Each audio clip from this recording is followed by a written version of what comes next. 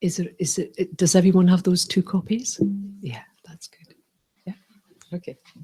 So we'll start the same way as we did yesterday, which is the relaxation. I know I always say it, but I don't want you to wait as long as I had to wait to understand how important it is to relax the body. It took me many years to understand the necessity of this. So we'll start with just a brief relaxation, trying to get the body as relaxed as possible while still holding it in a reasonably upright position, you know. So what the teachings say, it's a bit like a teacher says, it's a bit like putting clothes on a clothes hanger, you know. You have the clothes hanger structure, but everything else is... So we start with that. Then we'll go on to establishing a strong motivation. And then after the motivation, we'll do the refuge prayer. If you're happy to do that, you can join in. If prayers are not your thing, then no worries. You just hold on to the strong positive motivation. So the prayers we have, we'll do the refuge prayer. Now, the refuge prayer is in the Silver Book, quite close to the beginning. It's pretty good if you open that now and so that you're ready to look at it. It's right at the very beginning. I can't remember what page. 17. Page 17, thank you.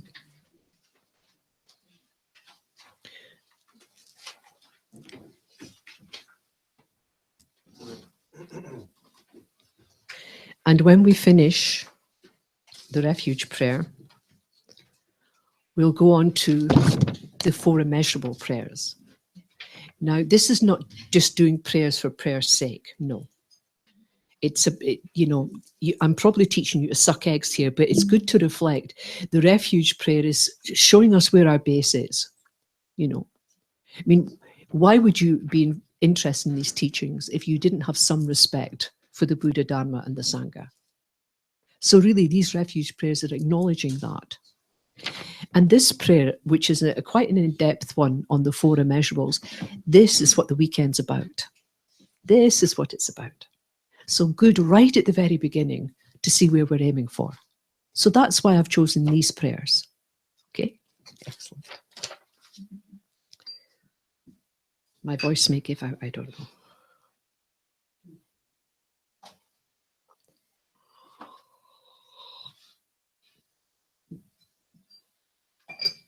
So beginning, getting yourself into a really comfortable, relaxed position.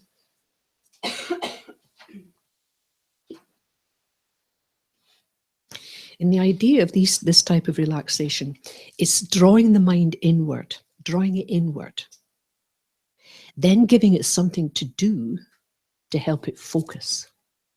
Then when you have the focus, then your mind's ready for the motivation. Okay? Because our mind is like this. Now we're going to bring it in.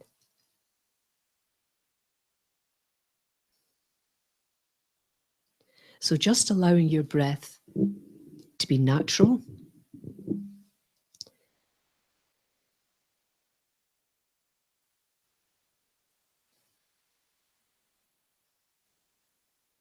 Imposing no rhythm.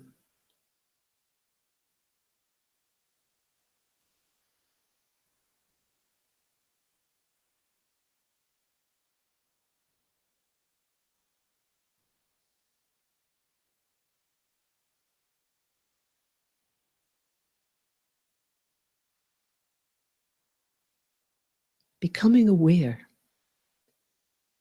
of how your whole body is responding to each in-breath and out-breath. Each in-breath and out-breath.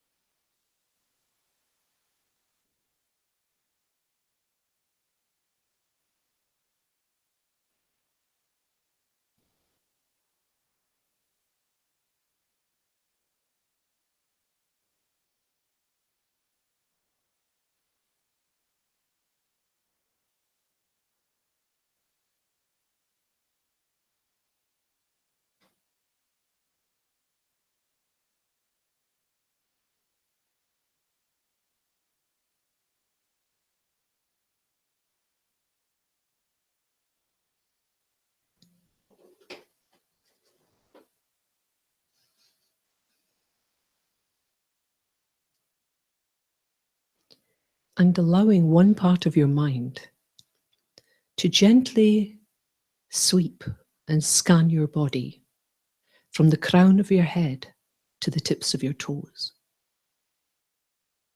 Simply noting any areas of tension and then moving on.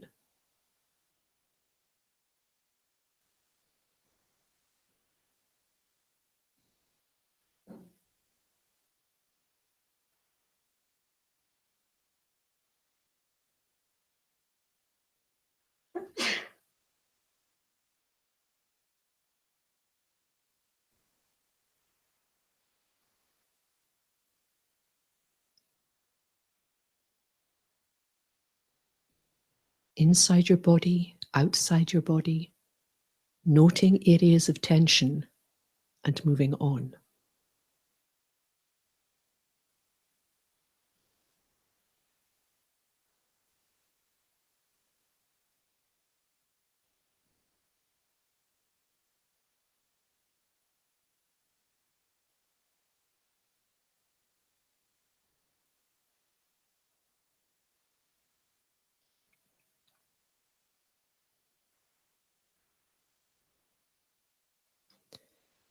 Noticing now that without any effort, on each out breath, the tension begins to flow away from your body on each out breath.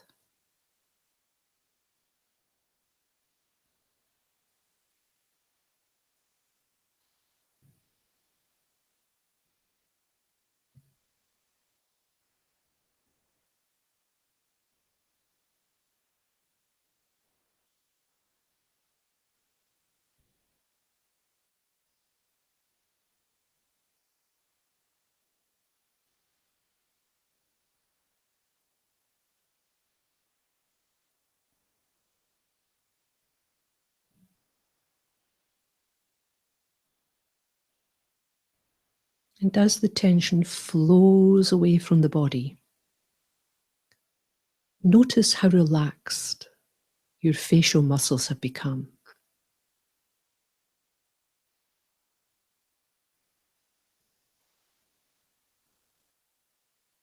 How smooth your brow.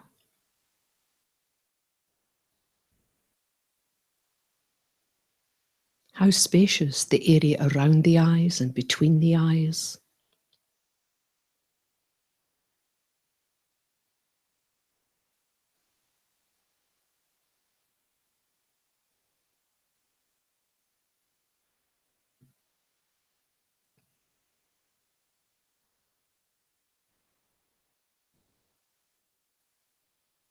Notice how relaxed your shoulders have become, dropping to a much more gentle position.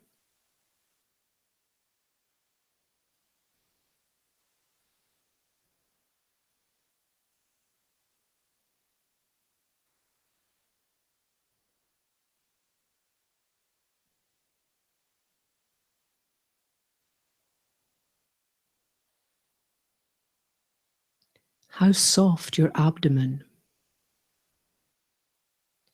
How responsive it is now with movement, with each in-breath and out-breath. Each in-breath and out-breath.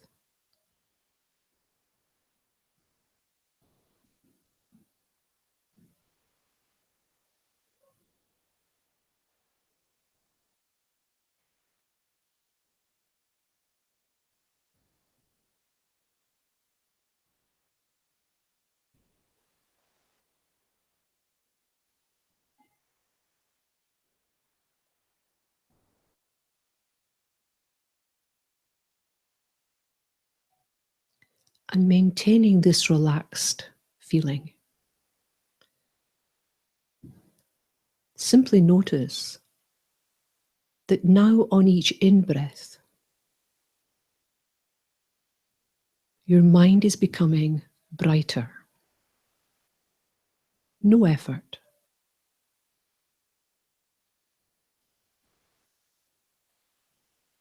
With each in-breath, the mind flowering.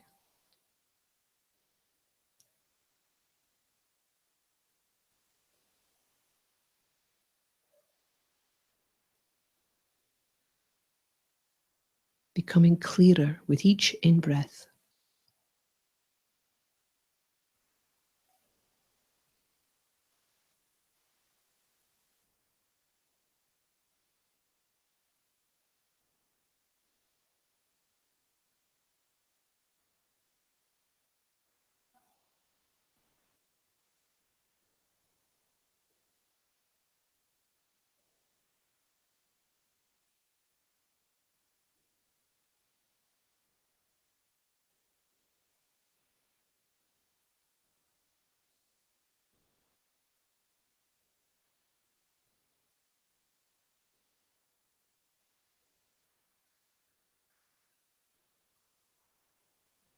And with a relaxed body and a sharp, clear mind, generate a strong, positive motivation for today.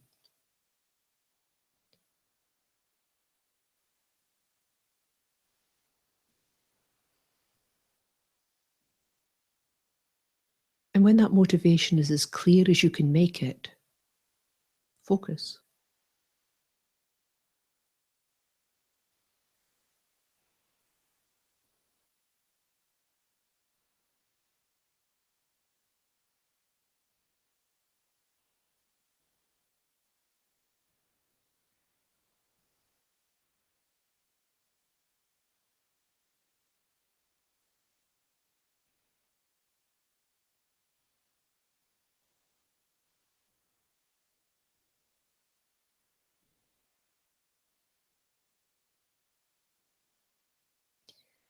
This ability to focus is what alters the mind.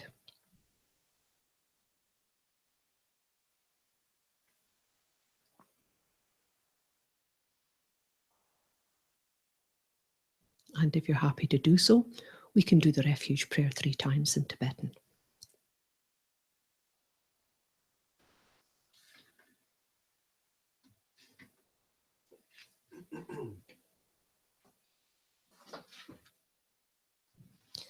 Sangye chedam soke chanam la janju bardu dagni kyap suchi dagi jin soke pe sonam ki drola pencher sangye druparjo sangye chedam soke chanam la janju bardu dagni kyap suchi dagi jin soke pe sonam ki Drola pencher sange druparsho sange chedam soke chanam la janchu bardu dagni kyapsuchi dagi jinsoke pe sonam ki drola pencher sange druparsho.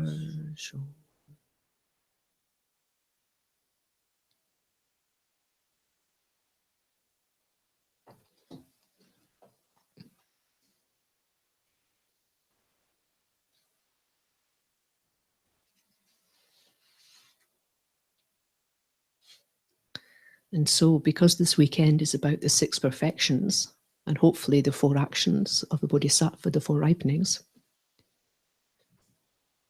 what we physically, mentally, and with speech have to do, then I think we need to remind ourselves about motivation. Always good.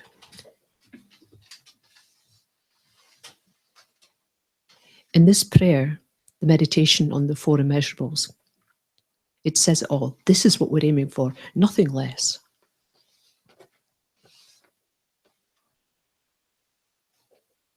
And it's this 4 immeasurables. You're looking at an immeasurable wish and prayer and intention and request. That's your 4 immeasurables. So the first verse is an immeasurable wish. Far more than just wishing. This is an immeasurable wish. The second line is an immeasurable prayer. better than any, I mean, much more in depth, much stronger than any prayer you could make. It's immeasurable because it's coming from the deepest area of your bodhicitta and it's being extended to all living creatures in all 6 realms, without exception. The immeasurable intention, the next line, I'll do it, me. And then the immeasurable request, asking the Buddhas, the deities to help.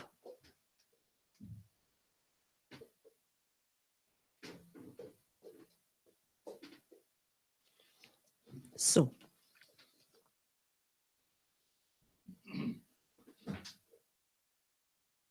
the immeasurable wish. Just imagine what it would be if we could actually do this. How wonderful it would be, all together now, if all sentient beings were to abide in equanimity, free of hatred and attachment, not holding some close or others distance. And now, the immeasurable prayer. May they abide in equanimity. The immeasurable intention, I myself will cause them to abide in equanimity. And the immeasurable request, please, Guru Deity, bless me to be able to do this.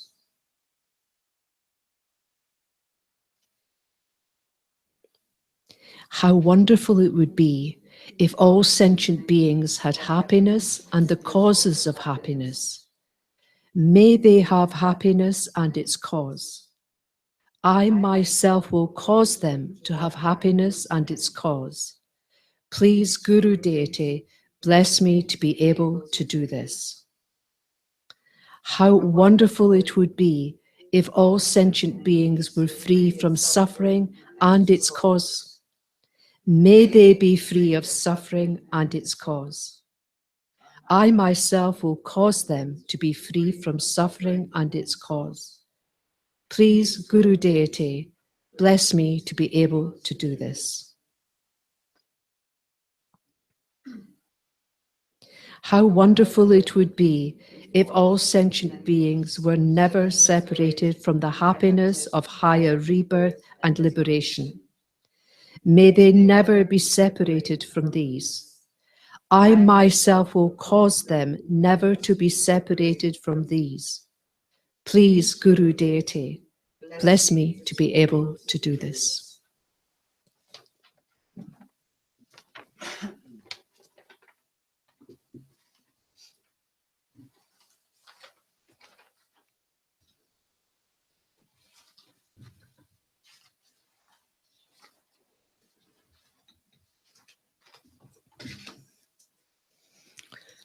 So welcome.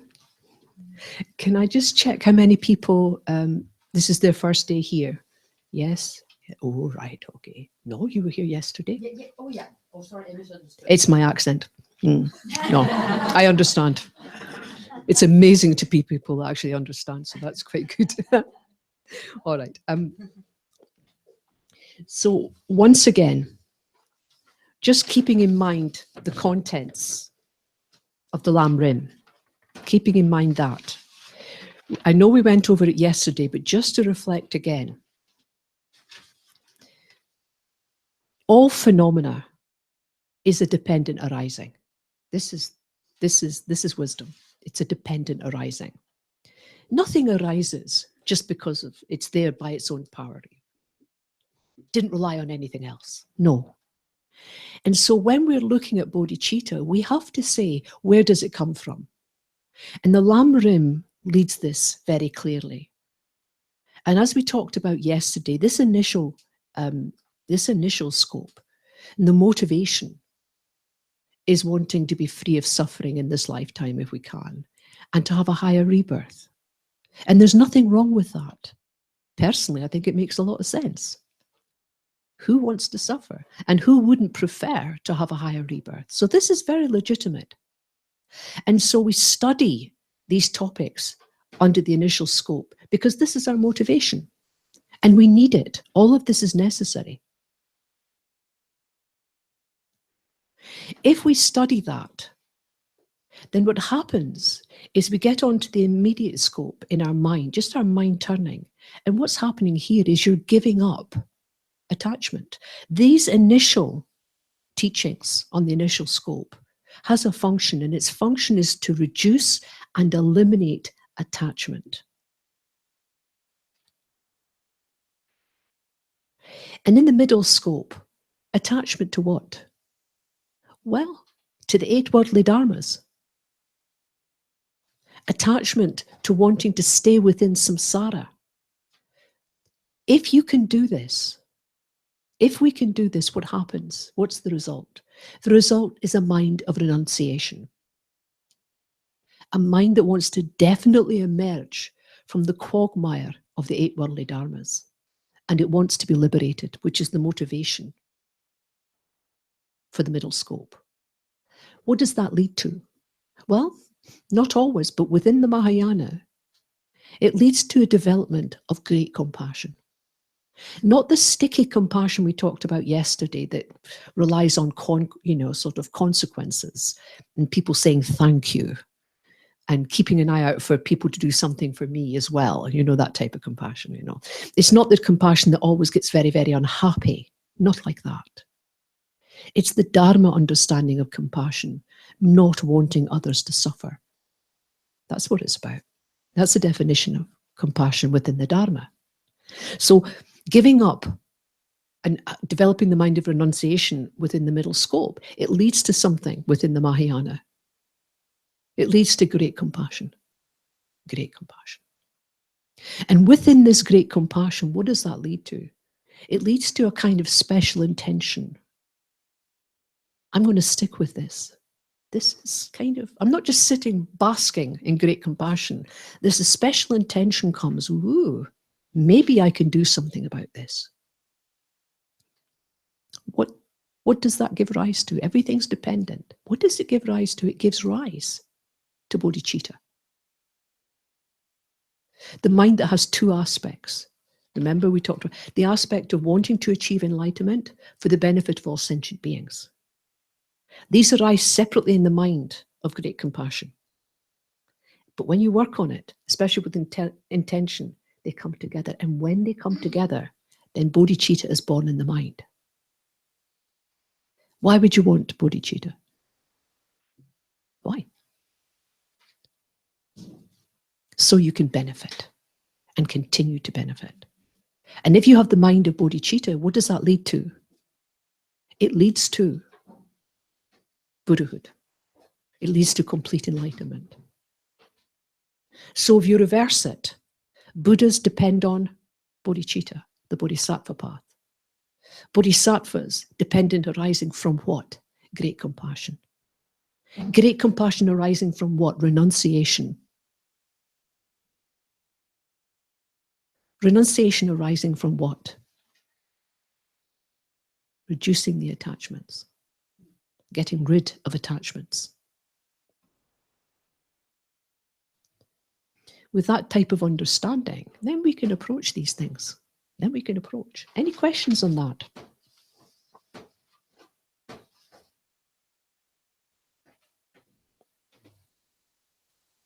Okay.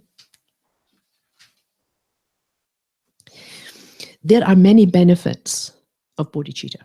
Many benefits. The books talk about 10, but we're going to just look at 2 now. Because they say it's a long path, the bodhisattva path. This is no quick fix. No. We're talking eons here. Yeah. So this idea of never giving up. What are the benefits? Well, the books talk about 10, but I just want to highlight 2, which to me is very important. To be able to achieve enlightenment, you need an awful lot of merit in the mind stream. You need a lot of purification. We need to do that. We need to purify negativities of the past, and we need to gain. Bodhicitta, motivation, and action is an all-in-one method for doing this. That alone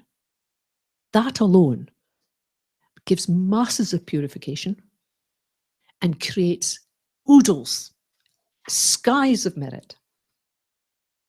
Now, I like that. I'm very keen on all-in-one methods. Doesn't happen a lot in the Dharma. Usually you have to do this bit and this bit, because that's the way the mind is. But bodhicitta, it is so powerful. It is so rare. This is the rarity of it. This is why it shocks the mind. It's so rare that it can shock and get rid of negativities. It's so rare that the mind grasps at it. Wow, and it keeps it safe in the mind, so you gain merit. And the other thing that's really important about bodhicitta, Shantideva says, in the Dharma, usually, to gain a lot of merit with practice, you have to have realizations. Okay? But with bodhicitta, the moment you appreciate its value, the moment you appreciate value, you gain skies of merit. So rare. So, of course, we want realizations, but it's so powerful that really just by understanding and appreciating the merit of bodhicitta, you start immediately to purify. You start immediately to gain merit. That's how powerful it is.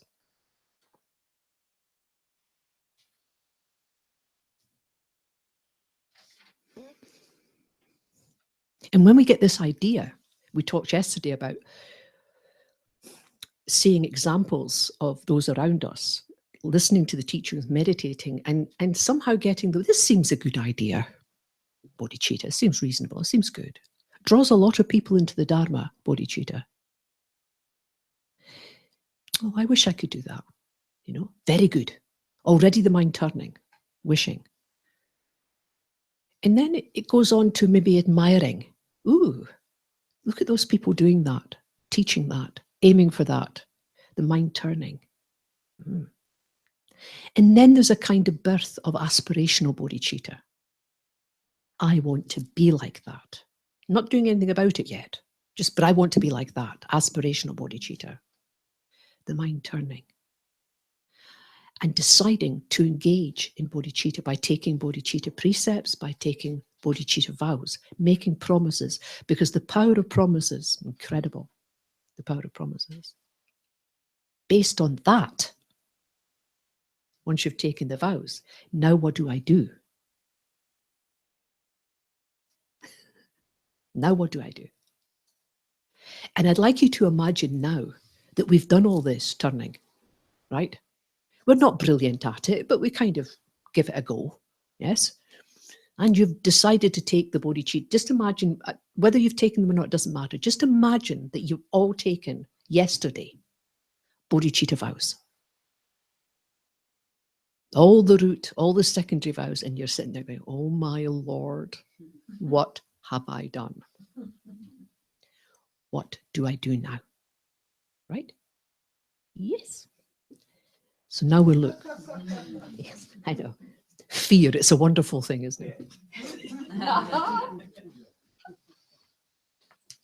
Could you hand these out for me? Thanks. I think that's all.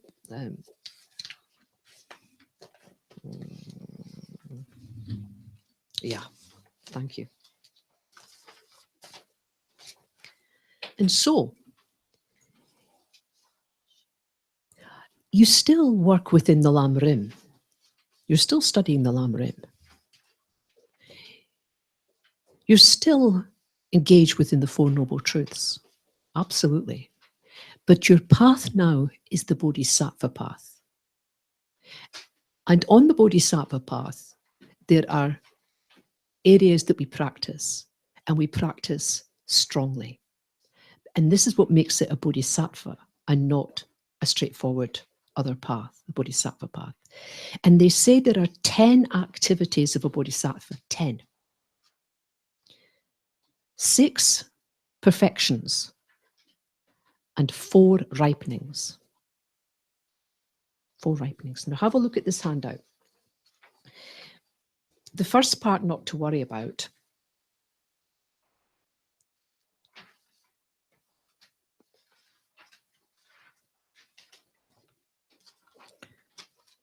the first part I put in there just to show a kind of dependent arising. It's the second half, the 6 perfections. Just take a moment to have a look.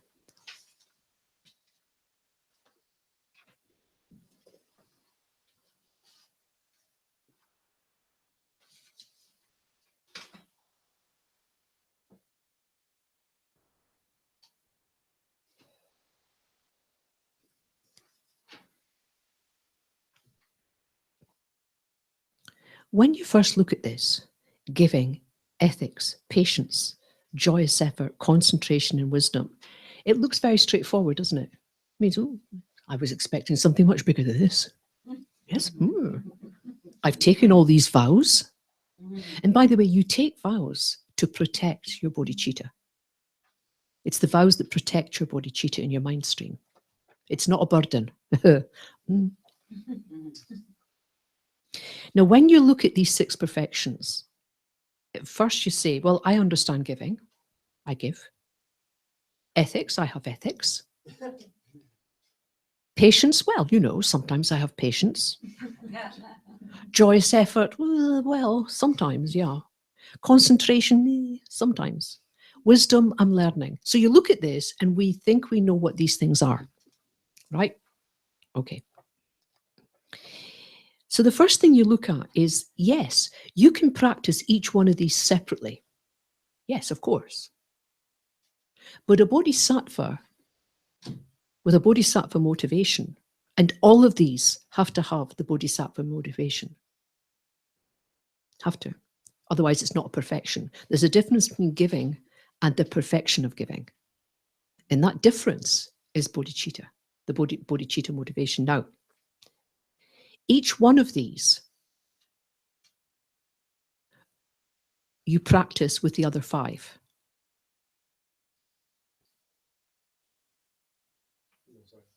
Okay, so let's take giving, right?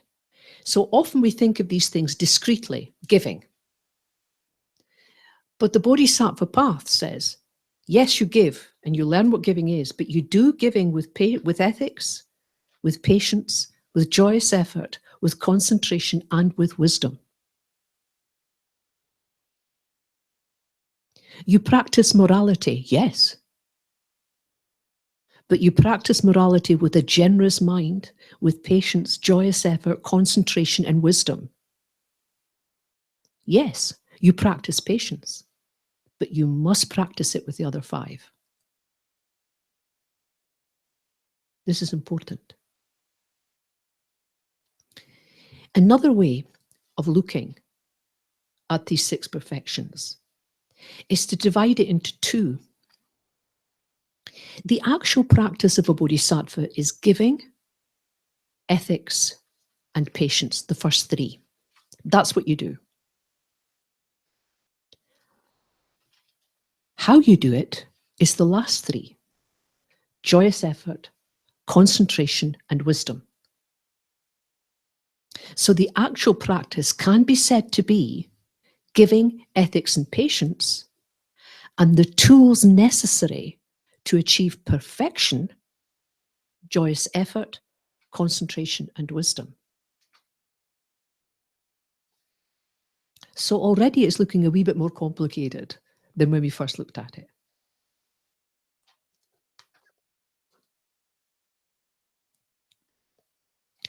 Why is this possible? Why is this necessary? Because the verses in praise of bodhicitta say, how do I live my life as a bodhisattva? And it says this, when you walk with bodhicitta. When you sit with bodhicitta. When you stand with bodhicitta. When you sleep with bodhicitta. When you eat, speak, and think, all with bodhicitta.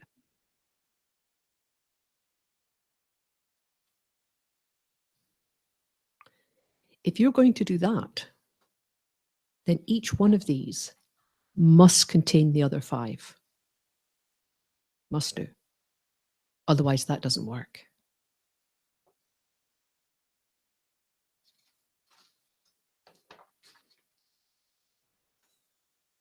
What do you think? Just as a broad thing. Easy peasy, huh? Yeah. Yeah, of course, of course.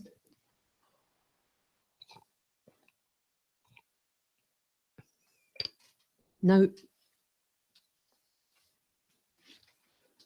we're going to look at generosity in a bit of depth, generosity.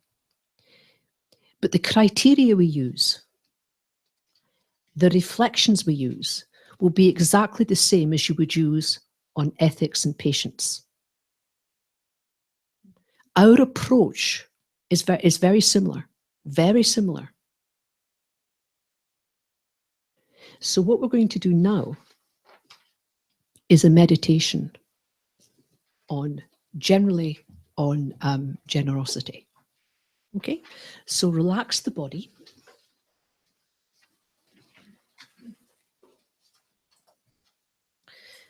And there's a quick method of doing that, getting the body in a reasonable position and using the 2-breath method, which is keeping the tummy soft, breathing in through the nose, allowing the belly to fill, and then out through pursed lips like this. And on that long out breath, you simply let your whole body relax. And you do that twice and then breathe normally. Try that.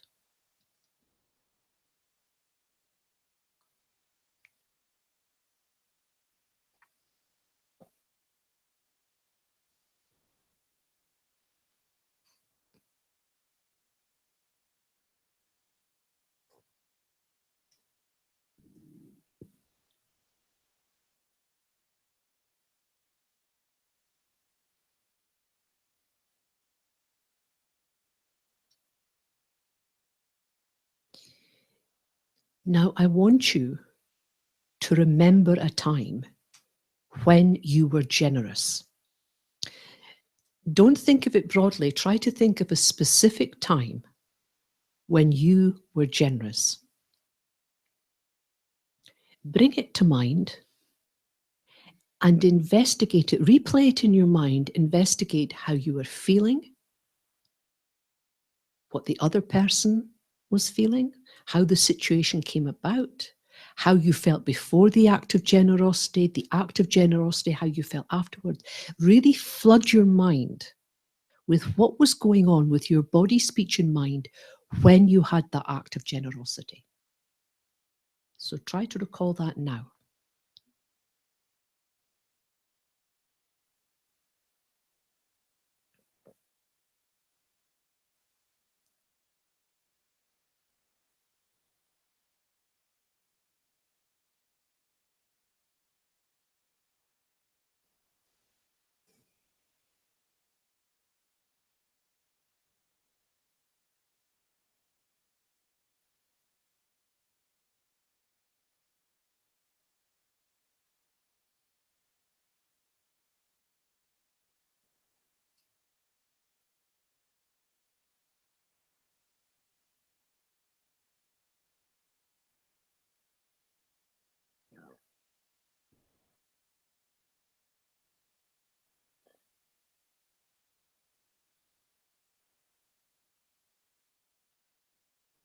How did your body feel? Your mind? What were your expectations?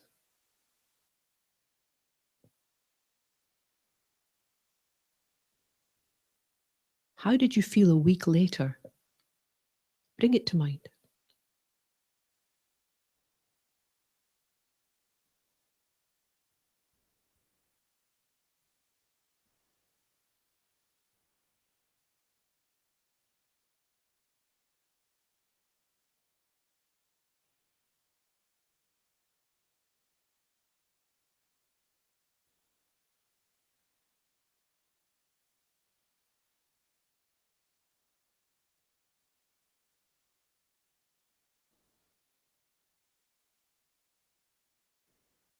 Why were you generous?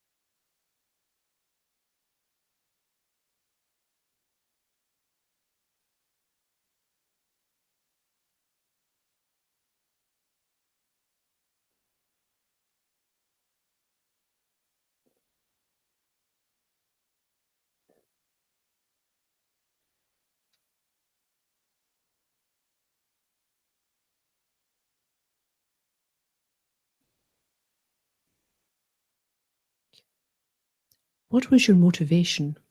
You had one. What was it?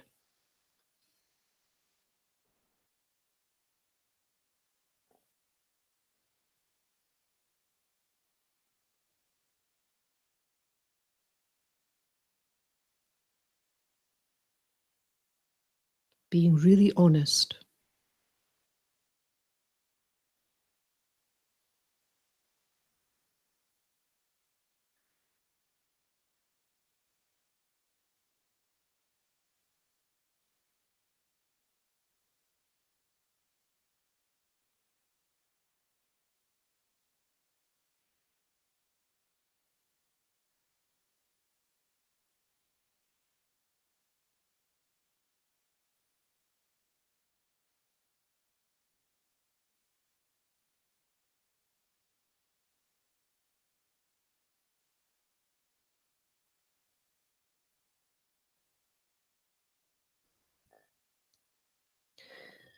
I wonder how different the experience would be if the motivation had been bodhicitta. If we'd enriched our act of generosity with patience, ethics, joyous effort, concentration, wisdom, choose one of those. Choose patience or ethics.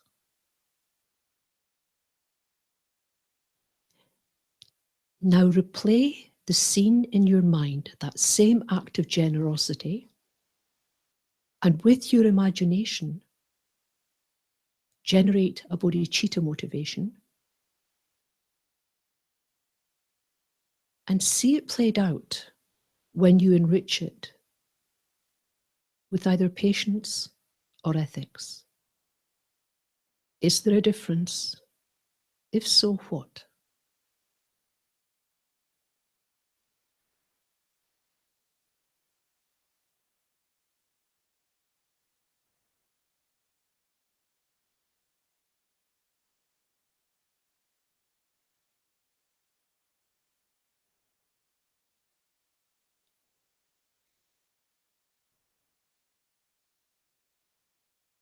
When you're enriching it, what does your body feel like? Your speech, your mind, how does it change?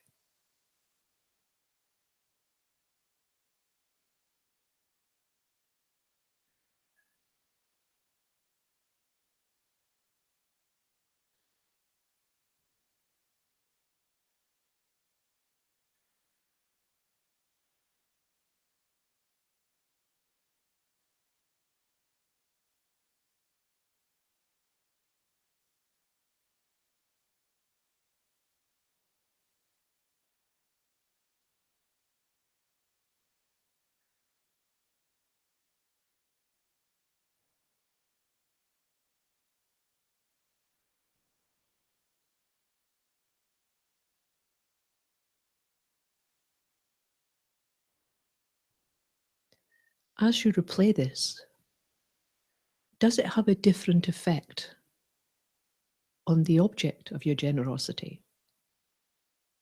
Not just you.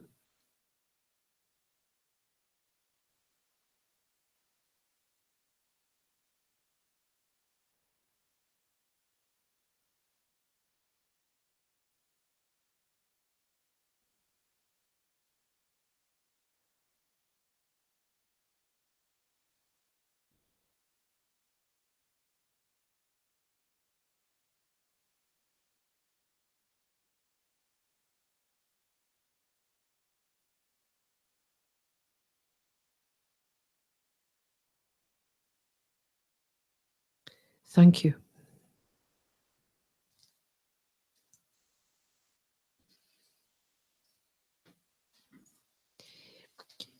Using meditation like this requires a wee bit of practice. It's like going to the mental gym. But it's definitely worth it. Definitely worth it. Now, I'd like you to go into groups of no more than 3. And I want you to do 2 things. One, I want you to see what you got out of that, if anything, out of that meditation. What was it highlighting? Experience is everything. I mean, really. Everything else you can get in a book. Really. So, how did it feel? What did you get out of it? Was there a difference? Was it difficult to do that? Or was it straightforward? And the second thing I want you to do is try and agree a definition of generosity. Nothing terribly academic, just see if you can agree. And if somebody said to you, what is generosity? You can give them a statement of what it is. Okay? Not asking a lot, I know. So 15 minutes, I'll check you after 15 minutes. I might give you an extra 5 because it's quite a lot to do. But if we get this right on generosity, the reason I'm spending this time, if we get this right on generosity, you apply it to all the others. Well, the next 2. Okay? Please go into groups of 3.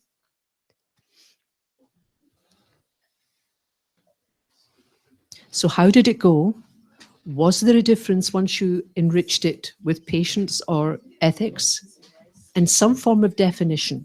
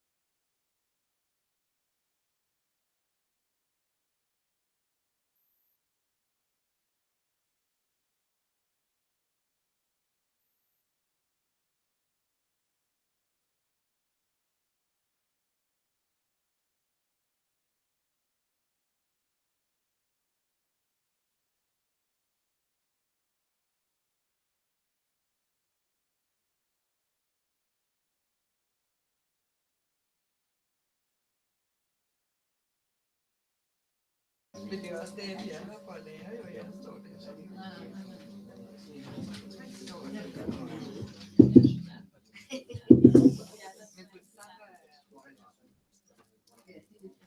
Det er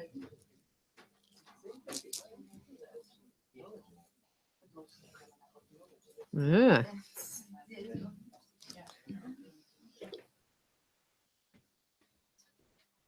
So this is help the teacher time, okay? I need some, it would be nice to have some feedback on how that went for you.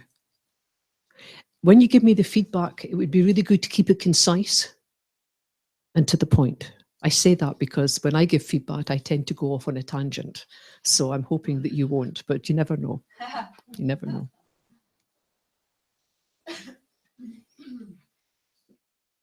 I don't even have to look. No, I knew. I knew. I knew.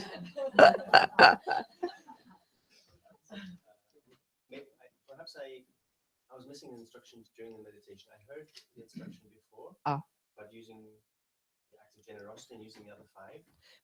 But then in the meditation, was I being asked to just choose? To choose one. In relation to the other? Yes. So, for instance, with that act of generosity, replay it in your and do this time and time again. This is just to give you an idea what to do when you're on your own. You know, when you're on your own, you want to meditate, you go, what? So choose patience. And this is what I do. I mean, I'm not saying it's in the books, but this is what I do. Choose patience or choose effort, joyous effort. And then replay it again with just one of those. I mean, eventually you'll be replaying it with all 5.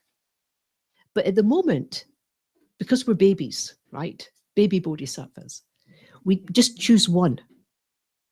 Either patience, replay it again with patience, or replay it with joyous effort, and see the difference that makes. I maybe didn't explain it clearly. I think I just missed it in the meditation.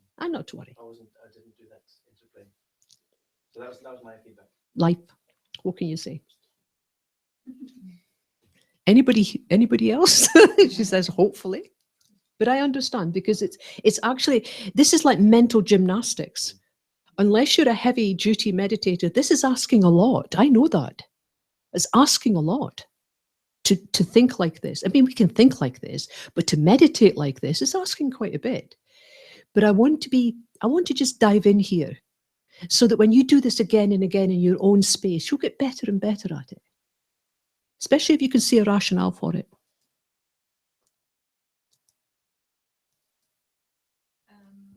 Well, even one quality really changed everything in my story and in patience. I realized that when I added patience to the same story, the same scenario, I felt more present with that person and in the quality of generosity. You see, now that's important, isn't it? Yeah. We'll come on to patience, but it's so true. If you're sitting and speaking to someone who's actively listening, who's being patient with you, it's like they're nowhere else, just with you. That is so powerful. A bodhisattva needs that.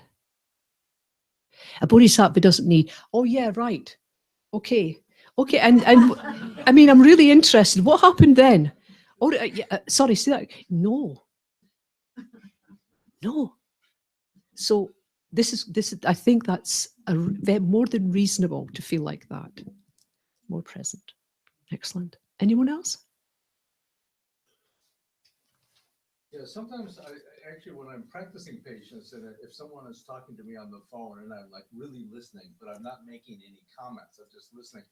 The person, and I have this happen all the time, says, "Are you still there?" Yeah. Because they think I've gone to sleep or walking in the other room, getting the telephone.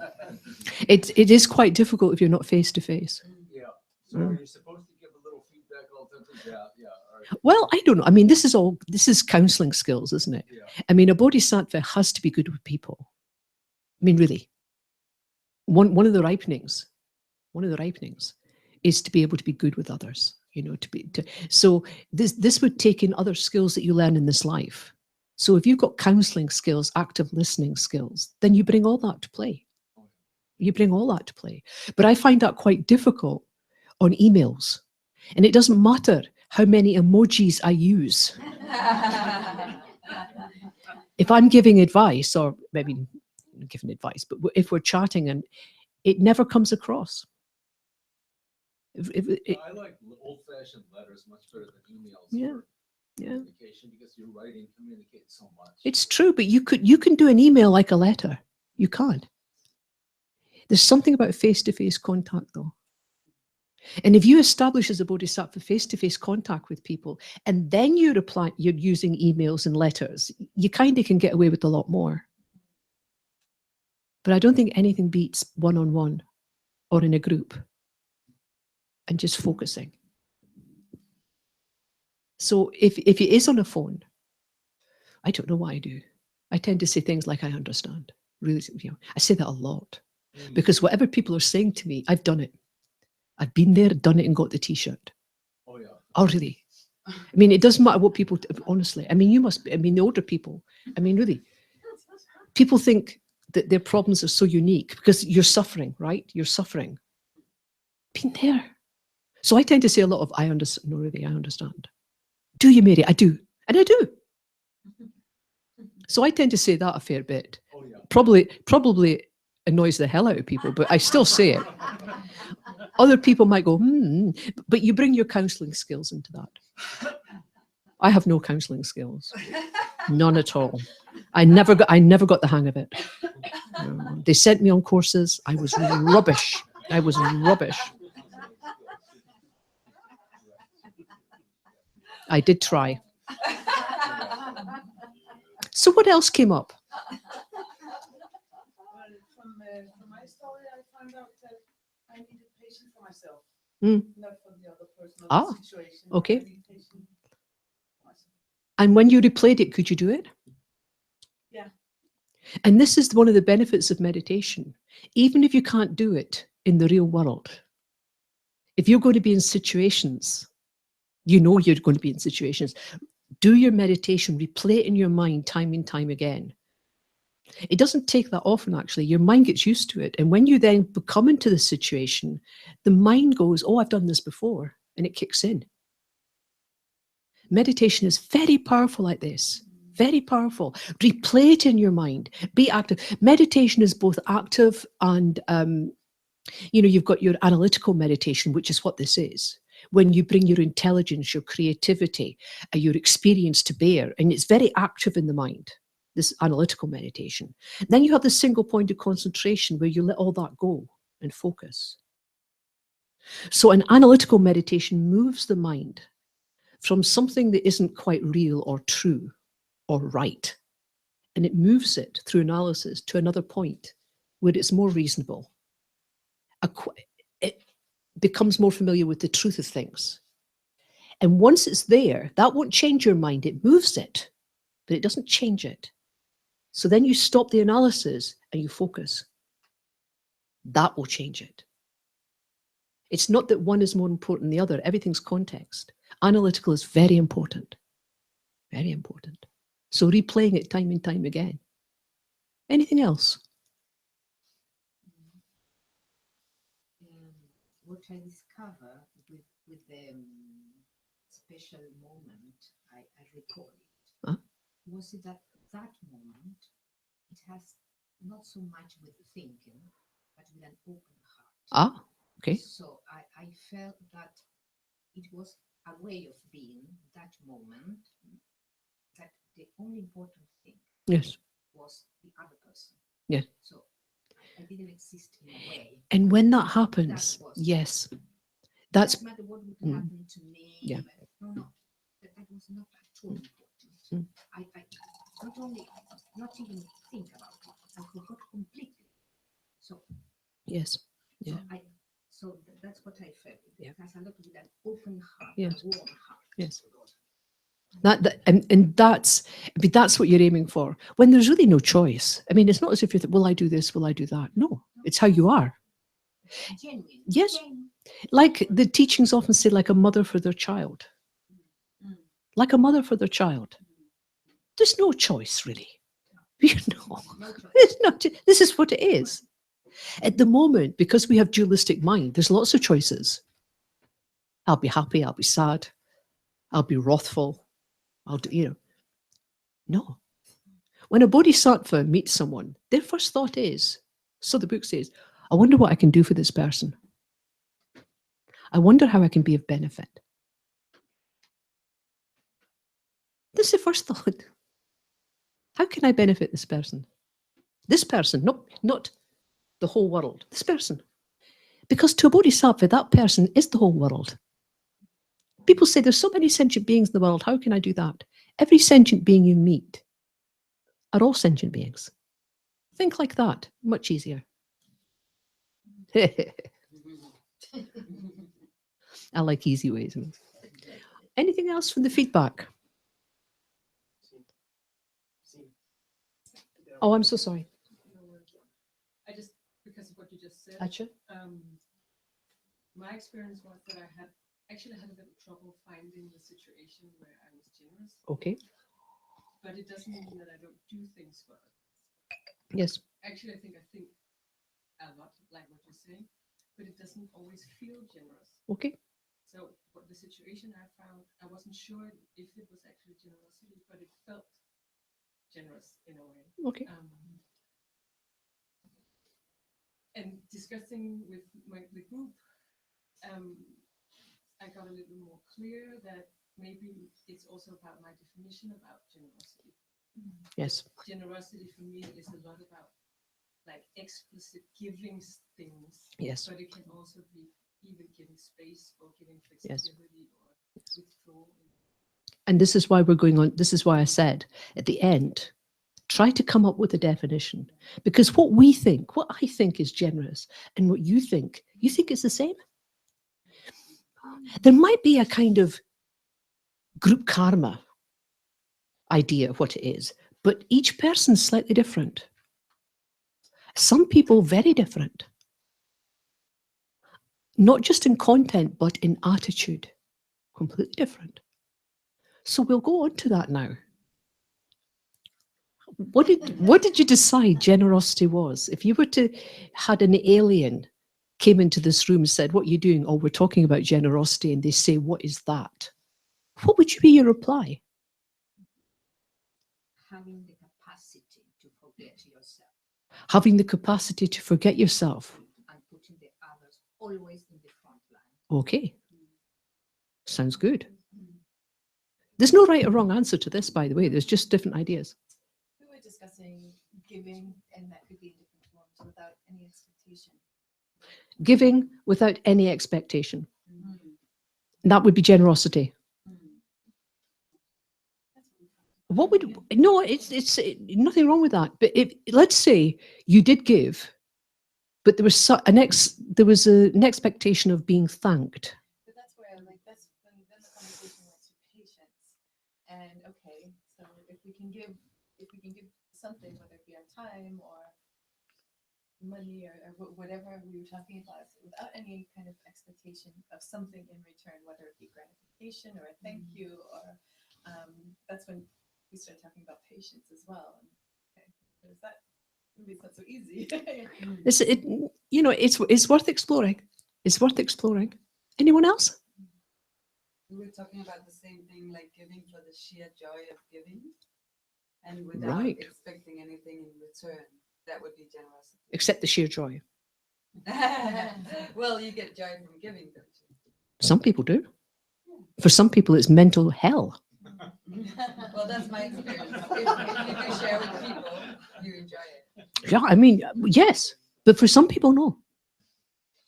There's a story in some of the teaching. It's very true about a monk that was teaching about generosity to a layperson, and this person just could not get it. Well, it's about giving, but I don't have very much, and I can't, And this monk was teaching. This guy just wasn't getting it. Just what the monk tried every which way but loose to teach this. And the guy could understand, but he just couldn't do it. And so the monk gave him an exercise.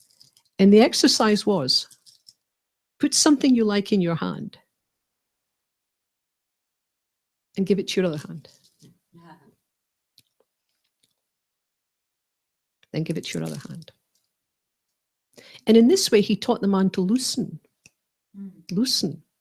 It's amazing that what you physically do, even if your mind is not 100, even if it sounds stupid or what it physically does, just physically doing something alters your mind. It's like every morning, many Buddhists do offering bowls. Now, the attitude to offering bowls can vary, you know. Oh my Lord, I've got to do the offering bowls, you know. Oh, you know. Or you see it as an exercise in generosity. If you get it right, if you spend a few minutes setting your motivation up and you do those water bowls, marvelous, because it alters your mind. You start the day with huge generosity. So even passing from hand to hand, then the man was able to give to those he loved. Then he was able to give to strangers. Then he was even able to give. And he became renowned for his ability to give. But in the beginning, not possible. He had to give like this. So we assume joyous effort, but it's kind of not always joyous effort. Sometimes. Anyone else? Our definition is like giving without expectations. Yes, that's coming up again and again. Excellent. Yeah. Containing the 5 perfection. Ooh, right. Yeah, that sounds good. Containing the other 5. Okay, that sounds good. That's close to perfection, isn't it? Yeah. Anyone else?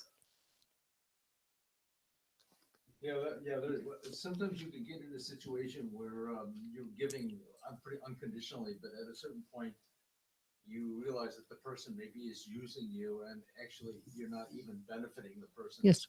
To give to him. So yes. That can be a fine line. Yeah, we're going to come on to that, and that's true, because you do not leave your brains at the Gompa door because you've decided to be a bodhisattva. You have to use your intelligence, and we'll come on to that because that's important. Wisdom, yes, but there's also practical, intellectual skills, things that you've learned in this life. You know, mostly the wisdom there relates to the wisdom of how phenomena exist. Not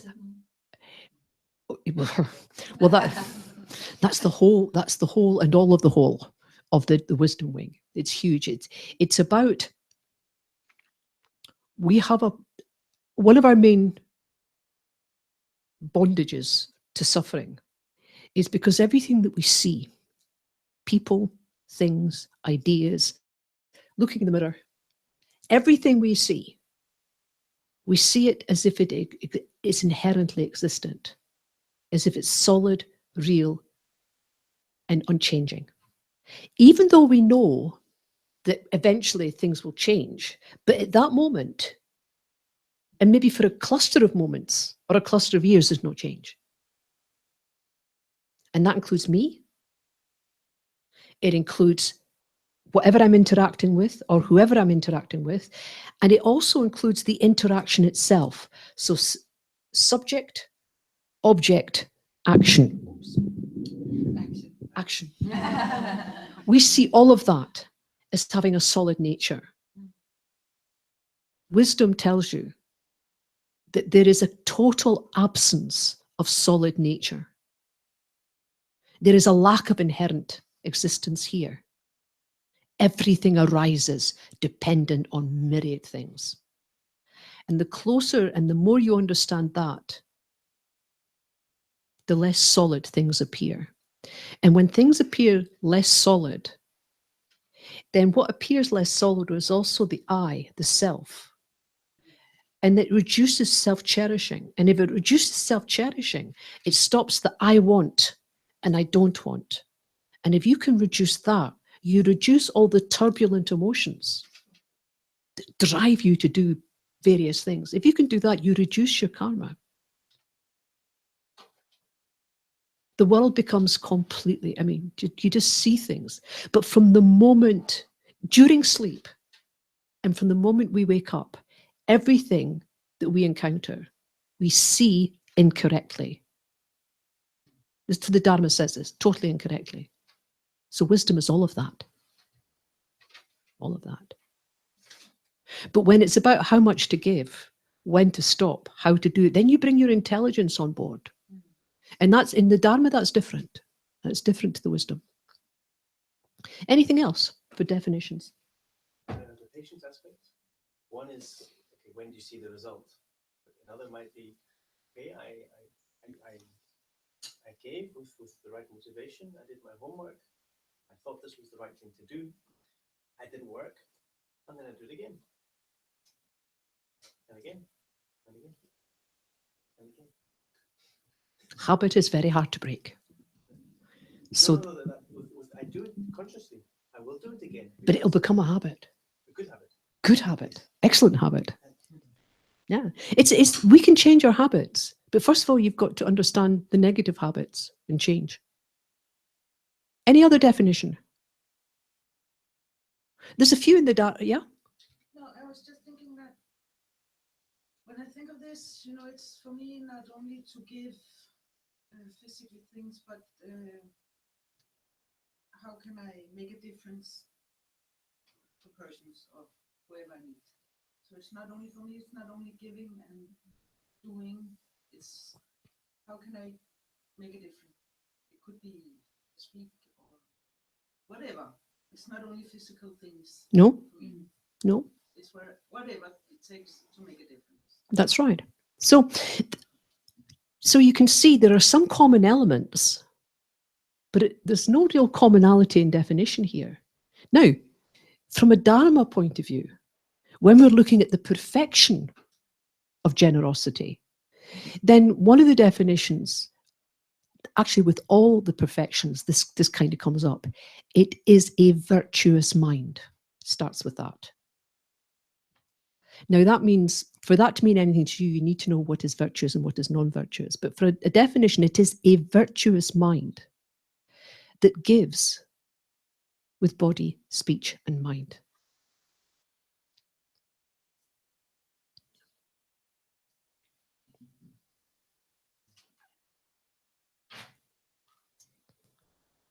Is it not the right intention? A virtuous mind comes with the right. Part of it is right intention. It's part of it. Yeah. So it's not the No, you need to understand philosophy here. You have to have some understanding, especially epistemology, but a virtuous mind. And in the condensed perfection of wisdom sutra, sorry. It's just a short comment. I realized that many times I've been giving without respect. I've felt superior. Ah. That's nasty. Yes. I should bring in some ethics. It's true. Yeah. It's true. Yeah. And everything becomes richer then. Yeah. And to be honest, you're happier. Yeah. Not only is the other person happier, but you're happier.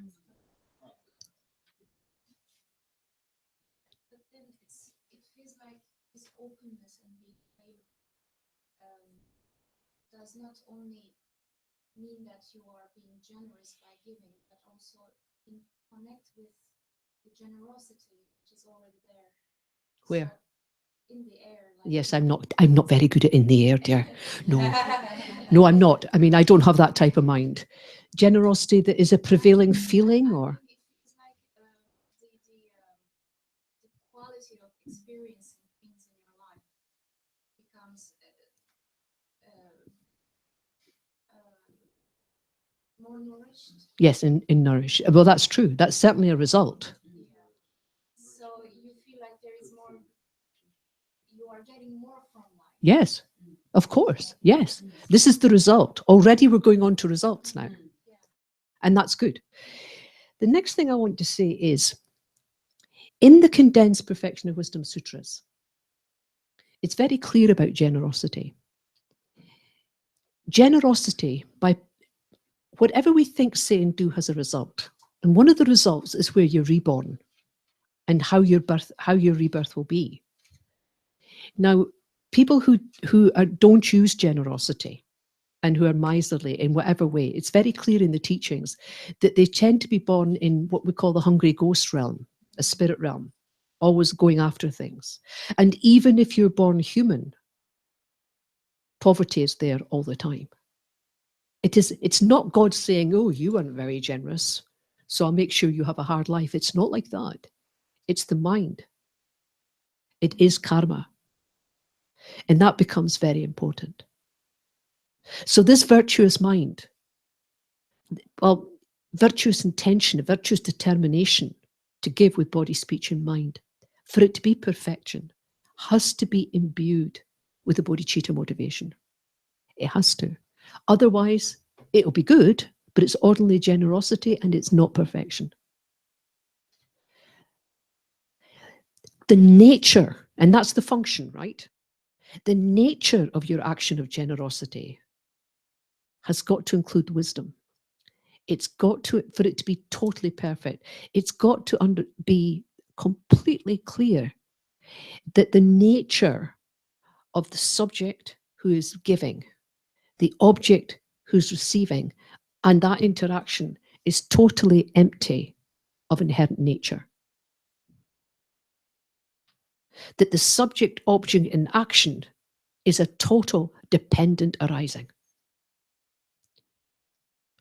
Then it becomes perfect.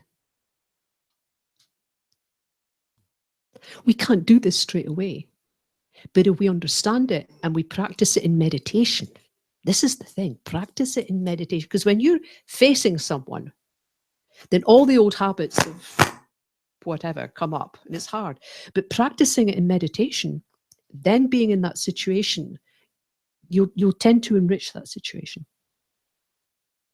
Can you say the last bit? I don't understand. Practicing in meditation. I understand that, but like that situation. Then you get into the situation in real life. You're more likely for it to be rich. You're more likely to go the way you wish it to go. That your motivation will be played out. We can start off being, how can I help you? This is what your mind is going. I wonder how I can help this individual. They just have to say one wrong word. Oh, well then. You see, habit, right? Habit. And So I have one question for the perfection versus the result. The results and the perfection. So if for me the giving aspect is offering happiness, reducing suffering. Yes. So that could be the motivation. Yes. The reason. Yes. But what if the result is not that? You can't hang on to results. So is it still? Yes. It depends on your definition now. This is why definitions are important. What is the perfection? What is the perfection? It is a virtuous determination, a virtuous mind to give with body, speech, and mind. Imbue that with bodhicitta motivation and the wisdom understanding the nature of reality, then that's perfection. You can't be responsible for other people's response. Now, that doesn't mean to say that you just go and do it. You don't take the clues into into account. Some people are not ready for you to be generous to them. Some people, whatever you do, you're going to get a negative response. But you just know it, So sometimes it's wise at that time. Your generosity is to give space, not to do anything. So you have to use that kind of intelligence with it. But you can only be responsible for you. You cannot be responsible. You have no chance of controlling other people. None. We think we are. Not at all. None at all. Very little. And the more we try, the tighter we become. The tighter our heart becomes. And bodhicitta is about an open heart. Why is generosity emphasized as much? It's the first perfection. It is emphasized. People, anytime I've had teachings on the sixth perfection, they've spent most of the time on generosity. And then they go, da-da-da-da-da, patience. And I'm going, oh, wait a minute, I came here for 6, I'm being shortchanged here. What's going on, And what it is the result of generosity. The perfection of generosity is cutting the roots of attachment. That's what it does. That's why it's so powerful. So powerful. It cuts the root to attachment. The perfection of generosity. This is why I spend so much time on it.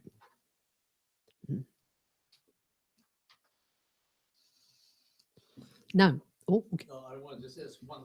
Sure. Sometimes when I'm living in San Francisco, you have these. They have these restaurants where like the window is going like this, and you're sitting like in the window. Yes. I have experiences. Sometimes you're eating a nice meal. There'll be a homeless person out on the street, like looking at you eating this meal. Yeah. It's this person, and then. Since I've come to Denmark, now I have that problem with my cat.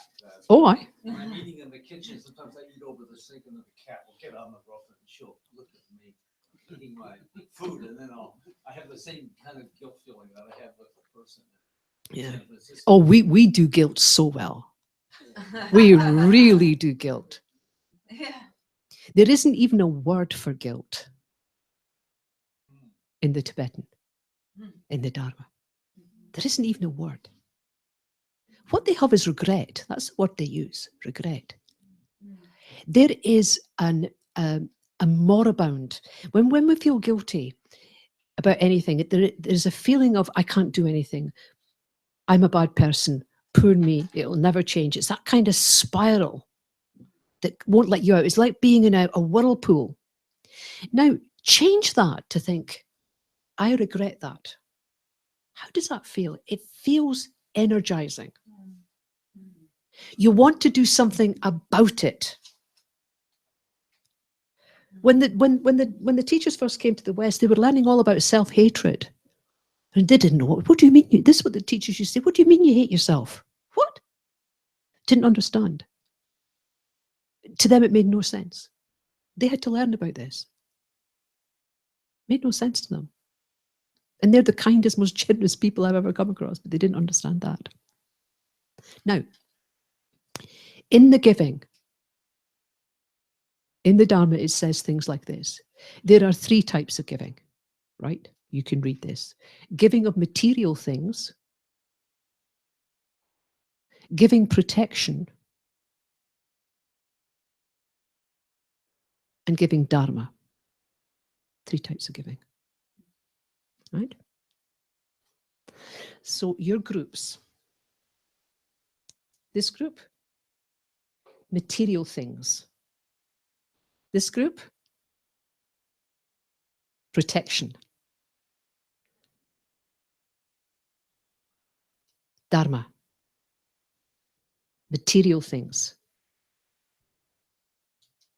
Dharma. So what am I asking you to do?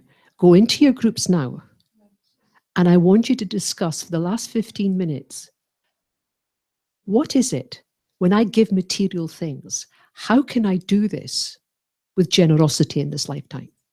And then bring up, in your discussion, bring up everything. Well, especially with material things, what if I give too much? Bring it all in.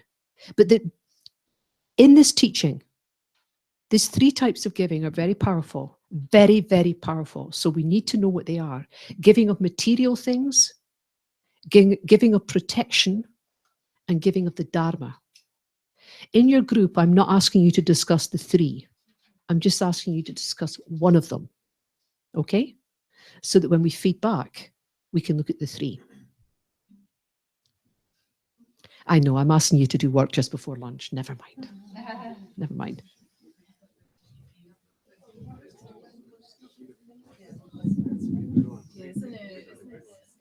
So which is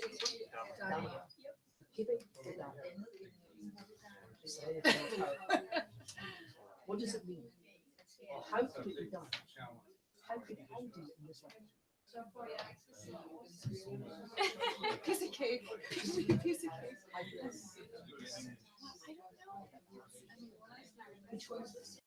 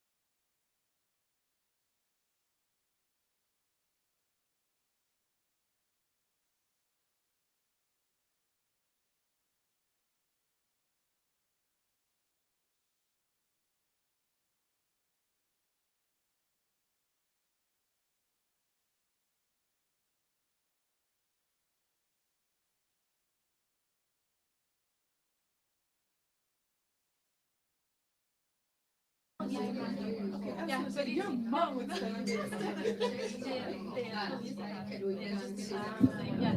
see, but it's so that we have. Yeah, I remember.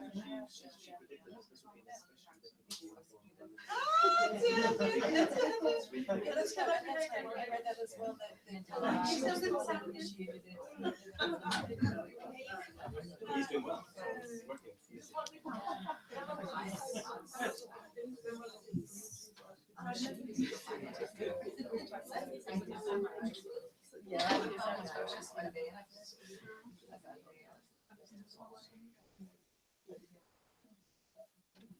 Okay.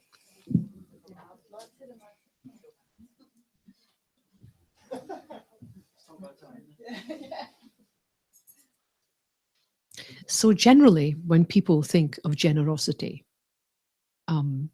their mind immediately goes giving material things. In the Dharma, this is part, but not everything. But because we tend to gravitate to that, we'll start with that. So it's this group, isn't it, was looking at giving material. Yeah. How did that go? Just this group, right? Yeah. How did that go?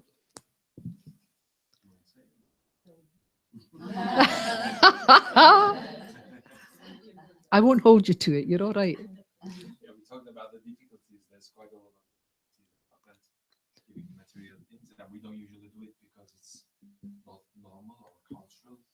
What type of things do we give? You know, materially. Money? Old clothes, yeah. Sometimes food. Food banks. I don't know about Denmark, but so many at home now. Poor people, just amazing. Do you have it here? Every supermarket now has bins where you're doing your shopping and you buy an extra ingredient and you put it in the food bank. Yeah, they do like that. We do that. Almost every supermarket does that. My sister works for the council and she works with a charity, and she just scares everybody into giving them food, you know. And she does that, and once a month she collects everything and takes it because people are so short of food. What other types of things material would you give? So money, food, old clothes, furniture, yeah. So there's this type of giving, right? Okay.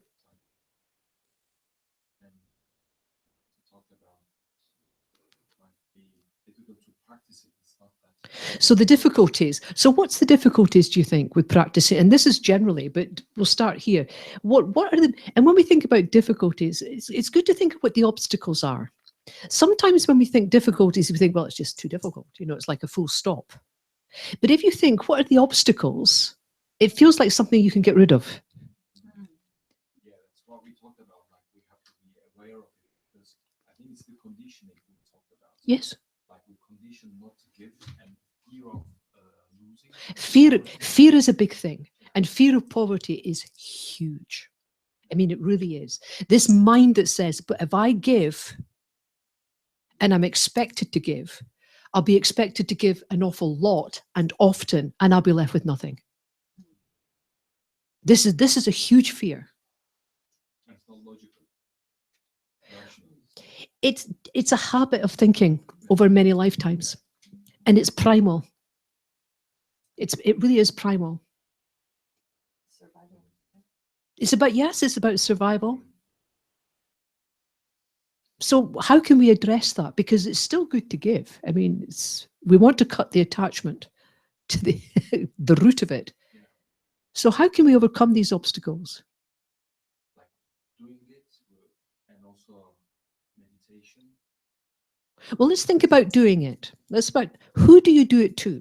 If you're going to give money, possessions, because when you give in the Dharma, it's the material things tend to include your joy. They expect you. It's not just giving material things, also includes giving joy and giving away all your merit. A lot of dedications are like that. I dedicate all my merit.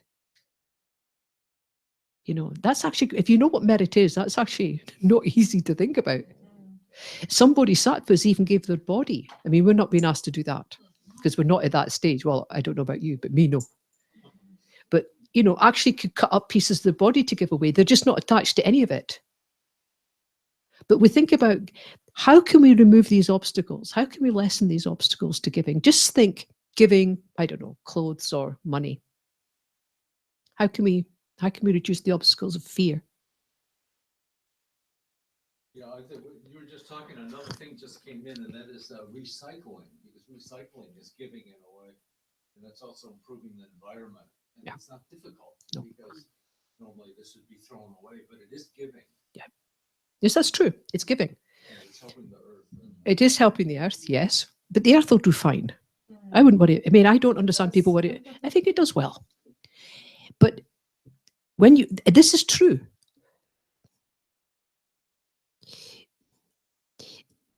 But the perfection of giving, this is giving, then you look at the perfection. There's no hanging on to joy. There's no hanging on to increased power from yourself. It's not about making yourself feel better. That can be a result, but it's not the reason. Now, often, because I did a lot of recycling, and you know, me and charity shops are like that, you know, but mostly it's about feeling better.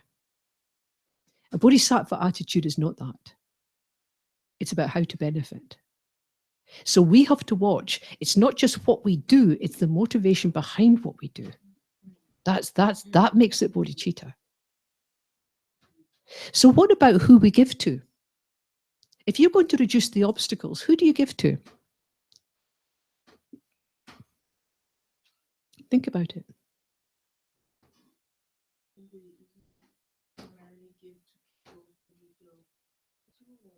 People will. People will give to people they feel connected to. Yes. Yes. Life tells you to do that. And this is enhancing you, really. It's like giving to yourself. But you have to think about these obstacles. I know people who give away stuff, just give it away willy-nilly. And the people who get it are often people who don't need it. Really. So it makes sense to give to those in need. Why would you give to people who are not in need now? I know. When is the time for bodhicitta? It's always the time for bodhicitta. But you have to be sensible. Hey, give to those in need. The thing about being in need is you can't read their mind because you don't have shamatha, right? If you had shamatha, you'd have clairvoyance and you'd know exactly who needed and you'd know exactly what they needed. But at the moment, you give to who is obviously in need. You wouldn't give to the wealthy, would you? But people do it. It's quite amazing. Where I live, we have charity shops which are patronized by people with a lot of money. It's quite amazing. Well, they're quite rich. They're going. People are giving charity stuff to a charity shop, clothes, whatever. But the people who are buying that are looking for a bargain.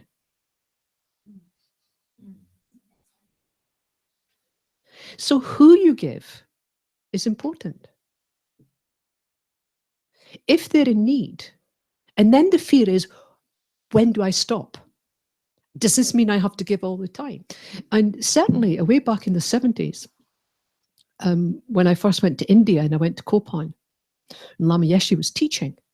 And when we first went there, I was in culture shock. I'd never seen anything like this. I mean, you'd go outside and you were literally covered in beggars. Covered. I mean, really. You couldn't move.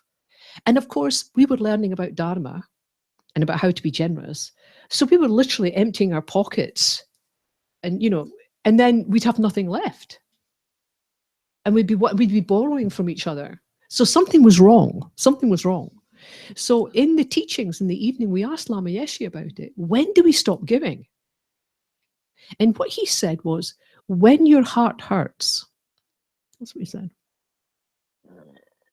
As long as you're giving and you have a good mind, the minute your mind starts to think, oh, wait a minute, you know, and the mind starts out, it's better to stop. But when you stop, you don't forget the individual. You make prayers, may I be able to benefit you in the future. I can't keep doing this at the moment, but there'll come a time in this lifetime or lifetimes to come, I won't forget you. May I be able to benefit you in the future. Now, when you do that, even if you've not fit, I mean, you give while you can, but when you can't, you're not stuck. You use the power of prayer, the power of determination. And that means that you don't forget that person. And the next time you're in a situation to give, you give easier. And the other thing Lama said was this: don't leave your brains at the Gompa door. This was Lama Yeshe saying, just don't do that. If you really want to practice generosity, and this is what he advised, and to this day, I do the same thing, have a purse that's for giving. I call it my giving purse. It's not my idea, it was Lama Yeshe. And he said, every day or every so often, put money in that. And he also said, make it small denominations so that you give small amounts to many people, because he was very keen on that. Small amounts to many people means you benefit more people. When that purse is finished for that day, then bring the prayer in. That's it finished. The material's finished, but the prayer continues. The bodhicitta motivation continues. When I listened to that, I thought it was the most practical thing I had ever heard. And in Kopan in 1978 in the evening, you used to hear clink, clink, clink, clink, clink, clink, clink. And people were getting, little paper bags or plastic bags, and because we had backpacks, we didn't have second purses. And we'd be putting money in. And we'd put in our pocket. And so when we went into Bodh Gaya or wherever, and there was beggars around, we gave from that purse. When that purse was finished, that, no more giving the money, but you didn't forget. May I be able to benefit you in the future? I can't tell you what the difference that made. And this was just a practical thing from Lama Yeshe. Very practical. Yeah, I was thinking about beggars and places that I've traveled and where I'm going and things like that. But Oh, yes. That's one thing. But I will never forget this. I was actually living in Seattle, and in the US we have a lot of beggars, and they carry these cardboard signs. And I was at a stop sign on my way to work in my very nice car, and there was a homeless man at the stop sign, and his sign said, anything will help, even a smile. Yeah. But what to do? I was lost. I couldn't smile. I was totally lost, but I never forgot him. No. And he's there, and I'm in my sports car, and what totally lost. Totally lost. I couldn't smile at him. I couldn't. What to do? So I sent him. I tried to send him, and I still tried to send him positive energy. And we're all learning, and we'll do that. But if you go into that more deeply, who's at the center of that interaction? Yeah. Me. Yeah. I'm worried. It's true. I'm exactly the same. I'm worried. People will say I'm not being generous. And of course, you always have friends who say things like, I'm quoting my sister, call yourself a Buddhist. Yeah. So you're frightened of judgment. The fear is there on many, many different levels. But that story and these stories, you are at the center of all this. Not the individual that you're trying to give to, and certainly not generosity, but you're getting there. You see, it's movement. You're getting there. And you have to guard against inappropriate giving. People do that. They give too much. And then they leave them. Why would you do that? You give everything, unless your mind is right. I mean, if you have the mind of a bodhisattva, this is not a problem. You want my teeth? Yes. You want my left arm? That's no problem. You want all the money I have? To a bodhisattva, this is not a problem. It's not disturbing their mind in any way. But if you're having an act of generosity and it's disturbing your mind, it's best not to do it. Really. It's all about mind. You meditate, you think about it. What was the obstacle? What was the main problem? Next time, how could I do it better? And never forgetting the individual. May I help you? May in the future. I can't do it now because my mind's too tight, but I will. I'm working on it. I'm achieving the bodhisattva path. I've not achieved it, but I'm on my way, definitely. Before, you wouldn't have even bothered, really. You would never think that deeply. So inappropriate giving, you have to guard against that. I know people who gave, they're going to a Dharma center and people say, oh, I really want, oh, I have to learn about this now. Oh, maybe, oh, take my book. Yeah. This person could have bought their own book, but take mine. Why would you do that? You have no books now. If you've got the right mind, it's not a problem. But if you don't, big problem. Also, look at who you give to. Yes, you have to give to people in need.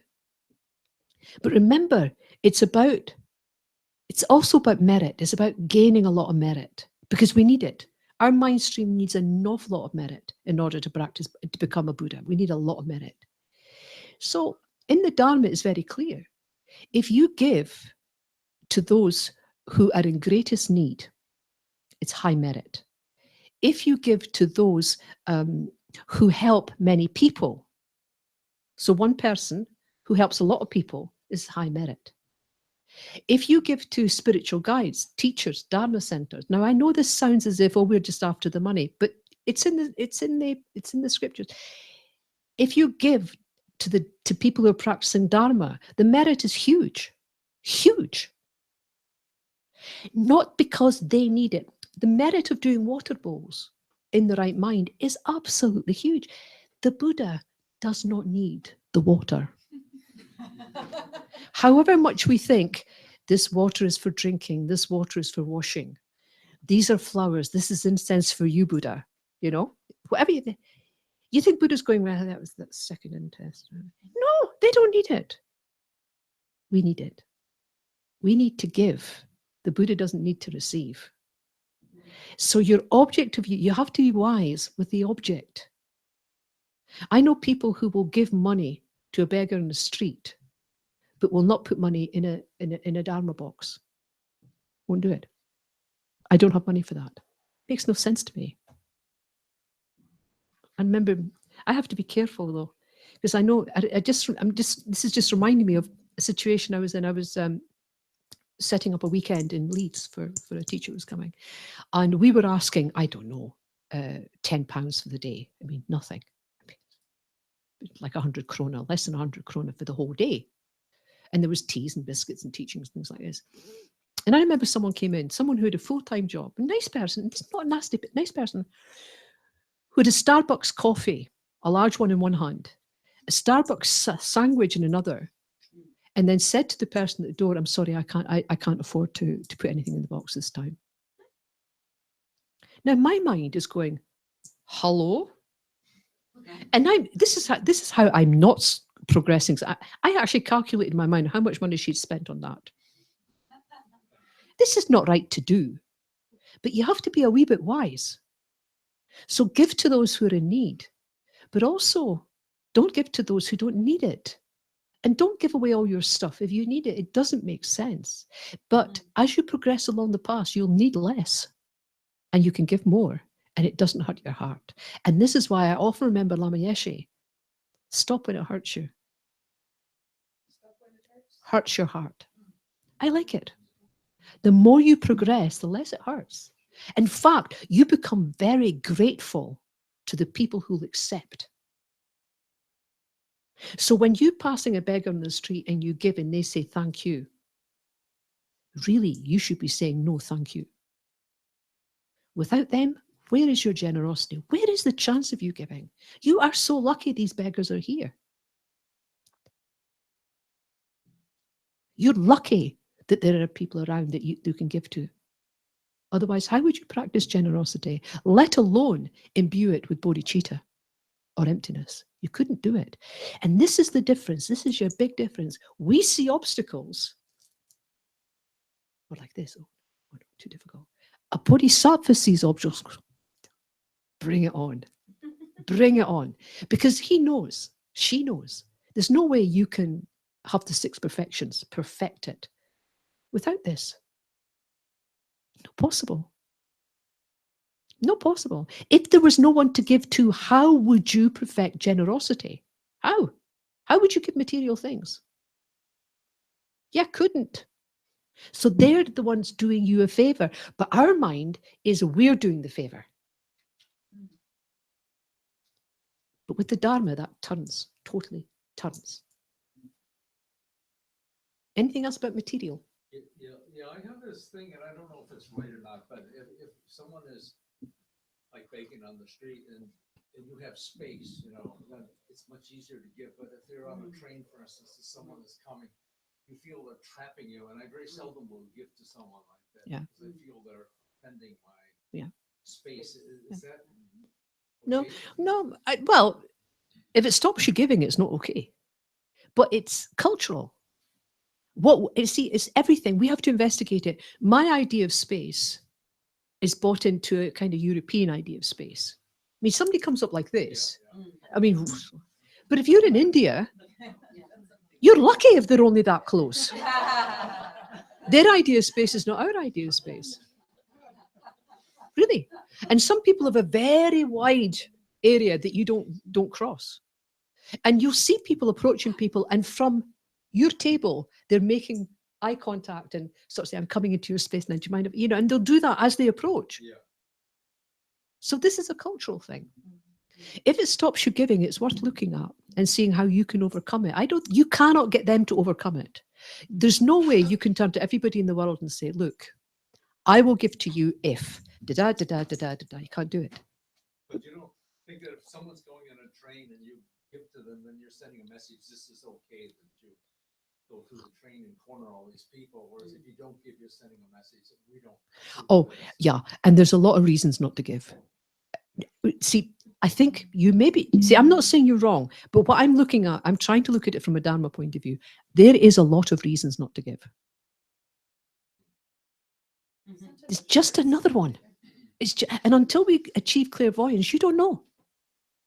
And do you really think you have that? You see, we say that.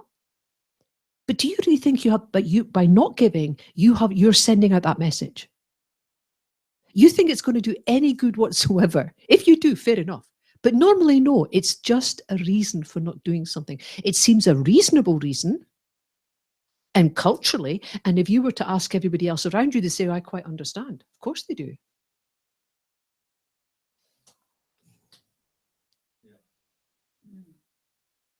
Or do you find a way, if you're on a train quite often and this is happening, do you find a way to do it? Because you think it's important? Or do you really think that by not doing it, you're sending out this message, therefore you're teaching them a lesson, and next time they'll be more careful? You really think that's going to be the result? Logically, we think that's not how it happens. It's not how it happens.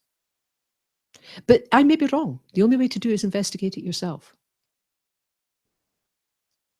Yeah, the other part was noticing one of the ways which we actually give very naturally is if we surround ourselves with plants, we give every time we breathe, because when we breathe out, they like the carbon dioxide, and when they breathe out, we like the oxygen. So when we're with plants, we're giving all the time. Yes, and who's benefiting from this?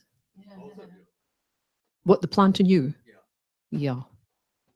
Yeah, I'm having difficulty to get my head around a plant. I know that's true from a physics point of view. That's what happens. But it happens anyway. I make no effort. I make no motivation to give. I am going to breathe now to benefit the plants. I don't think so. That it's beneficial is undisputed. But that's not what we're talking about here. This is why the discussion is important. We have to separate in our mind this idea of generosity from a cultural thing to a definition that's closer to the truth, and then understand what the Dharma is saying about generosity.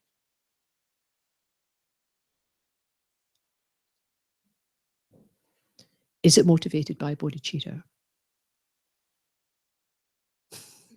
Not really. It's just something that happens. And that's good. There's nothing wrong with that. But generosity? I don't think so. Definitions are important. I bought this machine which I hook up to my plant, and the plant plays music. And you can actually tell what the plant is. If you're taking good care of it, it plays better music, and it gives you You can tell when the plant's happy. Can you? Yeah. Interesting. Yeah. I've seen a lot of biofeedback mechanisms, but then we anthropomorphize it. I mean, you may be right. I'm not saying you're wrong, but I think it's a way of going that's, I don't know. It's not my way. I look at that type of thing. I think, sorry? That there's a biofeedback within this world is very clear. That's very clear. Not generosity, though. Not from a Dharma point of view. Is it a good thing? Yes. Not negative, is it? And it's not neutral because there is a result. But what's the motivation behind it? And then you have to get into this whole thing about plants, consciousness.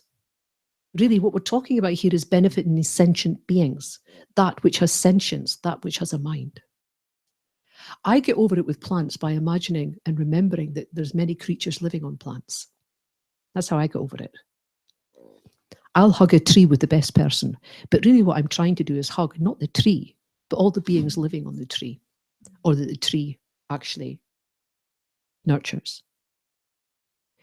Do you see the benefit of this? We have to be separate in our mind this general idea of generosity, then looking at it carefully and then measuring that against what the perfection of generosity is and not mixing it up. We are good. I mean, most people come to Dharma centers. I mean, they're good people. We're good people, right? And we all have Buddha nature. And that Buddha nature does flourish at times. The generosity, of course, is generosity. And because we have generosity and we like things and we give, that shows you your Buddha nature. And if you can give a penny, you can give a pound. If you can give a pound, you can give 100 pounds. If you can give 100 pounds, you can give everything that you own. Why? It's a continuum. It's a continuum. So small amounts, often to people who need it, or to people who are benefiting many, many people. Dharma centers, monks, nuns, not me, I'm not, not like that, but people who are benefiting others. Giving to the 3 jewels, they say there is nothing more important than giving the 3 jewels. Not because the 3 jewels need it. You need it. You need it. You need to see the 3 jewels as so important. That's Buddha, the Dharma, the Sangha. Seeing that is so important that you will give. And once you've given, you'll dedicate it. You don't stop there. Once you've given, the Bodhisattva doesn't stop there. Once that act of generosity is done, may I benefit you more in the future. And they dedicate all these acts. I will lead you to enlightenment by myself alone. I will not forget you. The dedication. They can do it after every act of generosity. We're lucky if we remember to do it once a day in the evening. This is the Bodhisattva way. Anything else about material things? It's very personal. I haven't cracked it yet, but I still haven't been able to do a water offering. I don't have a problem with light, music, food, money in certain cases. Water balls? I haven't cracked it. I get anyone else to do the watering. Well, it's cultural. It's traditional. This. If you're giving in other ways, this is a way of. Remember, these things were set up really in Buddhist households, in monasteries. They were recommended by monks for monks, And in people's houses, they may have all the water bowls, or they may have fruit, or they may have music. This is just a way within this tradition of doing this. But I think you could do it in many different ways. I wouldn't worry about cracking it. It's like showing respect. I remember and we'll stop here and we'll have lunch, but I remember when we first went to lead, one guy came to the door and he said, I'm going to learn to meditate. When's your class?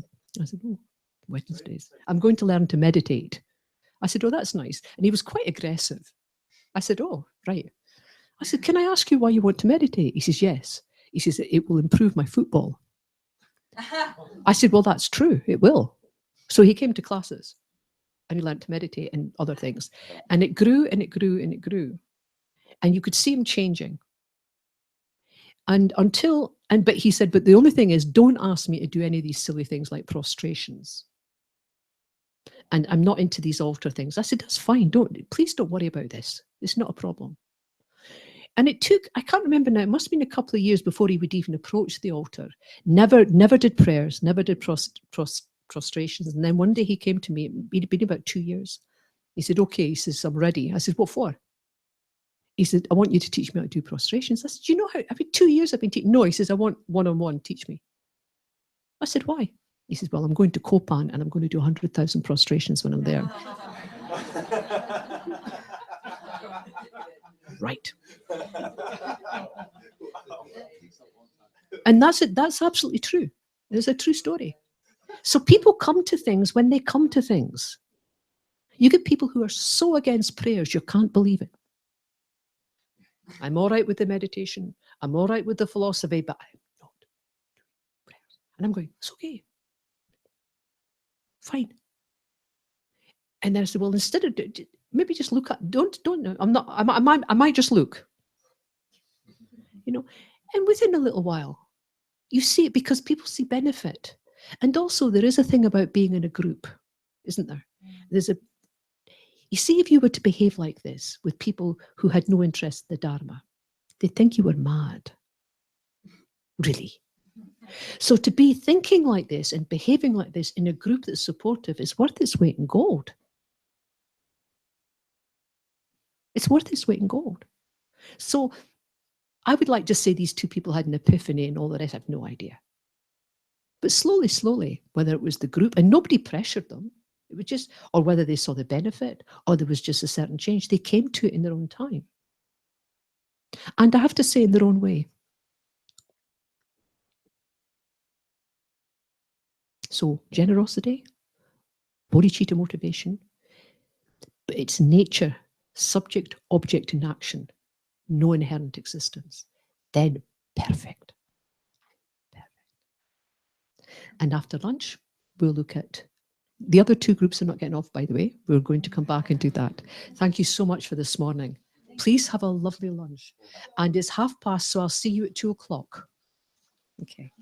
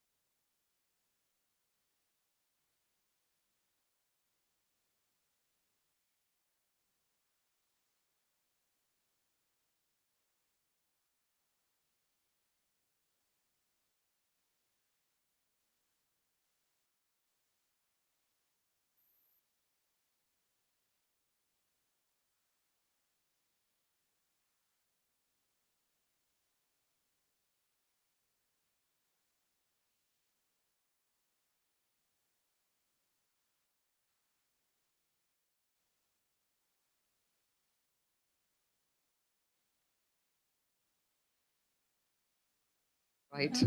Okay.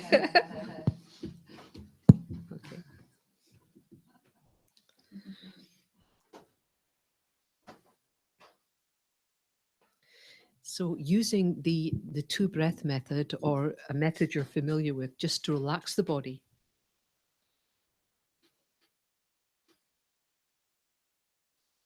And calm the mind.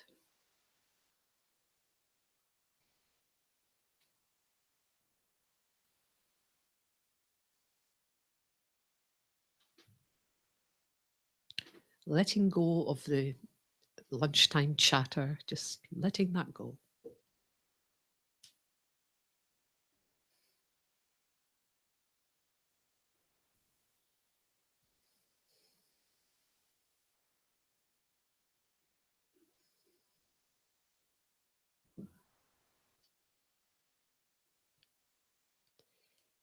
And bring to mind, if you can, the things we discussed prior to lunchtime about the generosity of giving.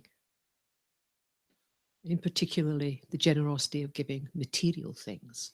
Try to bring some of the points to mind.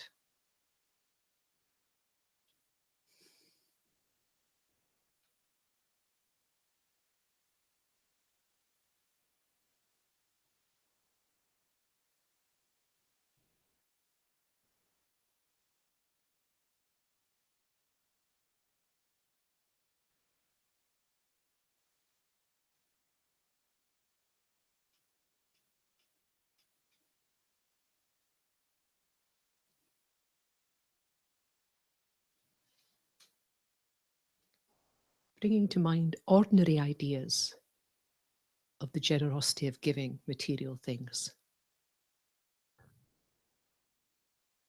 and the perfection of this.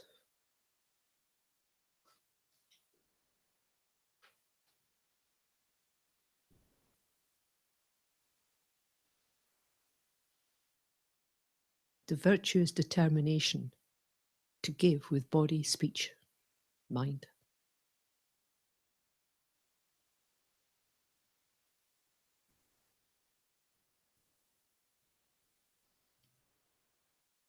With the basis of a motivation of bodhicitta.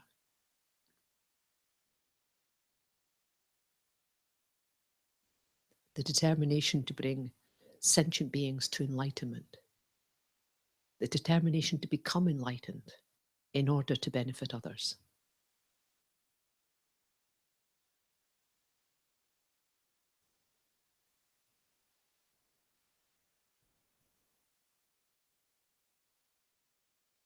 And the very nature of it, the very nature of this, emptiness. No inherent existence of the subject, the object, or the action. All dependently arising.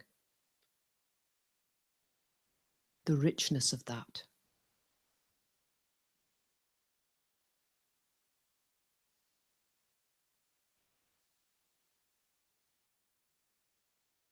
All of this is necessary if the perfection of generosity is to cut the root of attachment.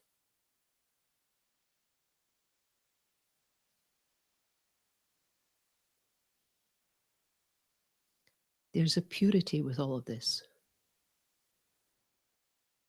Unlike anything we've done before. This is giving without any attachment, without regret.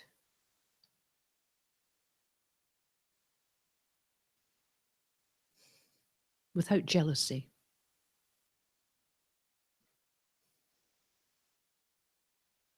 Without negative pride.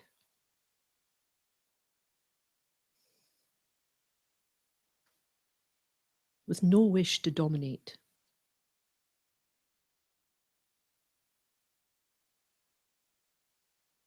With the others at the center, not you.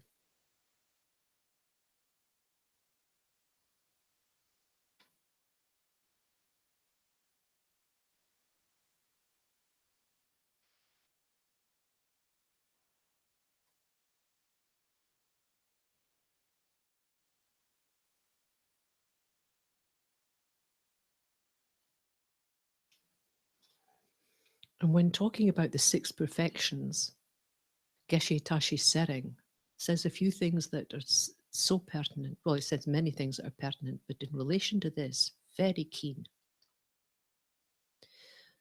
Although we have to treat all sentient beings equally,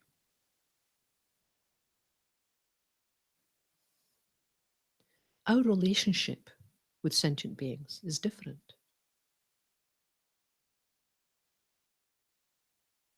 And so we have to be on our guard and perform these acts of generosity sensitively. And so consider this. If we're giving to friends, it's suggested that our attitude be one of non-attachment.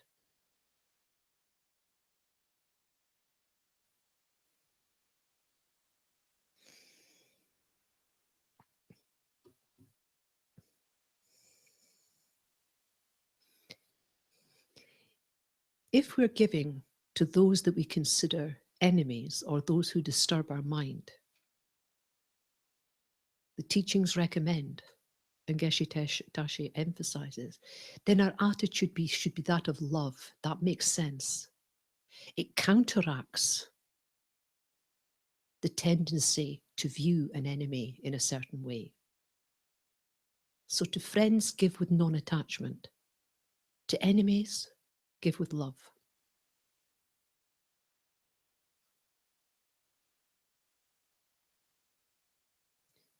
And if you give to strangers, give with closeness. Closeness.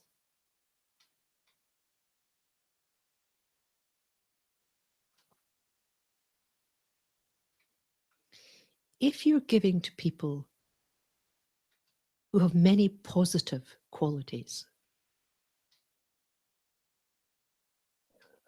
the attitude should be one of aspiration.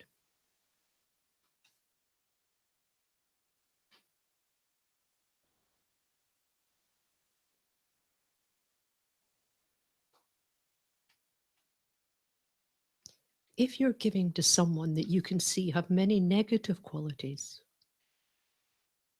then give with compassion.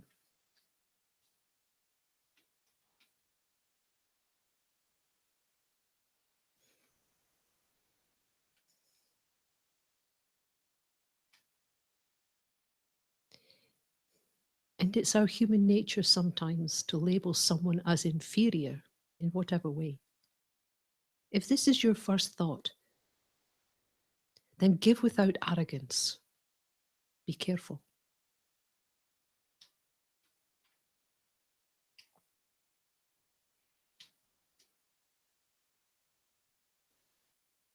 If you give to someone who's on the same type of level of yourself, give without competition.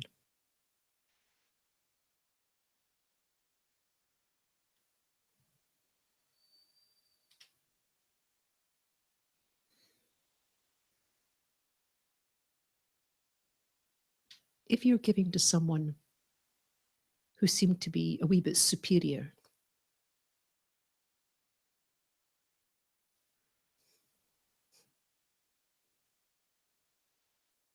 then give without jealousy.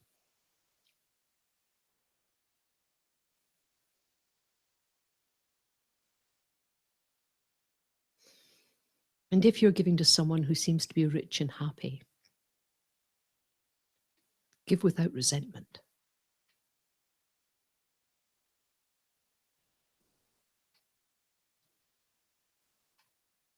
And to someone who's poor and destitute, give with deep compassion. Deep compassion.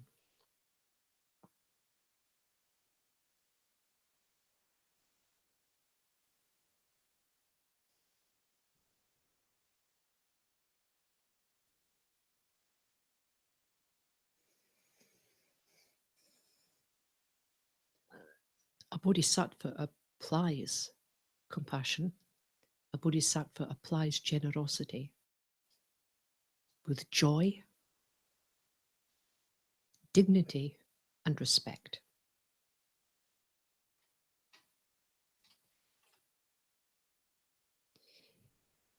If you have a mind like this, and if you fill your mind like this, all the fears, all the obstacles will reduce, and over time, they'll disappear. Just consider that.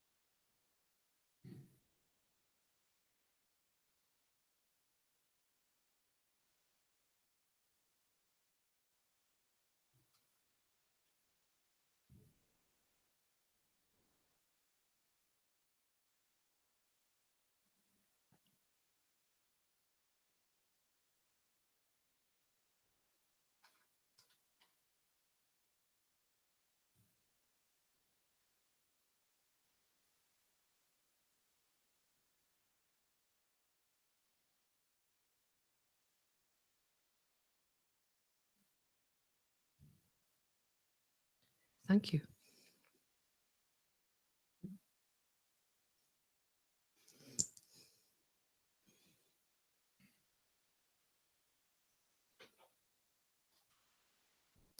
So did anything come up at lunchtime? I'm sure you were all talking about Dharma at lunchtime.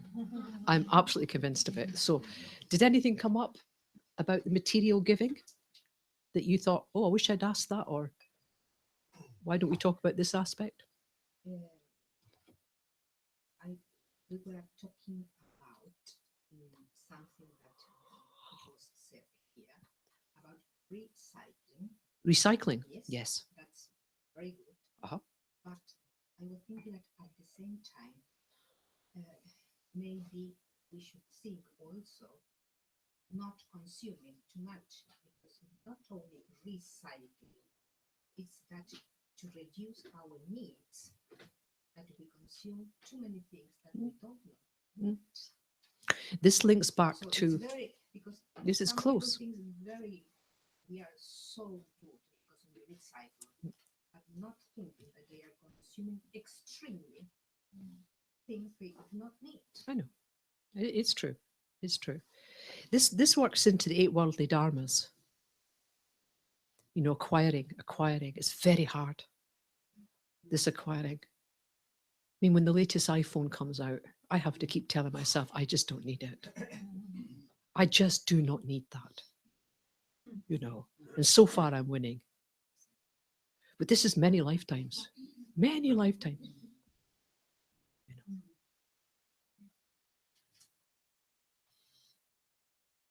Yes. And it also bleeds into ethics. It bleeds into ethics. So it kind of bridges those things. But you're right, it's all linked. It's all linked. I also thought about that you can exhaust yourself if you only think of the needs of others. Ah. So I worked in a very big hospital and I actually had stress because it was so busy and I just thought of the clients all the time or the working for us and my colleagues being so busy. So I finally didn't feel what I needed myself. Right. So that was giving too much. I understand. And forgetting about my needs. Yes. So finally I was of no use. So that's one extreme that's not. Extreme is never good. No. It never works. One of the descriptions of the Dharma is middle way. Middle way. Extremes never work. And also, for ordinary giving, there's limit. There's a limit to what you can give without feeling exhausted, mentally, physically, without feeling fear. This is limited. This is why, if you can then go on to wise giving, wise generosity, the perfection of generosity, the result is not limited, it's limitless. There is no giving fatigue. with the perfection of giving. There really isn't. In fact, it nourishes you as well as the person you give. It's far less exhausting. But you need to know what you're doing. Wisdom must be employed. When wisdom meets method, when wisdom meets bodhicitta, then what arises is limitless compassion, limitless generosity. And there is no kickback to you except positive. And those who practice bodhicitta, they never stop giving in so many different ways, but it is a wise giving.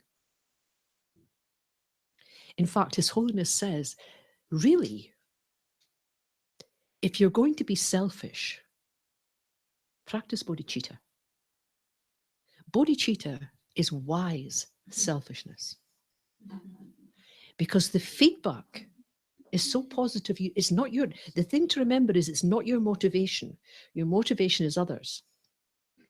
But the feedback to you is huge, joyous, and positive. Limited compassion based on no wisdom.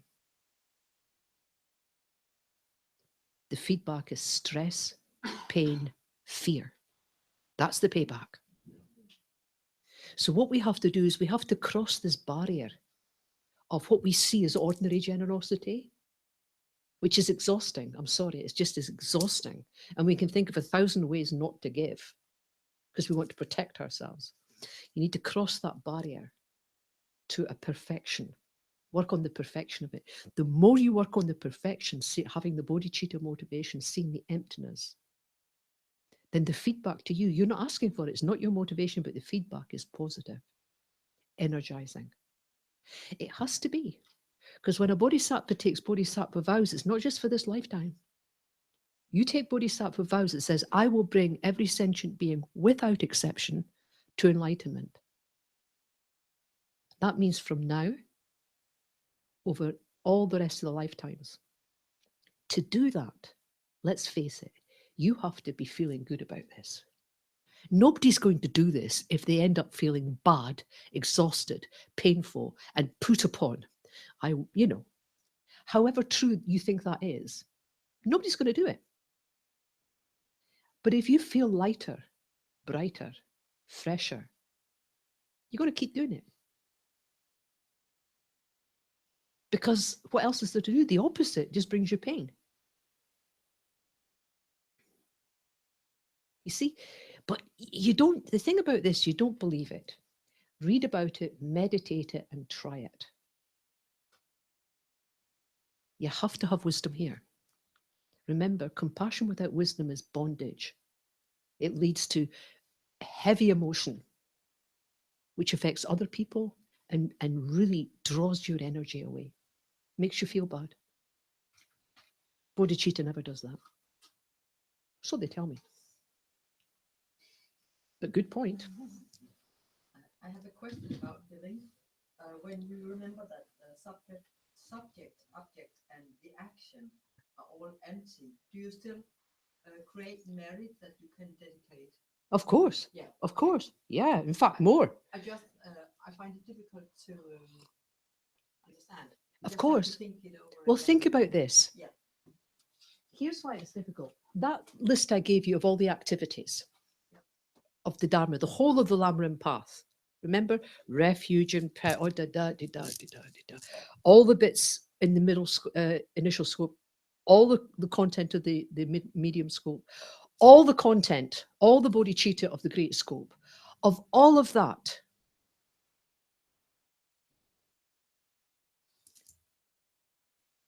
Which is method and which is wisdom? The only bit that's wisdom is that last bit. Everything else is method. Wisdom is the whole of the wisdom wing. There's nothing else in there. Not bodhicitta, not refuge, nothing like that. Some things will bleed into it. For instance, shamatha meditation bleeds into it. Impermanence bleeds into it, but it's not it. So of course it's difficult. There are libraries built to house books to explain inherent nature. They look at it from a psychological approach, an epistemological approach. There's a whole language code that goes with it. Of course it's difficult. Yes, it's good that it's difficult. This is not easy. Everything else is method. That doesn't make it second class. It just what it is what it is. It's method. So of course the wisdom. The wisdom hits right at the heart of who we think we are, who we think others are, and how things exist. So of course. So how do you do it? Well, I mean, I'm sure you've had teachings on emptiness, but I find a very good way of doing this is just not believe what you're saying all the time. I distrust most things. I think it's great fun. If I'm feeling angry or annoyed, I don't trust it. I think, where's that coming from? It's totally empty. I can't find it. If I tried to find my anger, I couldn't find it. So what's happening here? You know? So, and what I see around me, it all looks solid, doesn't it? No. I mean, obviously I wouldn't jump off a cliff or try to walk through a wall, but still. It's helpful to, when you start studying, it's actually helpful to see things as dreamlike. Within the Prasangika Majjhimika, it's not so much a dream. Some people say like this life is a dream. It isn't. In this school, it's not so much a dream. It's more like a dream, like a dream. It isn't what it appears to be. So I'm not what I appear to be. Here is ignorance. I'll tell you, here is ignorance. I, who am solid and self-existing and real and permanent. Okay, I know I'm going to die. I know I'm going to get old. But in between all that, there's permanence. I'm interacting with someone who is also, this is ignorance, solid, permanent, within given parameters, real, inherently there. Hi. I'm going to give you something. That in itself I'm going to give you is solid, permanent, real. Okay, it'll break eventually, but there's times when it's permanent and it's inherently existent. This is glasses. There's no question about this. This is ignorance. The action of giving it to you seems very reasonable. It seems solid, permanent. It's a real action. None of that is true. That is ignorance. Here's wisdom. The I, who is totally, inherently non-existent. There's a complete absence of anything solid, permanent, and unchanging. Really, it's completely flow, complete dependent arising, nothing to catch on to, changing all the time, right? Pick up glasses. They're behaving exactly the same way. No inherent existence there at all. A complete flow. Flow. This is wisdom. The action of giving, same. And the object in you, exactly the same. That's wisdom. But that's not how we see the world. So we have to train ourselves. And then we have to deconstruct ignorance. It's so important. But you can't deconstruct ignorance if you don't know it's there. And everybody agrees with you. Everybody around here is going, no. So first of all, you need to know it's not quite right. You need to investigate it with courage, because it can be a wee bit funny, eh? All this flow.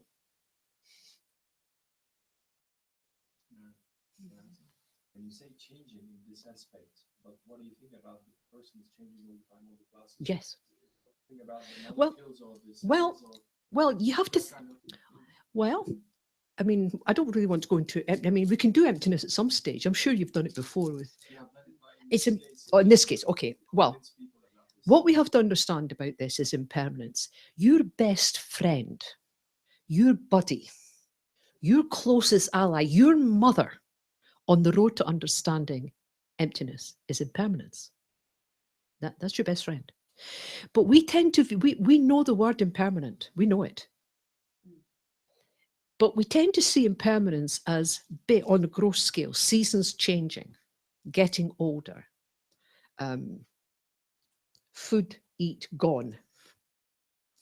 Things break, disappear, this type of thing. This is a gross impermanence that everybody understands. Well, I understand impermanence like this. And in between this breaking and disappearing, it seems solid. Nothing, solid. But true impermanence, real impermanence, is everything within myself and all other phenomena, by its very nature, is changing. Not just minute to minute, or even moment to moment. There is no part of that moment that is permanent, that's not changing. And that's what it's difficult to see. And it's that subtle level of impermanence that we have to become friendly with. And if you become friendly with that subtle level of impermanence, you start to look for it.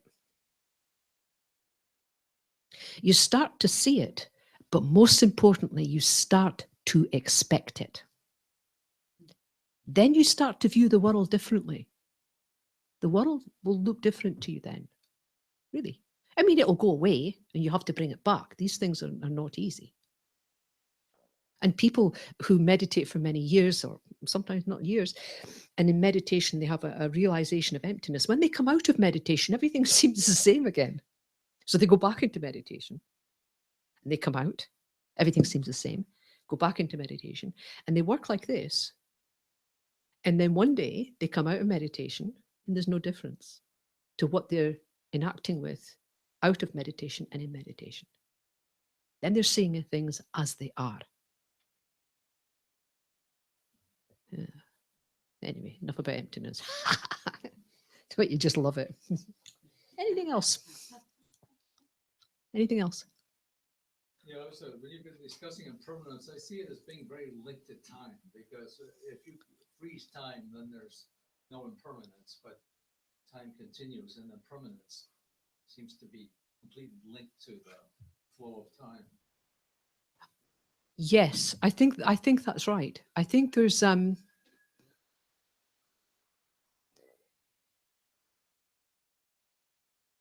yeah, it's such a thing. Is it's a construct, so it starts to get quite difficult.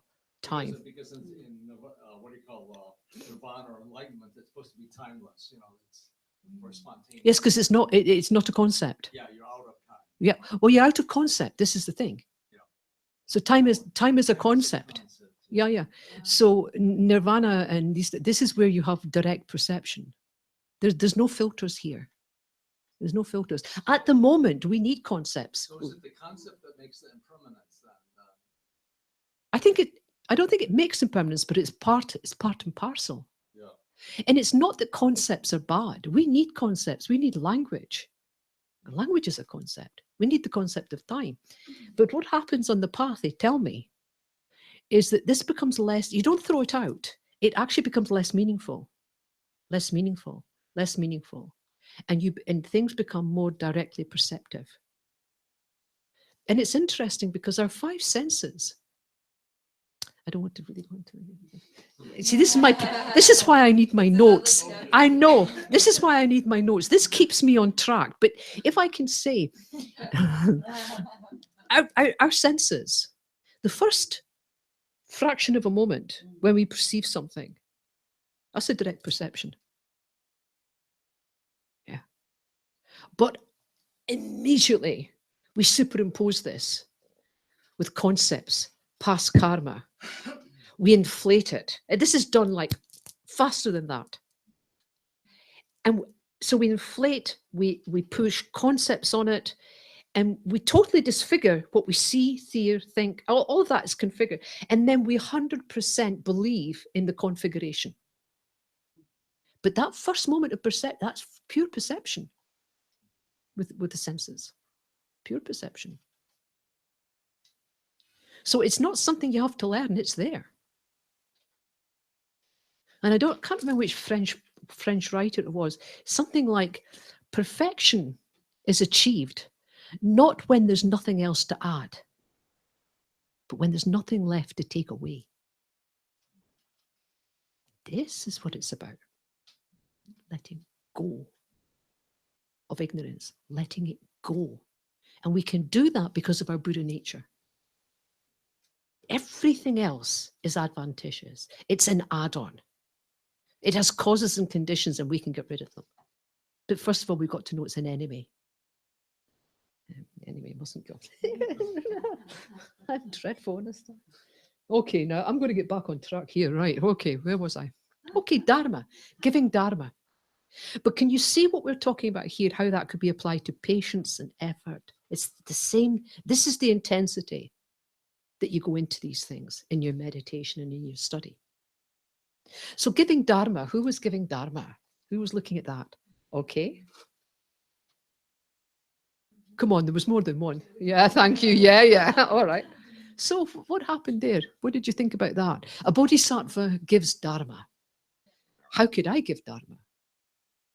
We talked about looking at it more, it's the right word, but broadly.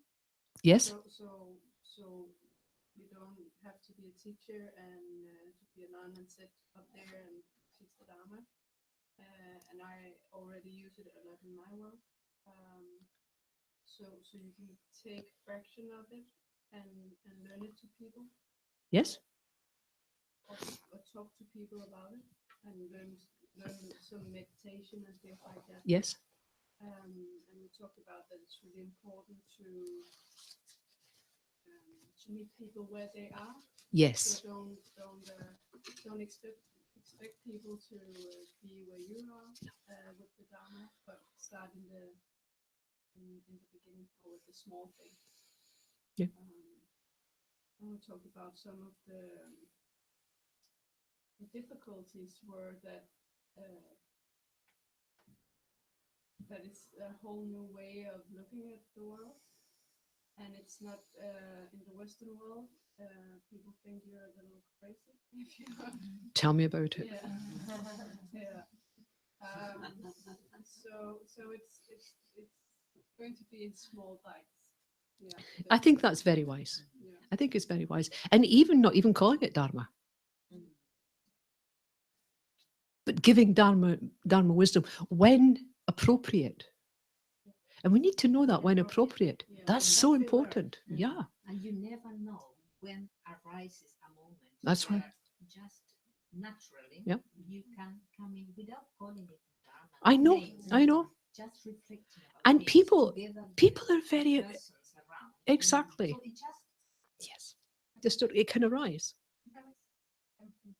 You said it, not me, but you had a really good way of putting it, saying when we had giving time as well, indirectly. I mean, so we talked about how, it's one thing to sit here with each other in a Dharma center and talk with fellow Dharma students, but when we're out in the world and talking to your friends, for example, I'm kind of speaking on your behalf because this is all coming from her. But So it's you, huh? Indirect and Yes. and indirect. I mean, that's one of the best prayers. May I directly and indirectly offer benefit and happiness to my mothers, this part of the bodhicitta, while secretly taking upon myself all the harm and the suffering. A lot of this is done on the unseen. A lot of it's not in your face, isn't it? It's just my son, he's not interested in the Dharma. Oh, okay. So I just told him not to kill insects, to kill the person, but when I bring him here, he's just like, when can we go home? Of course. Of course. Yes. Yes. I just tried the indirect way because you can be a good person and not be a Buddhist. And I assume that's better than being a bad person and a Buddhist. Of course. Of course. But it's, you just have to be sensitive for situations. I remember the first time I went to teach in prisons. I did a little work in prison anyway. And the first group I had, they weren't very good at reading. So they thought they were being taught mediation. Yeah. They had totally misread meditation as mediation. So I says, well, I'm here. I said, very nice. I said, but I was thinking about meditation. No, we don't want to do, we want to talk about mediation. So we turned the whole thing. And I mean, what I knew about mediation, you could write on the back of a sweetie, I didn't know. But they were interested in that. But they got a few things out of it. And we ended up doing a wee bit of meditation at the end. And they were quite happy. And they came the following week and we did meditation then. So sometimes you just don't know. Dharma can be as small as one word. It's saying to people, but everything's impermanent at that time. And sometimes that can trigger it in people. Sometimes just a mantra. Sometimes. I remember being in a cafe. I'm often in cafes, especially in the morning, with a friend of mine, a Dutch nun, who's very good with animals. Oh my heavens. I mean, really, you could have rabid dogs running towards you. And as soon as they get to my friend, they just roll over and kick their legs. And, they're very happy. Anyway, we're in this cafe. And this dog was yap, yap, yap, yap, yap, yap, yap, yap, yap, yap. And of course, I'm saying to my friend, go and do something with that dog. And she's going, Mary, be patient. And I am patient. And this, yap, yap, yap, yap, yap. And the woman was obviously having difficulty. And my friend said, just go and do mantra. Now it has to be said, I don't listen to a lot of people. It has to be said. But I thought, no, it was driving me bats. So I went over and I spoke to the woman. I said, would you mind if I try to calm your dog? She says, oh, yes, I can. So I just did Om Mani Padme Hum. Just whispering Om Mani Padme Hum. And the dog calmed right down. But personally, I think it was my friend. Because she is very good. Well, this woman was so impressed. She said, well, could you teach me that mantra? I said, well, yes. But it's this, that. And she says, I don't care. If it works, I want it. I said, fine, write it down, wrote it down, gave it to her. And she used the mantra. She lived where my friend lived at that time.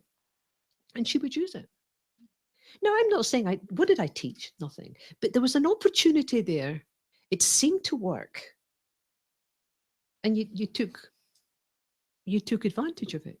We were also kind of in our group observing His Holiness, and when he's out in the world, for example, and it's one thing when he's with Buddhists and speaking directly about the Dharma and Buddhist teachings, but when he's out in the secular world, I mean, he still teaches it, definitely, but in a maybe a more indirect way. Focusing on kindness, yes, and generosity, yes, and yeah. Exactly. He does all of that. Some of the best teachings I've ever heard from him, it was in his mind sciences lectures. He does these every year, and some of the clearest Buddhist teachings I've ever had, from a book, was actually in there, and I don't think there was Buddhist language used. The more you understand, the more you can help. When you understand, if you memorize something, that's good. That's always good. But how do you know when you understand it? And one of the ways is you're able to put it in your own words. One of the ways. So when you can start putting Dharma in your own words and communicating with someone on that level, how wonderful. But sometimes I get people who, I did a lot of work, hospice work for a while, people who are dying.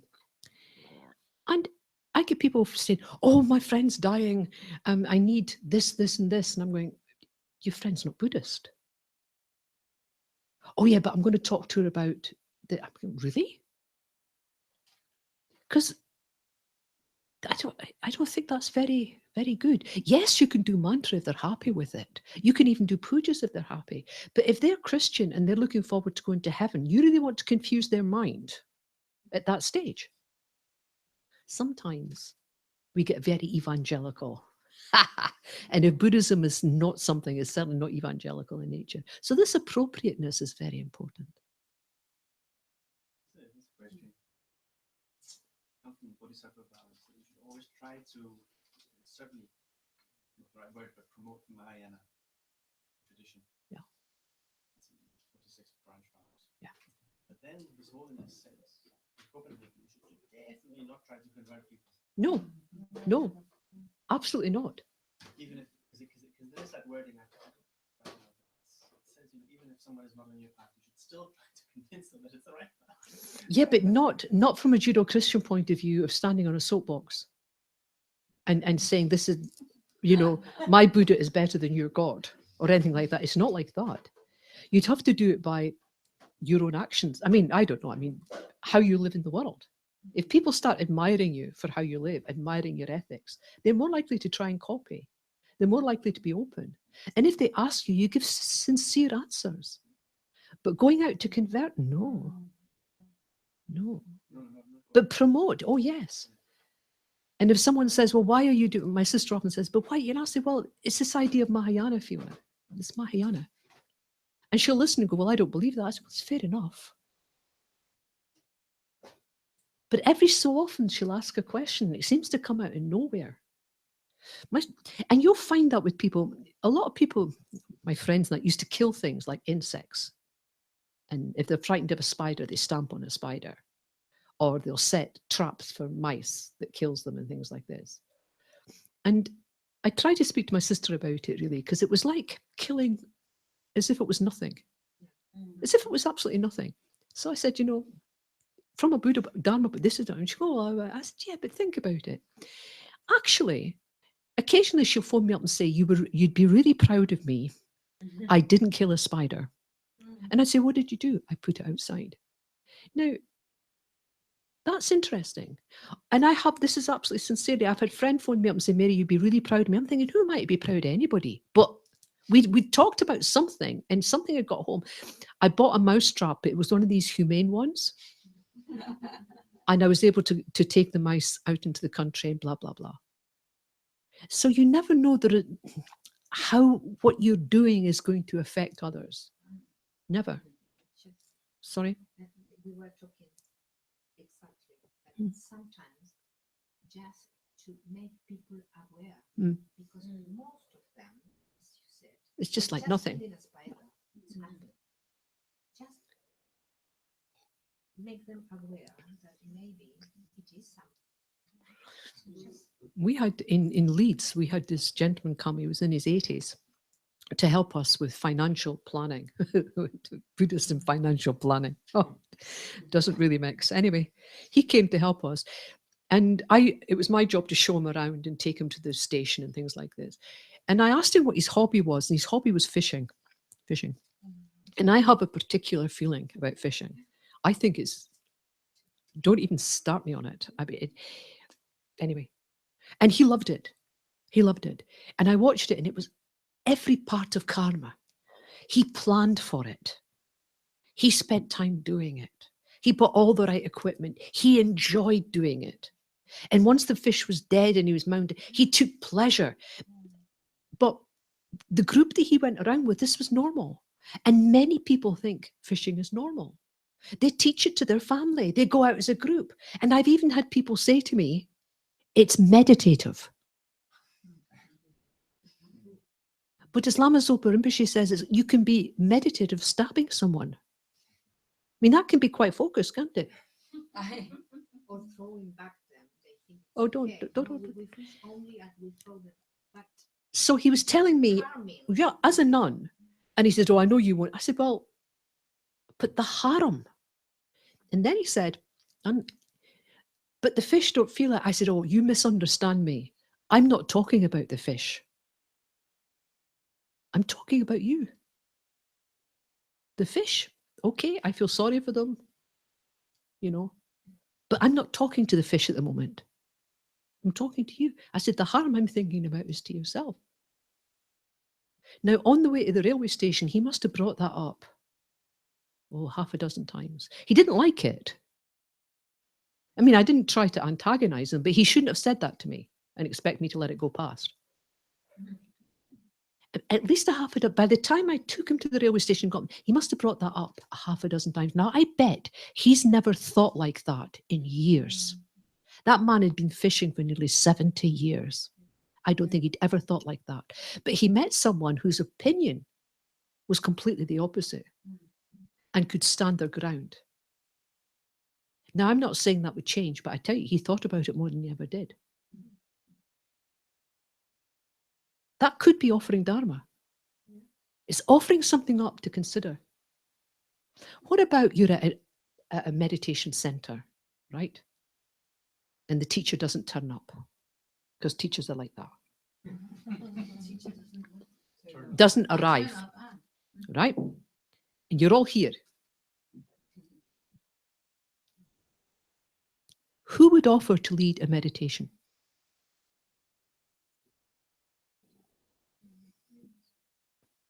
Okay. Reluctant, but you would. All right. Here's a different question. How many people could lead a meditation? Come on, if you meditate, you can lead it. Right. Of course, of course. Do you think leading a meditations class, not teaching, just saying, everybody sit down, we'll start with relaxing and leading someone through meditation. Do you think that's giving Dharma? Yeah. Why would anyone not take that opportunity? Maybe not feeling prepared. Yes. Well, this is always the feeling. Whenever you stand up in front of someone, this is, it's like, I won't. Do I have something to give? So plenty of questions. But if you're in a situation where that could happen, you could have something prepared. There are plenty of crib sheets. You could lead someone through, you could read it from a book. You can make notes. But how wonderful if somewhere around your person, if you went regularly to a center, there was 1 or 2 meditations that you were comfortable with. And if necessary, you could do it. How wonderful. Why would you not? Sorry, I'm still struggling with the intention versus the result. Oh, okay. So what you're talking about with the fishing, I have a friend who do hunting. Oh, right. And we have discussed this many times, and it usually ends up with me leaving because I'm very angry. All right. Well, this is not a good idea, but still, I understand. He asked me that if I would teach him how to meditate, because I teach that. Yes. And the reason was that he wanted to go on the sniper trip. That's right. So he wanted to be better at Yeah. killing. It's like my friend. Absolutely. And I said no. So because the intention, I would like to give Dharma, and of course I would like to benefit him, and I knew that meditation in other aspects of his life would help him, and I wanted to give him that, but I could not see through the result that he would actually be better at killing animals. I know. So This happened to me. No. Think of it this way. I had to do a lot of this in prison, and some of these people were just amazing. God, sometimes I was locked up in a room with them, and no guard or anything. They used to give me a panic buzzing, but actually it was okay. They used to look after me. I'm well beyond my sell-by date, so I was okay. Anyway, what I did with people like that, what I didn't teach was single-pointed concentration. Didn't teach that. Well, analytical. Analytical meditation moves the mind from a negativity towards a positivity. So you can teach meditation to these people, but not single-pointed concentration. Analytical. Sure. Okay. A friend of mine raised this point. He suggested it as a sort of a topic debate just between them. He said, sure, if someone was meditating and single-pointed, and he's a sniper, he's a military sniper, he's out in the woods, that's his job. Give him long enough, wouldn't his natural mind state awaken? I have no idea. To his true potential of compassion. I have no idea. Who would know? I wouldn't know. Just a question. It's possible. Yeah. It's possible. Probable, I'm not sure. There are enough bodhisattvas in the world that I have got a feeling that everybody is going to become enlightened eventually, because bodhisattvas don't give up. But snipers, people being taught single-pointed concentration, no. Fortunately, they are teaching the military. I can still see Lama Zopa on a throne going, these people, stabbing someone, you can stab with single-pointed concentration. This is not positive stabbing. So I think maybe not. I think better analytical. Yeah. And allow them to change their own mind. When someone's really set like that, that's hard and fast. It's like a mindset in concrete. Okay. On the point of meditation, we're also talking about this. So what kind of someone offers you, asks how to meditate, what to meditate. Give them something that is as accessible, as gentle as possible. Yes. Because even some forms of meditation are quite. Yes. Yes. And so I've got some favorites, which I really just bring out because they're so non-controversial. My favorite is meditate on your right foot. It's just I never thought of that. No. It seemed quite relaxing. I like breath meditations, I have to say. Something simple, straightforward. But it all depends. If you know the people better and that works, it's fair enough. But always be wary when someone says, tell me all about Buddhism. Tell me all about meditation. As soon as they find out you're a Buddhist, tell me everything. And because you're, you know what I do now? I say, what a nice question. Thank you so much for asking. However, it's very broad. Tell you what. And I use one of the freebie books, usually one of Lama Yeshe's. Read that. Now, it's that thin, right? And really good. Formulate at least 4 questions, then come back to me and we'll talk. 9 times out of 10, no. You see, because what a lot of people want when they ask that question is not Dharma. They want entertainment. That's what they want. They want something new. Yeah, a confrontation, but something new, and then they can say it. So I used to do all this, and I got a bit tired, and I suddenly thought, these, it's nothing against them, but these people who say, tell me everything, or tell me all about us. I've got certain books that I use, very thin, very small. If they haven't got the energy or or even the effort to read a very, very, very thin book, you could read it in 10 minutes. Then they're not interested. So I give them the book and I say, that's wonderful. Tell you what, you read that and formulate 4 questions. And I'll be so happy to spend time with you and discuss it. 9 times out of 10, they don't come back. But the people who do come back have formulated the questions. Then you can have a dialogue. Then it's not entertainment.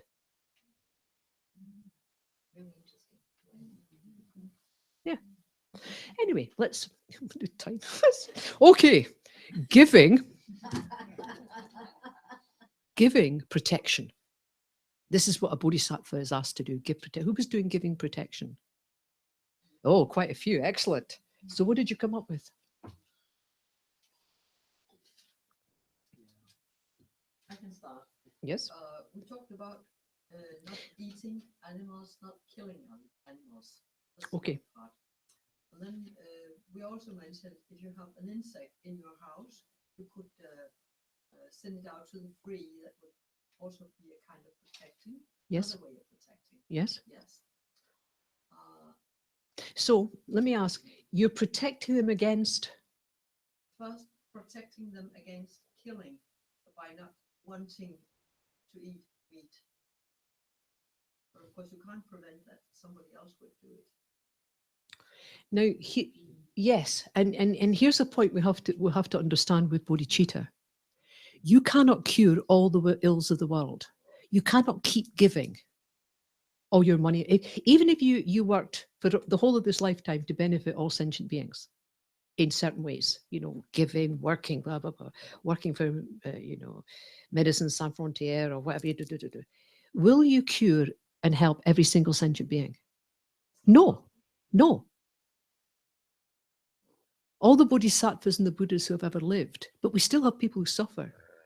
And here's where we have to have sensibility. It's about you mentally having a bodhicitta motivation and doing your best. It's not about curing everything. It's about giving, not giving everything. You can give more, the more you're into it. And it's the same about, what did you say about animals? To letting insects out into the free, if you have a wasp yes. or a bee in your house, yes. you can send it out yes. where it belongs, yeah. where it can which is like well, yes, that's like that's behaving within the 10 virtuous dharmas.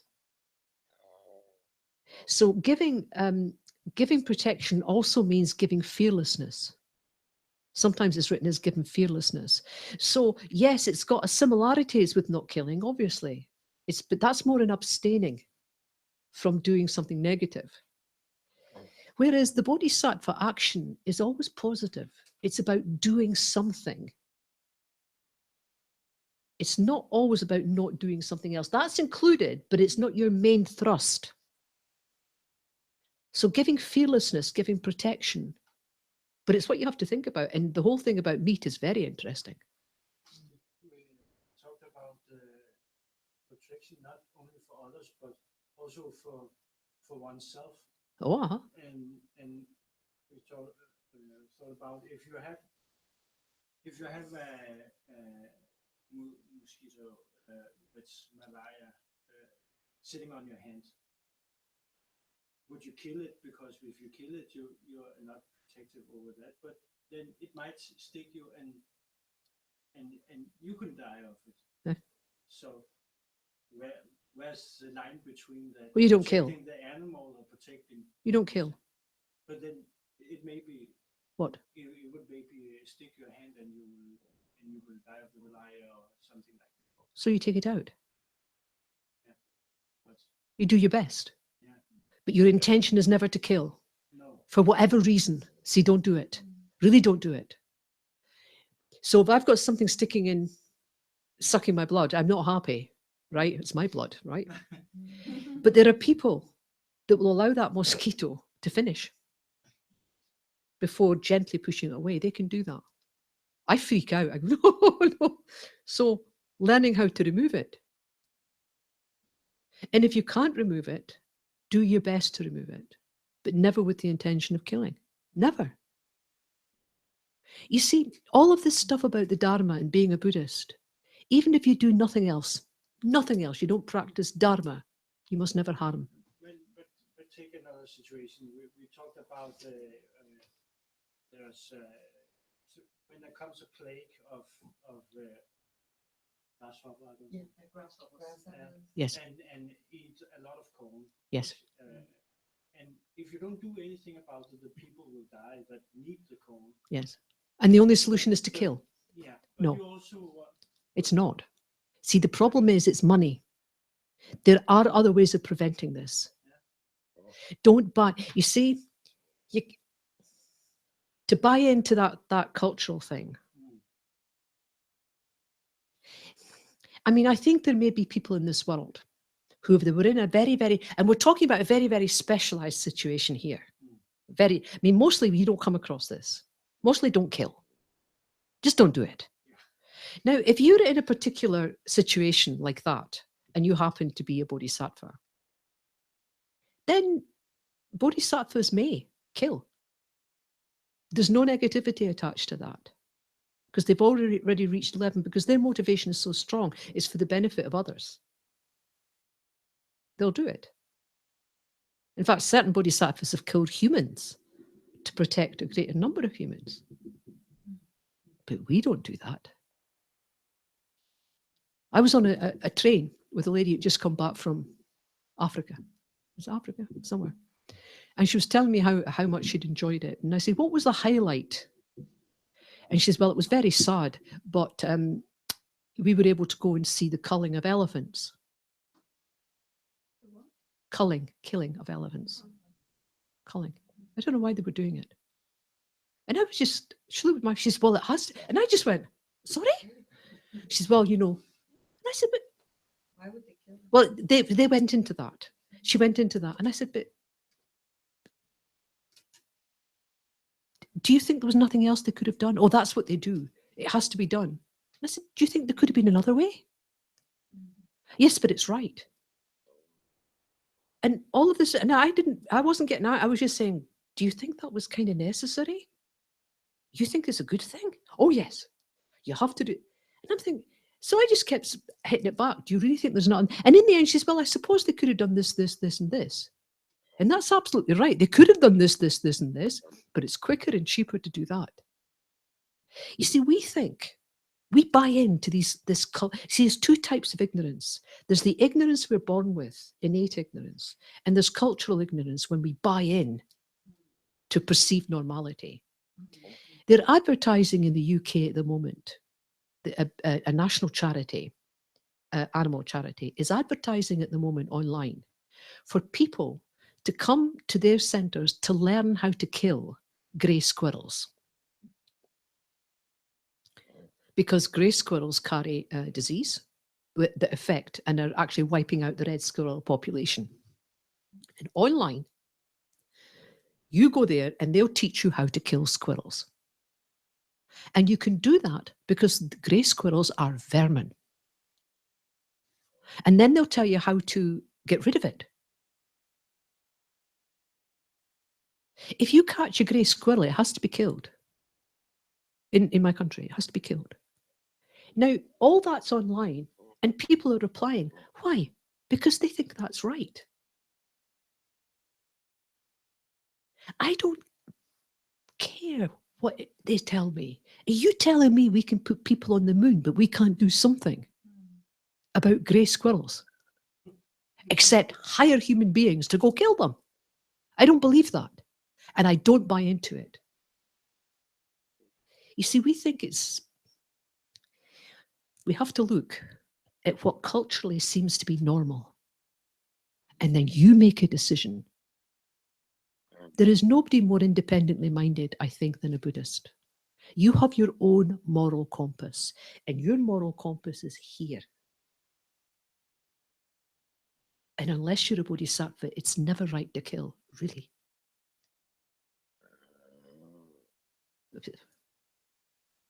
You may end up, say you're in a fight situation and you're trying to, protect yourself and you kill someone. Well, that happens. These things happen. The amount of people in prison that I've worked with I always get the murderers. It's interesting. My friend always got people who stole. I always got people. And it was always their best friend. I can't tell you how many times people have killed their best friend. Oh, amazing. And they'll tell you about the accident they had. And there's a whole different idea about accidents, right? You can go into karma a bit there. But to deliberately set out and kill, you just don't do that. You don't do it. And what happens is when you're talking to people like this, they'll put situations to you which get more and more and more fantastical. Really. Until you get somebody saying something like, well, just imagine aliens came from the... I say, oh, forget it. Just... On a normal conversation, you can't win this conversation. And so what happens, you'll see yourself in conversation, they'll bring a situation that's not normal, but within the bounds of normality. And when that doesn't work, they bring in, do you see what I'm saying? Trying to prove a point which seems to be universally accepted. No.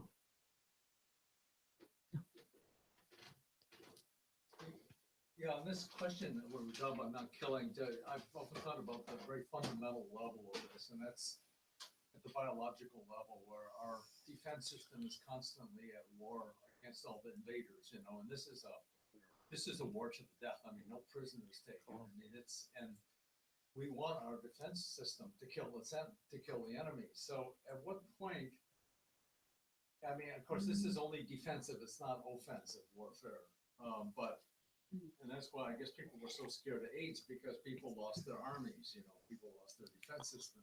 And so at what point, and then we were talking about the mosquito with the malaria. And when you have control, you see what I'm saying about this, the body fighting each other. It is interesting, and it's also true, right? Yeah. If you have a choice, don't kill. Just don't do it.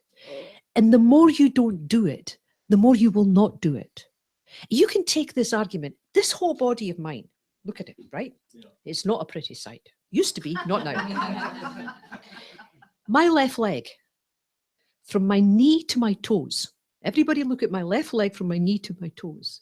The amount of cells in my body that I can say are truly mine are in that space. Everything else is made up of what? Bacteria, foreign sources. Really. So what we think of protecting myself, you've got to ask yourself again, what do I mean? I'm not putting this forward as an argument. I'm saying you can bring, this is true, by the way. This is true. The amount of cells in our body that actually are ours and are not foreign, are not bacteria. We're mostly bacteria. If you're in a situation, don't kill. Just don't do it. Now, you can't help killing. It's not possible to stop because of the third type of suffering. If you've studied suffering, then you've got suffering, the suffering of change, and all pervasive compounded suffering.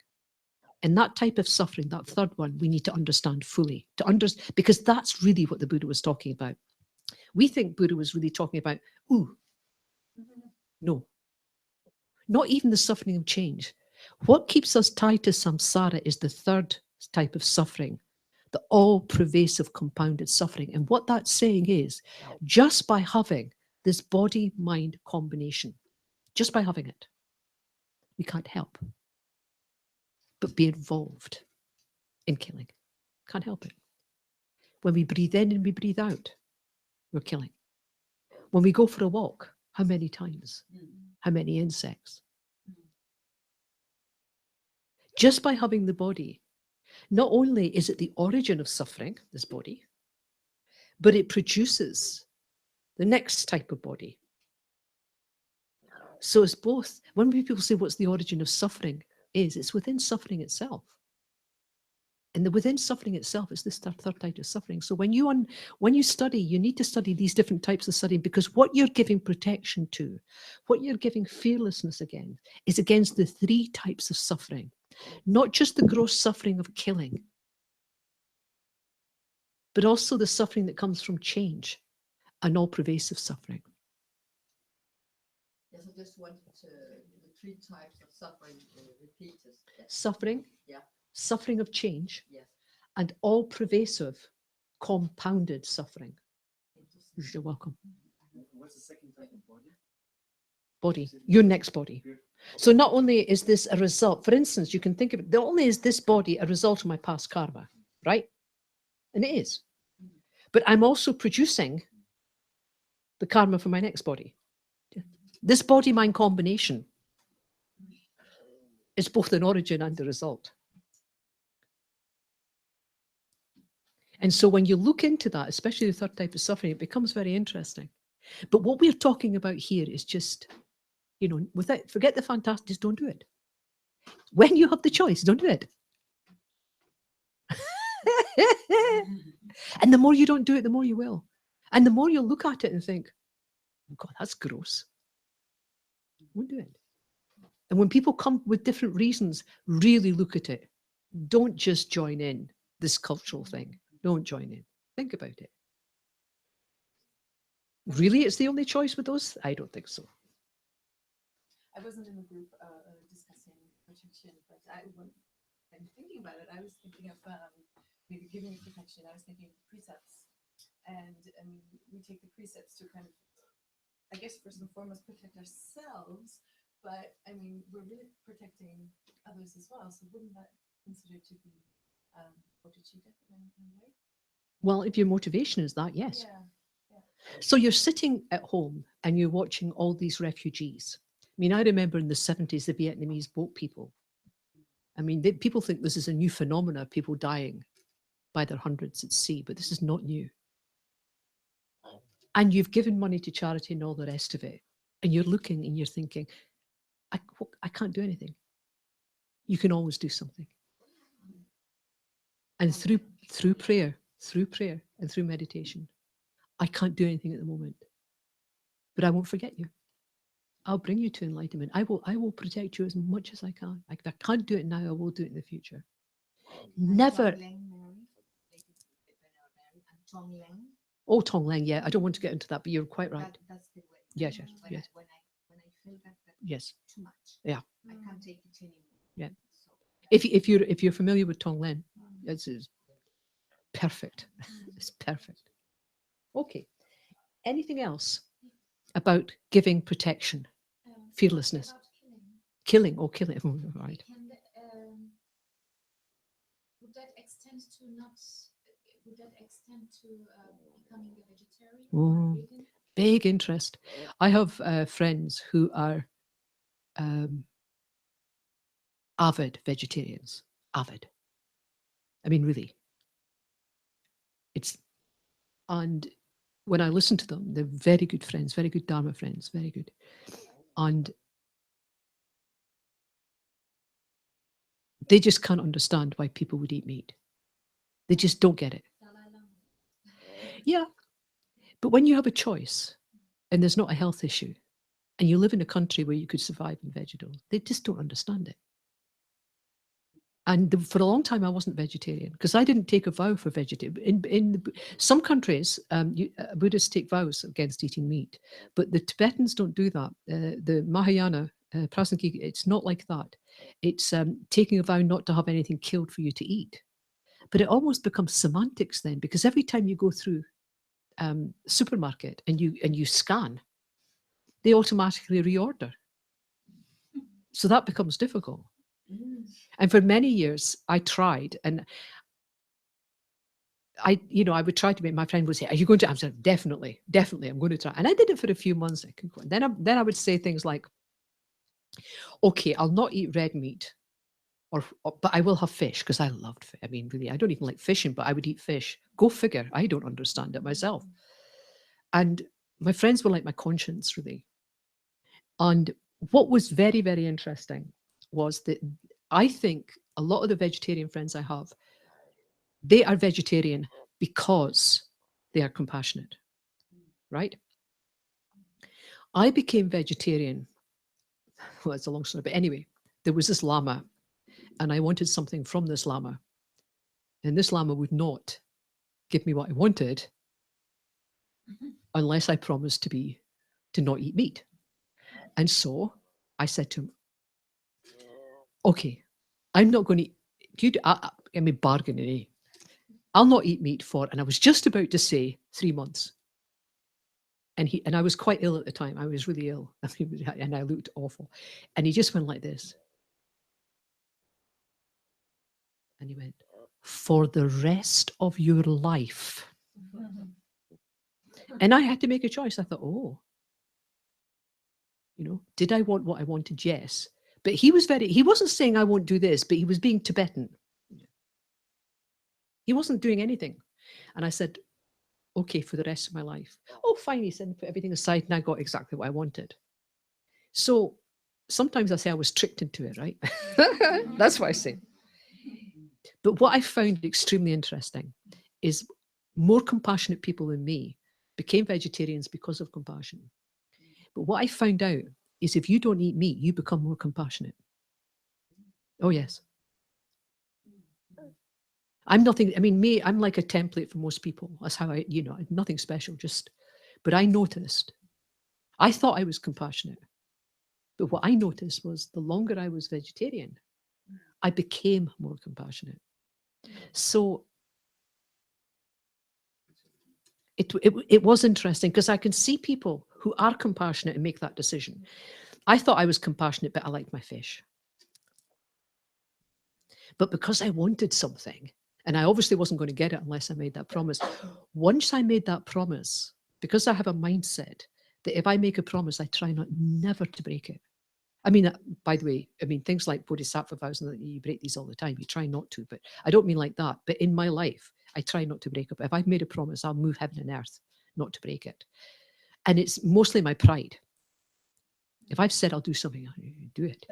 So once I made that promise, but what I noticed was as time went on, I became more compassionate. I looked at animals differently. I looked at insects differently. There's certain programs now I couldn't watch on I just can't watch it.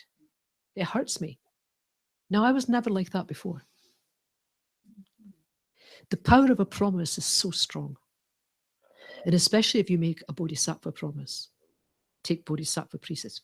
This is why it's powerful. It helps you keep your vows. But if you're someone who's in a habit of breaking promises, then you have problems. And what else?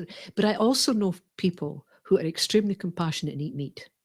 Some eat meat because of their health, like His Holiness has to eat meat. A lot of the Tibetans, actually, a lot of the Tibetans have meat. I don't think they could survive. I mean, I've actually seen lamas go and live with people who are vegetarian, and the people are looking after them, you know, and you can just almost see the lama's health go down because the people are not feeding them meat. And the lamas won't say, I need meat. They'll just eat whatever you put in front of them. But can't you just get the protein in some other way and then I never go into it that deep. It was explained to me that it's mostly about the Tibetan makeup. A lot of Tibetans, you know, they can take so much vegetables, but meat is health for them, health giving. I don't go into it. I mean, there's an awful lot of people now surrounding these people who can give them the right type of advice. I also, one of my main teachers, my shamatha teacher, eats meat. And if someone comes up to him and says, you're eating meat, you should hear him. Because of course, he's quite right. You can kill more sentient beings on a cabbage than one sentient being on your plate. So I've heard arguments both ways. So the best way is be non-judgmental about the whole thing. My friends are quite evangelical and they have rationales behind it. I don't. I know how it benefits me and I don't mind sharing that with others. Yeah. But then it just doesn't sound. Then someone else has to kill it for you. You just don't care. Well, this is all the arguments. It just goes on and on and on. Yeah. But the vow within the Tibetans is not about not eating meat. Now, some countries it is. Some Buddhists in some countries, it's not. It's about not having an animal killed for you. Because at that time, if you went, I mean, when I traveled in Nepal, if you wanted a chicken, they'd go out and kill a chicken for you. It wasn't. If you have a cat or a dog, they have to have meat. I mean, they just have to have meat. Animals. If you have a cat or a dog, this is not true. Well, you may be right, but I've heard a lot of people say the opposite. But if I have a cat and a dog, I will give it what keeps it healthy. Yeah. I mean, and if that's canned meat, I would do that. However, if I thought and I looked into it and I found there was other things to do, I might try it. But I'm really not into imposing what I believe. I'm really not on animals, not on insects, not on anybody. But I think it's an interesting path because it's more emotive. It causes a lot of with people. I think you come to your conclusion, and whatever conclusion you come to, just be aware it won't be the final conclusion. That will change. People always quote Himmler and Hitler. Oh, tell me about it. Exactly.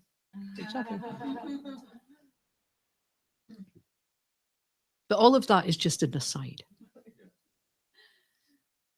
But I just have to say, if my feeling is, if you live in a country where you can survive without meat, I think so. His Holiness says that. I mean, really, he says, if you can manage without meat, and he goes like this, that's wonderful. He tried so hard, but his health just wouldn't take it. He got very ill with it. And he'll say, wonderful. And it's promoted. It's promoted. I think so. I think so. Fearlessness. I think one of the reasons my friend is very good with animals is that one thing, she's not frightened of them. I don't think she's eaten meat in 40 years. And she has a gentleness about her. No, I've never seen an animal yet I've seen rabid animals go for us when we went on country walks. Horses. I've seen her stand in the field and call a horse. I call a horse, it would go the other way. But it comes to her. And I don't know, but I think there's something about her. The animals are not frightened of her. I've seen coming in, going with her into a house, and the animals, not that they were frightened of me, but you were a stranger. She's never a stranger. And I wonder about that. And I've seen her and I have walked along banks before where people are fishing. And I've seen her look and see there was a fish on a hook. And I've seen her stand on the edge and just shout mantra into the water until the fish went away. Can I say she wasn't very popular with the fishermen?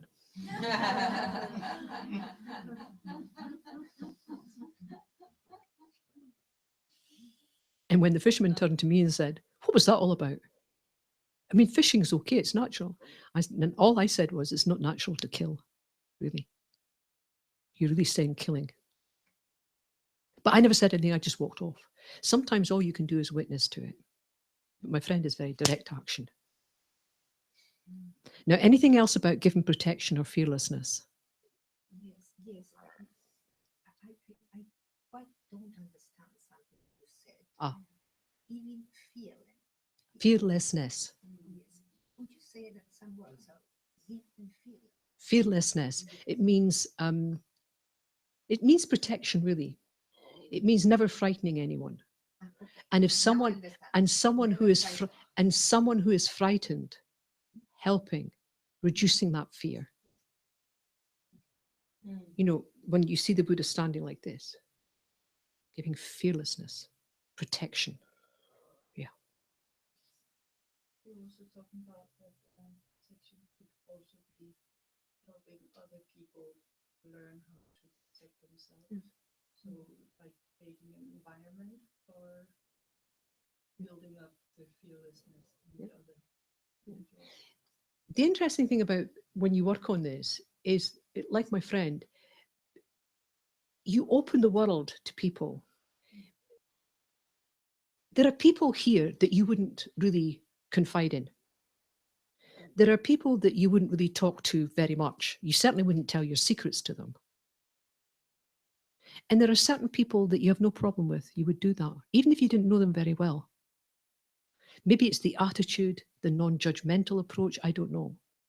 But there are certain people in whose company people have no fear. They'll say what they feel, what they think, what's wrong with them, what they need. A bodhisattva needs that.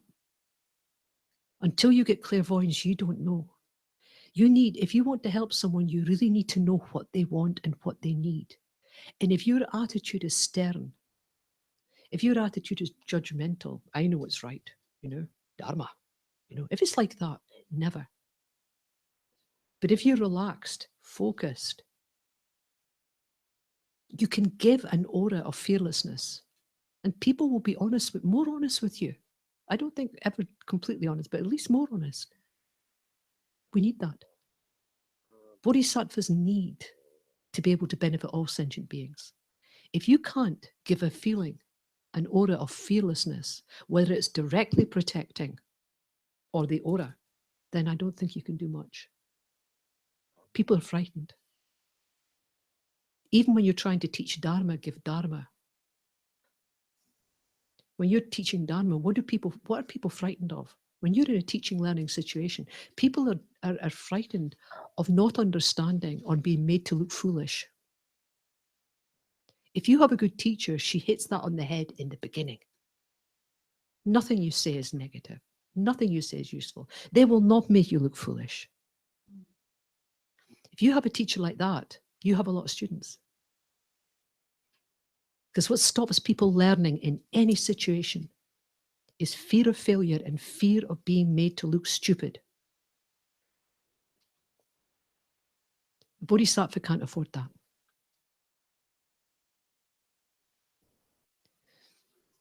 Okay. So now we have a break, tea break, and I'll see you at 4 o'clock. Or should we make it 20 minutes? Yeah. Is that enough? I think 20. Yeah, I know. I'm a bit over it. Well, we'll say 20 minutes. So let's say 10 to 4. Yeah. I know. You're going to a birthday party? Oh, how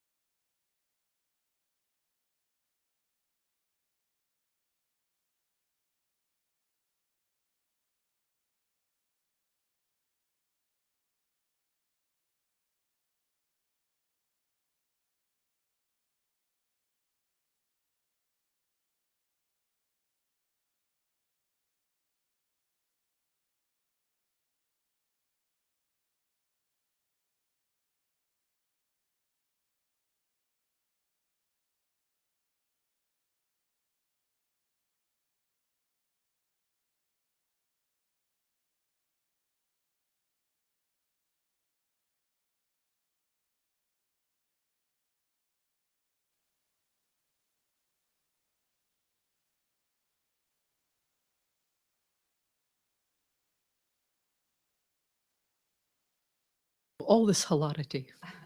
Where's it come from? So,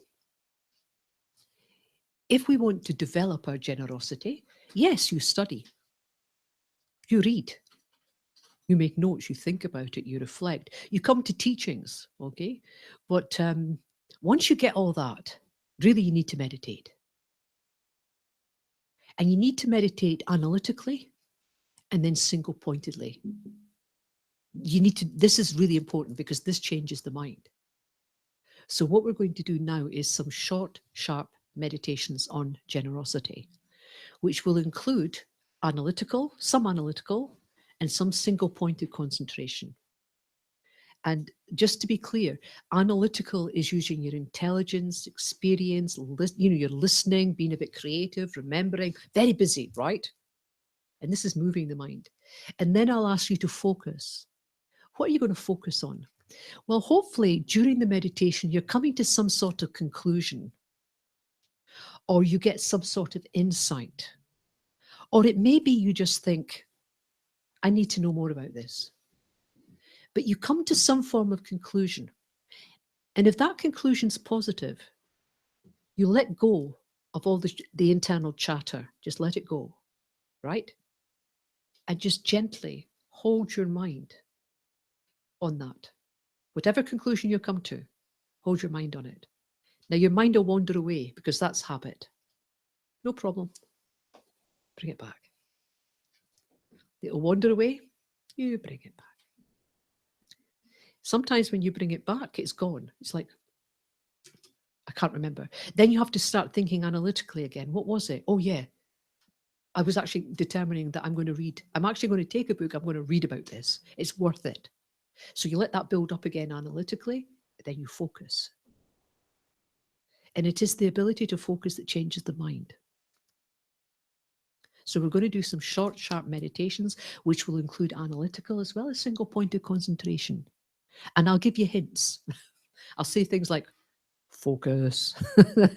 And at that time, you come to some sort of positive conclusion about something. Now, this sounds easy, but until you practice, it can be, oh my, internally you're going, I've not got a conclusion. What? It's a good thing. All right, it's a good thing. This will change with practice. But if something arises that's positive in your mind stream, then focus on that. Okay? It doesn't have to be a big, it could be a big conclusion. I have to study Dharma and become a nun. Yeah, it could be that. Or it could just be, this is worth studying a bit more. That's still positive. And if that's what comes up, hold it with your mind. And when, not tight, gentle. As if you had a very soft peach in your hand and you don't want to bruise it. And you hold your mind is like that, not tight. Okay? Right. Okay. So relaxing the body.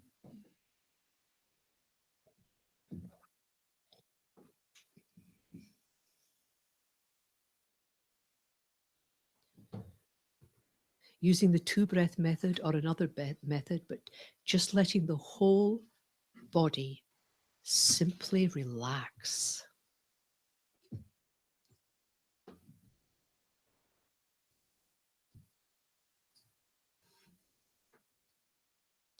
Your facial muscles, your shoulders, your abdomen soft.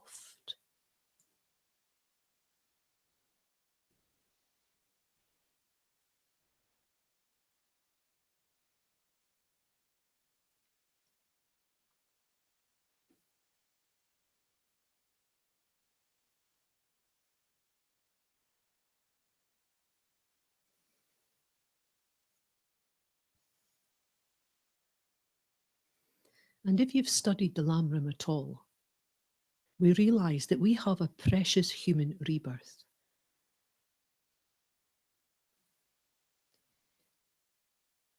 Everything is in place for us to learn the Dharma. Everything. I know we think we don't have enough money or we don't have enough this, that, but actually, we have enough. We have a precious human rebirth.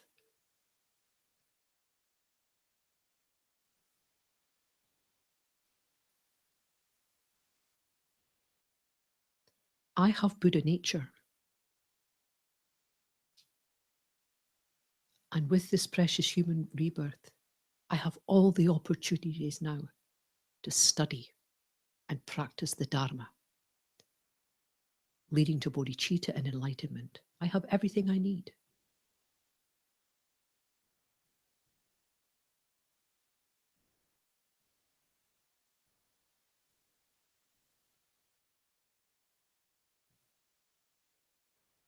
And I'm learning that motivation is everything. My aim is not just to be happy in this life.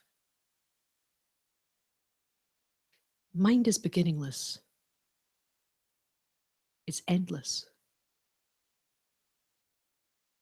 And we have many lifetimes and will have many lifetimes.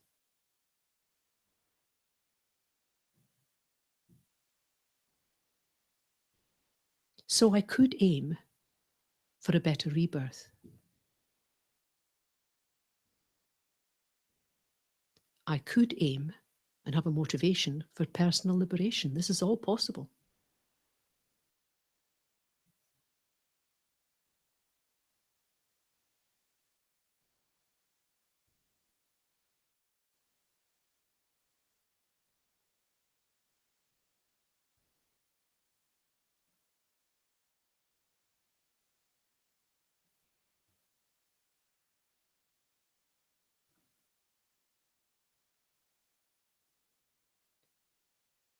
And understanding the kindness of living beings and understanding what I'm capable of.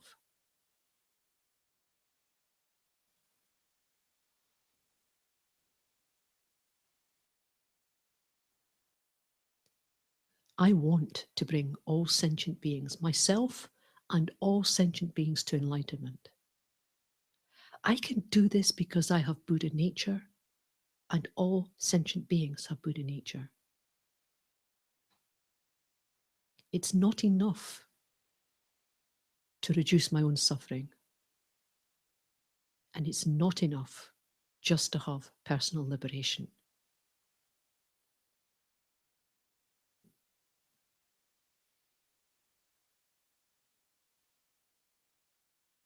So try to build up a determination. I will develop bodhicitta. I will concentrate on the perfection of generosity because I know that it will cut the root of attachment and set my feet on the path to enlightenment. Try to build up that determination. I will, because I can. And I will take everyone with me, all sentient beings, without exception.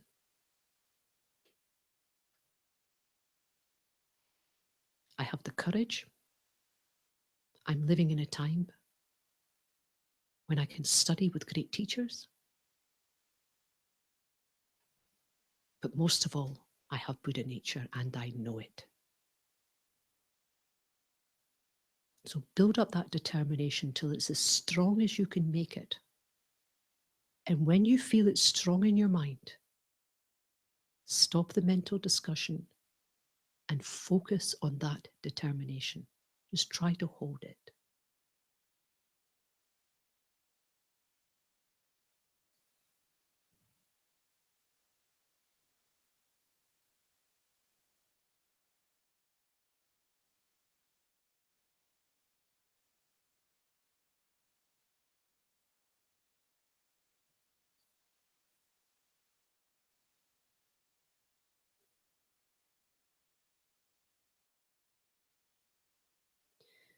Don't worry if you're not sure what you're focusing on.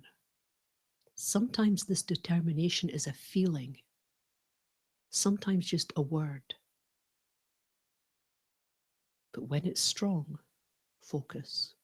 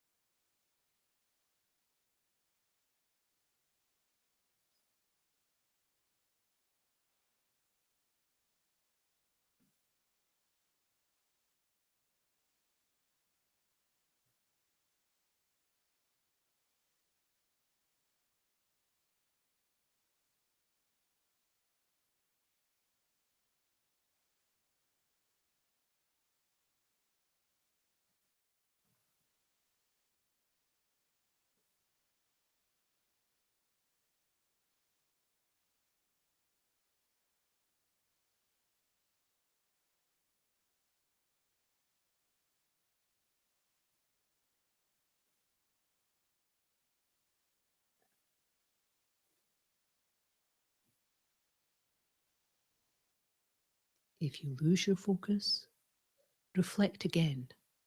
I have Buddha nature. All the sentient beings have got Buddha nature. There are Dharma centers. There are great teachers. I can learn. I can study.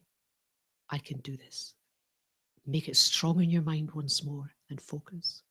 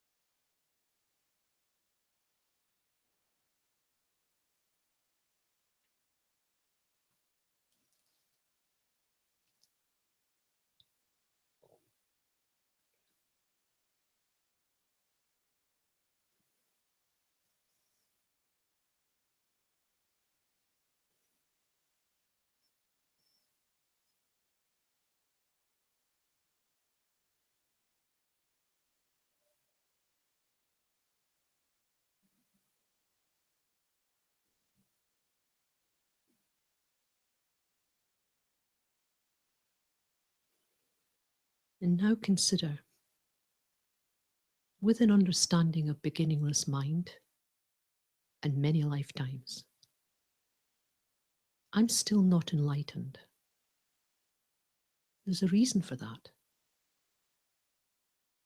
Over previous lifetimes, I've worked for myself and my friends and a few others. Perhaps. Very limited though.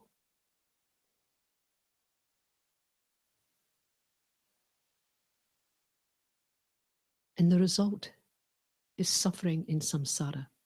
The 3 types of suffering. It's the result.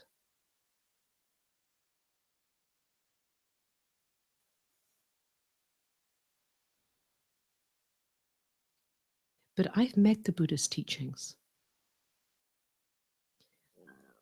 I know that this is a worthwhile path to investigate, make a personal study of.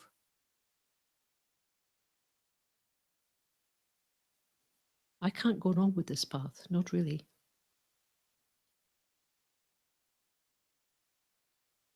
This path never allows me to harm myself or others. It works only for the benefit of all sentient beings.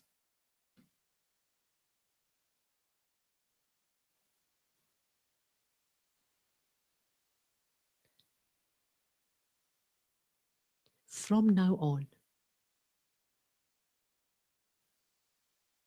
I will follow the jewel of the practice of Mahayana Buddhism, bodhicitta. It may not be great, it may be weak, but I'm going to start.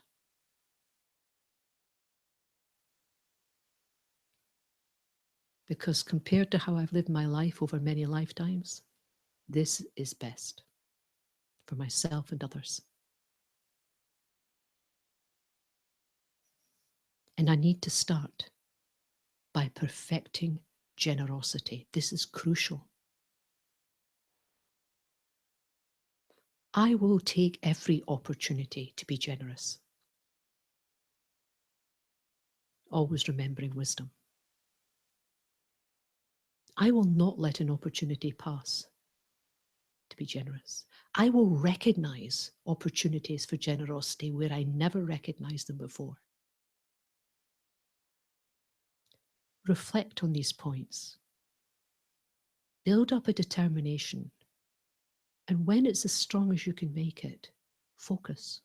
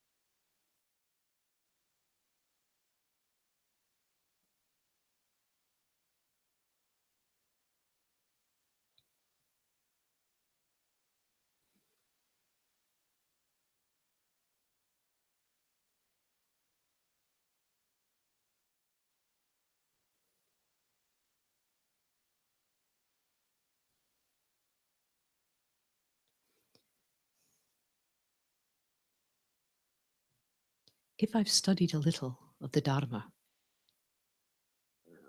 I realize I owe every moment of happiness and prosperity to all living beings over many lifetimes.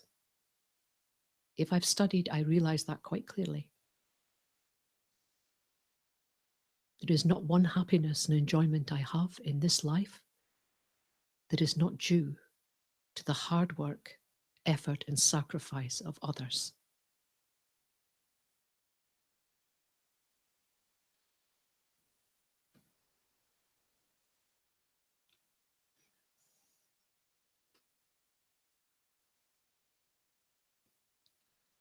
Yet, all of it is impermanent. And when death comes, I have to leave it behind.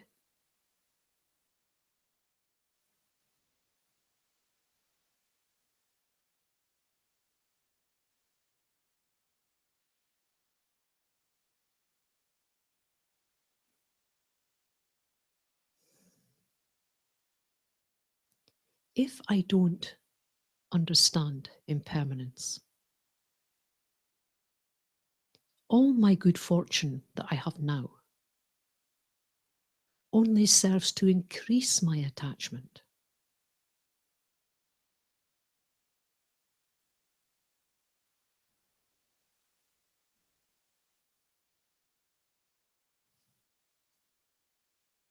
I shall recognize my good fortune. I shall recognize the impermanent nature of it. And I will use it to achieve meaningful goals. Meaningful, not mundane.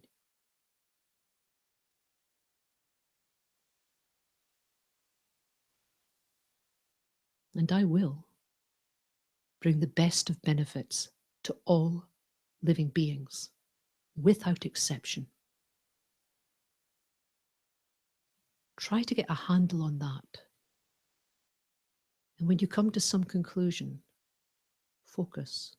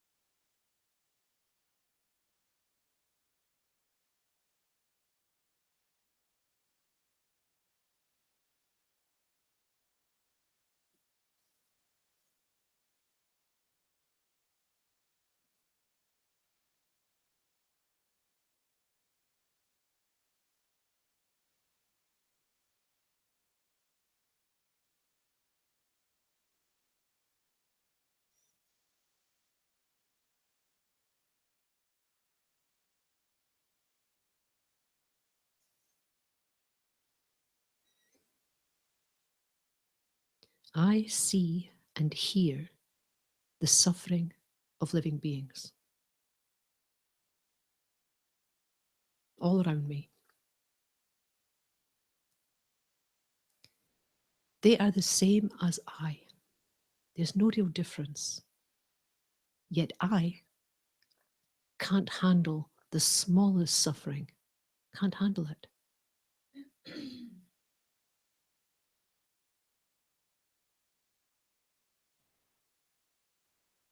I will benefit sentient beings in any way I can, as much as I can, in the wisest way I can.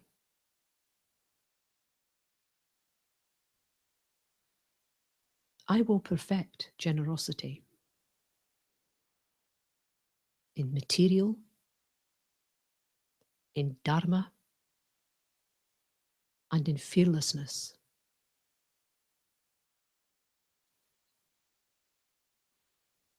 And I will do all of this with love and compassion. I will. Make this determination as strong as you can.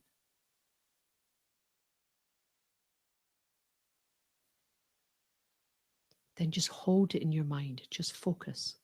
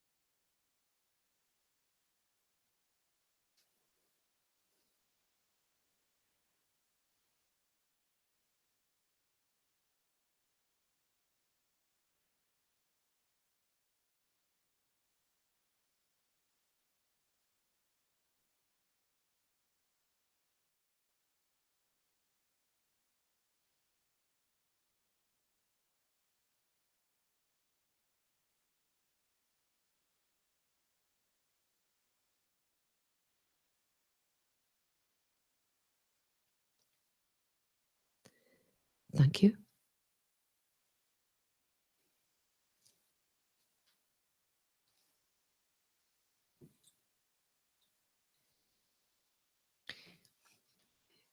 There are many and varied meditations on generosity in the books. All very good. But sometimes it's good to make your own up, you know.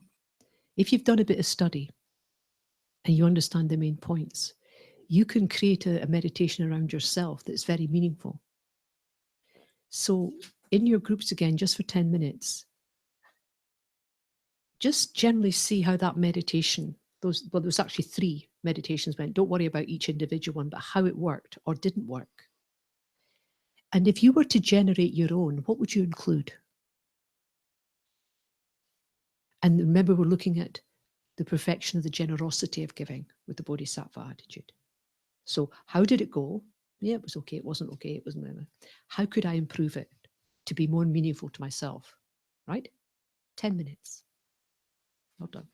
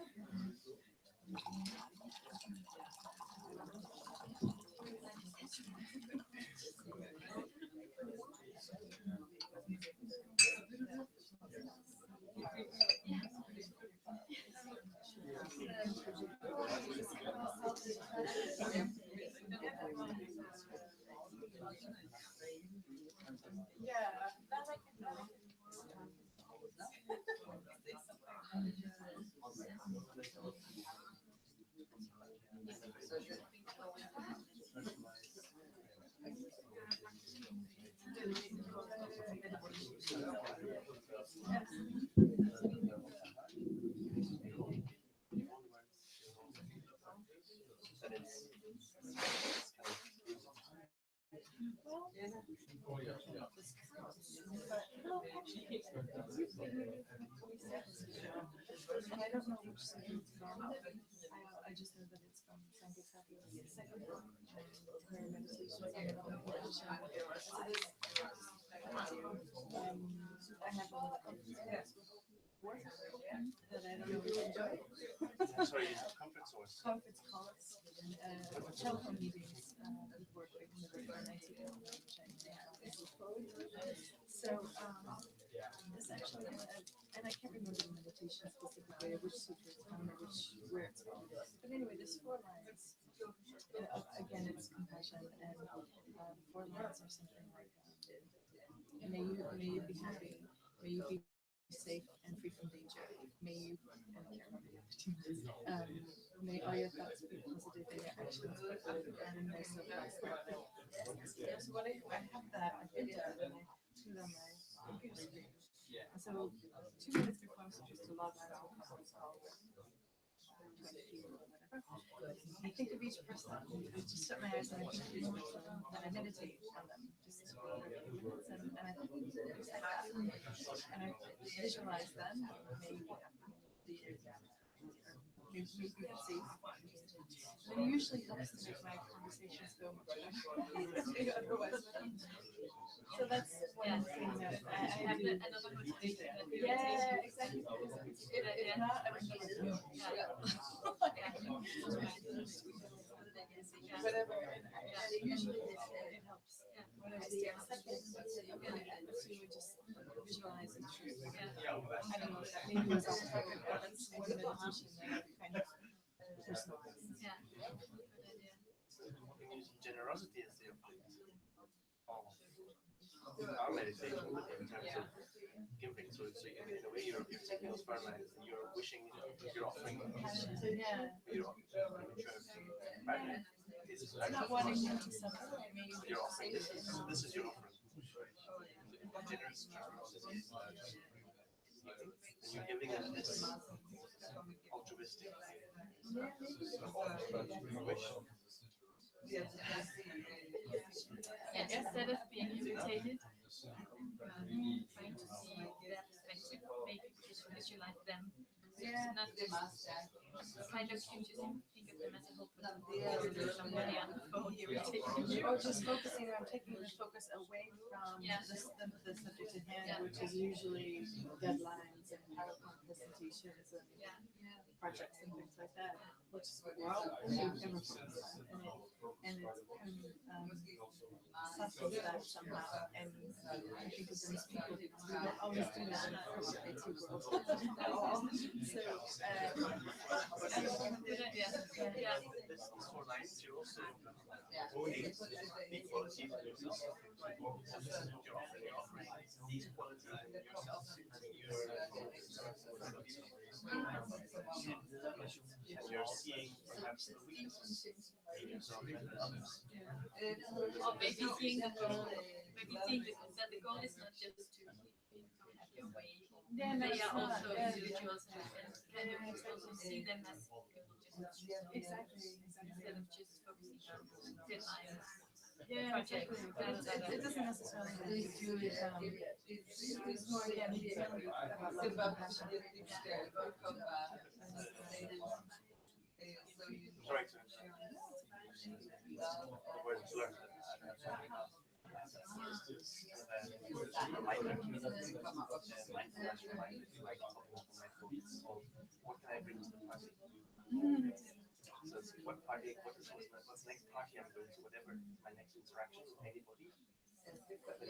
What can I bring to that? And I'm just asking myself the question, which I can answer immediately. Sometimes I don't have anything substantial to do. Maybe it's just a bag of oranges to share with this sports team.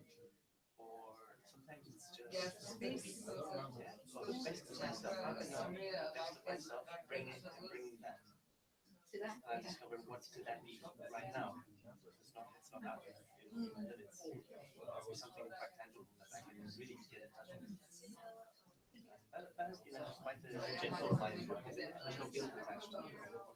And I bring to the party. Why would there be guilt attached? I'm not giving enough. Yes, It that way, has none of that. That's fine. men der skal nå at gå ind It's not substantial. Ja. It's what quality. And I hope so. Is that realistic?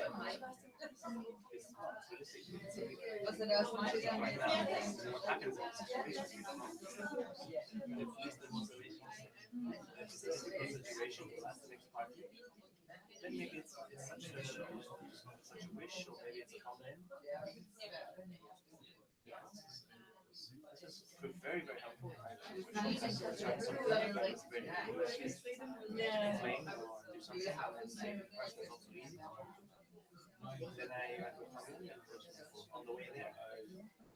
I have to say, on every occasion make it back. situation is just Almost something always. that's not being And if it doesn't work, there's always purification. Give them a couple of those. Yeah, but it's interesting also sometimes because I have a teenage son now, so we argue. Yes. And he's quite nice, but he's also very lazy.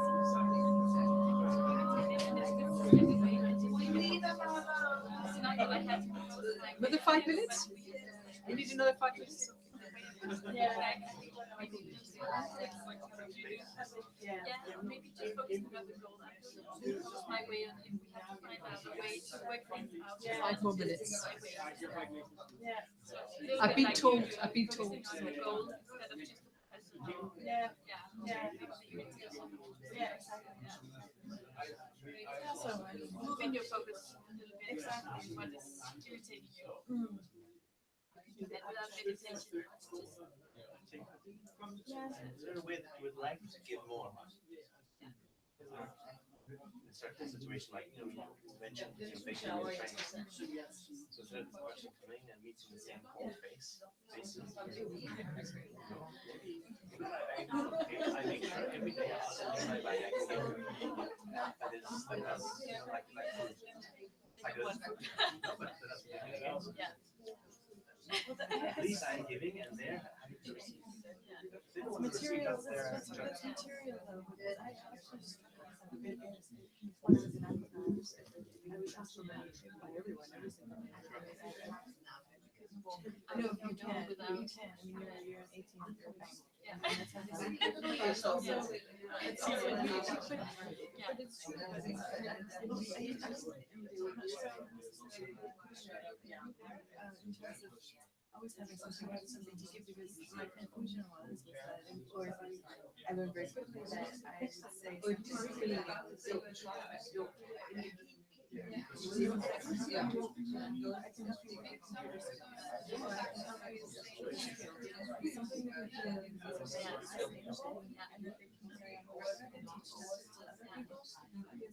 And so what that's called in English, hjælp til selvhjælp. Help to help yourself, yeah, actually. Yeah. So you just, because the money is, how do you say, you use the money and then it's over. But if you have a skill, then you can also get I have a lot of opinions. So it is, but anyway, so that's what that was my conclusion. That's how I handled that. Or give them what they need and not what they think they need. And try to think,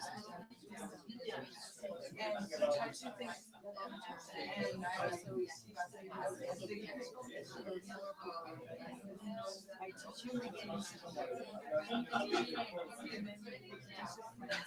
teach you again. That's just an example. But Raise the level of the whole environment. Your skills to improve others.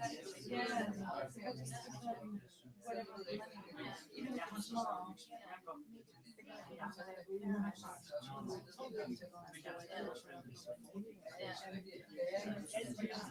Anyway,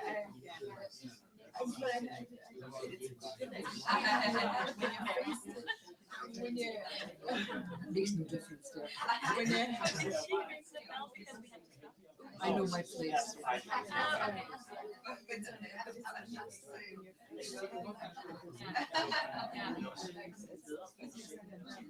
It's really uncomfortable. Really What about offering like something less, say, insubstantial? offering them your contact. So you're not ignoring them, you're not saying the call. You're acknowledging that because you treat them as you say, That makes them more. Yeah, I mean, also, I don't think you can ignore them. You have to ignore them because they're not there. Which feels horrible. Yeah. But that never works. I mean, here, Not at all. I have about as much control as an onion budgie. I have no control at all. No. Like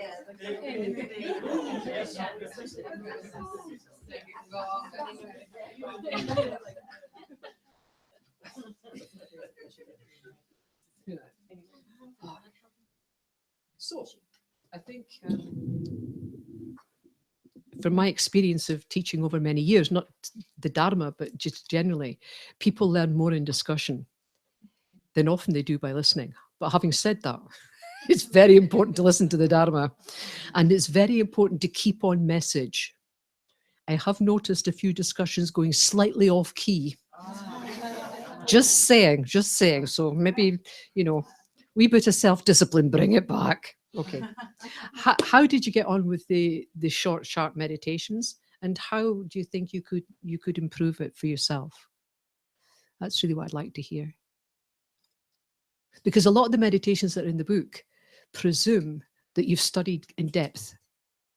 So they bring a lot of stuff in, and it might not be suitable for you at the moment, but that doesn't mean to say you can't meditate on generosity. I realized what is my hindrance for being generous. Yes. I very often get angry. I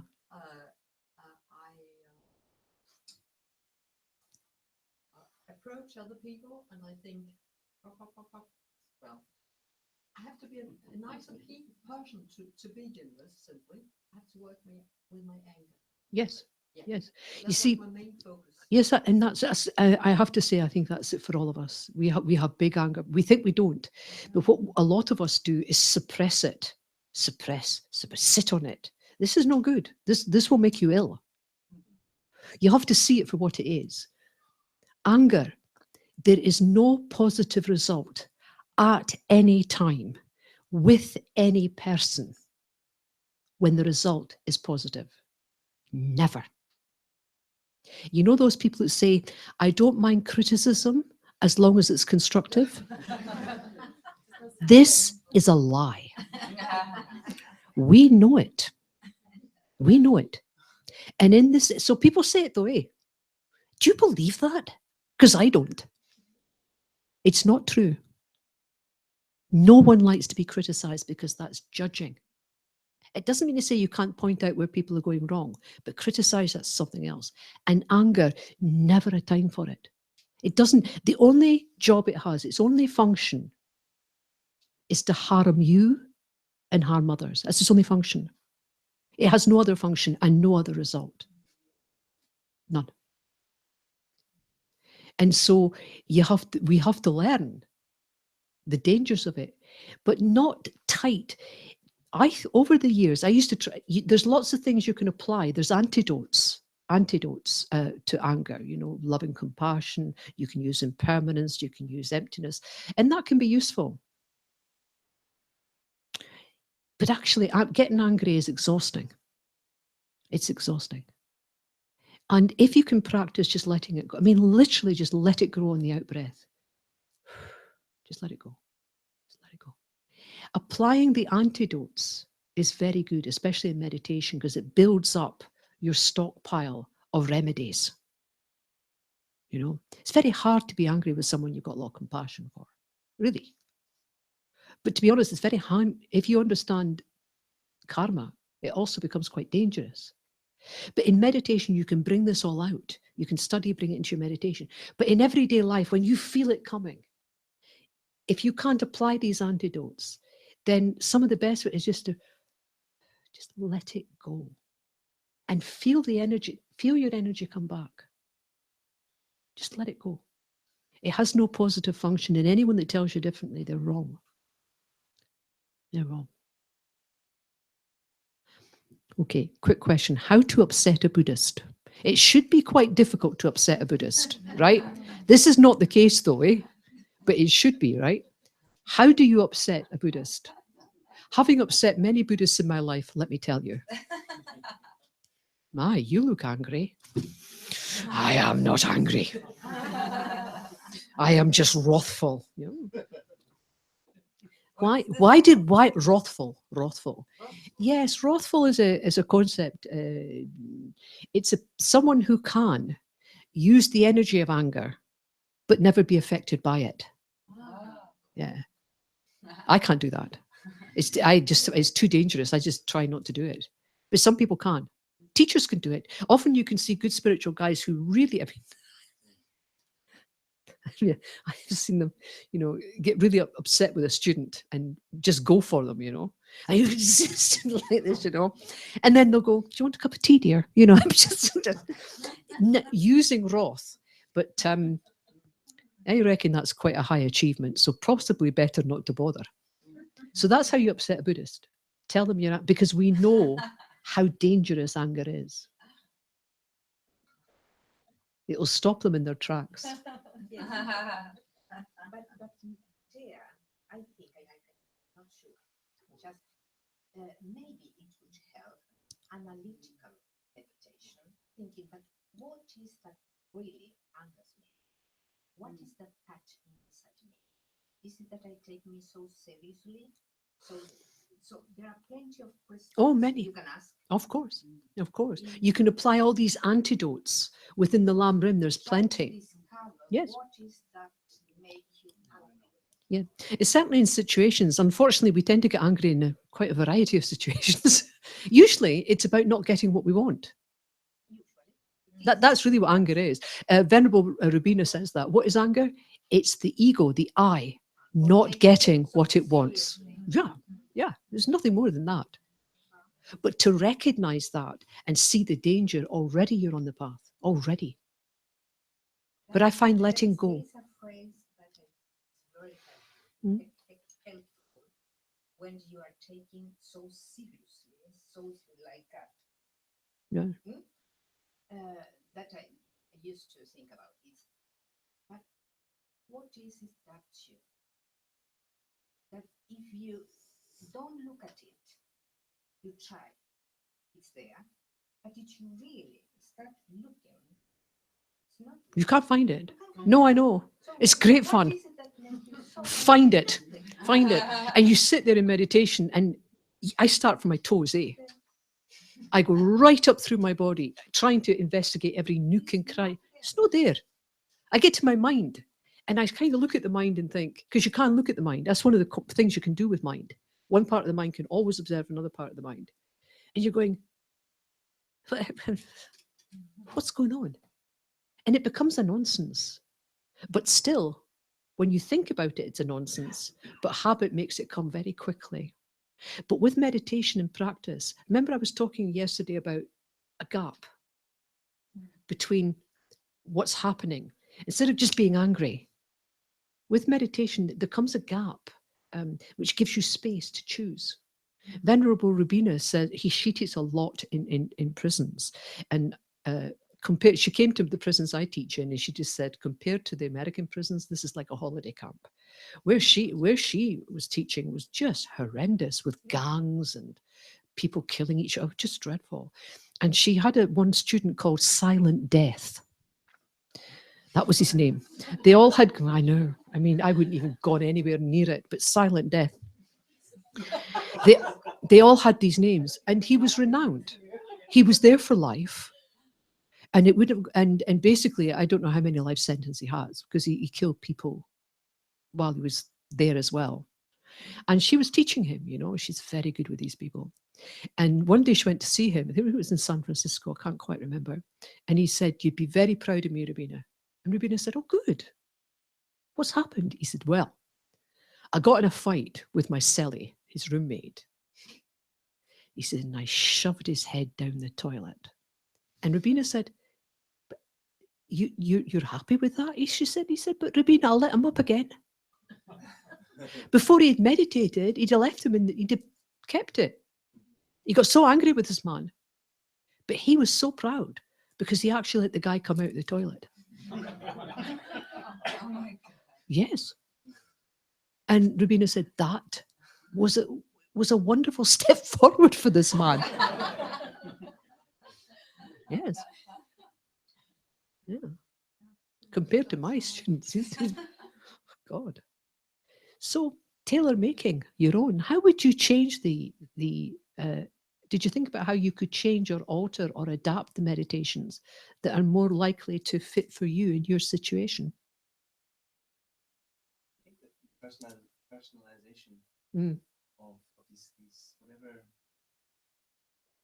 directive. So I had a sort of a personal directive which popped up on my phone after a while. At some point, I just got irritated with it. So I realized it's so part of the picture now. Was what can I bring to the party? And that always just gave me immediate answers. Yes. Something very realistic, something that I could be in touch with, that was really related. So, and it was just like, okay, what's the next party? What can I actually bring? And that just suddenly became very simple. Yes, it can be. And the personalization is everything, I think, with meditation. There will be situations that you always find yourself in that makes you angry. You'll feel it bubbling up. And these situations, if you recognize them, you can do a meditation on that, but this time without the anger. And it's almost like you're rehearsing the next time it comes. And if you can rehearse things in meditation, the chances of you playing it out in the world is quite strong. Mine is very powerful like that. Anything else come up in your discussions that needed an extra 5 minutes? Just say it. Just say it. I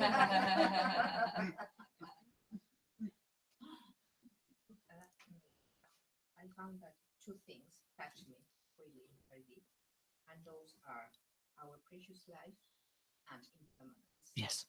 So that it's a kind of, it happens to me since I was young.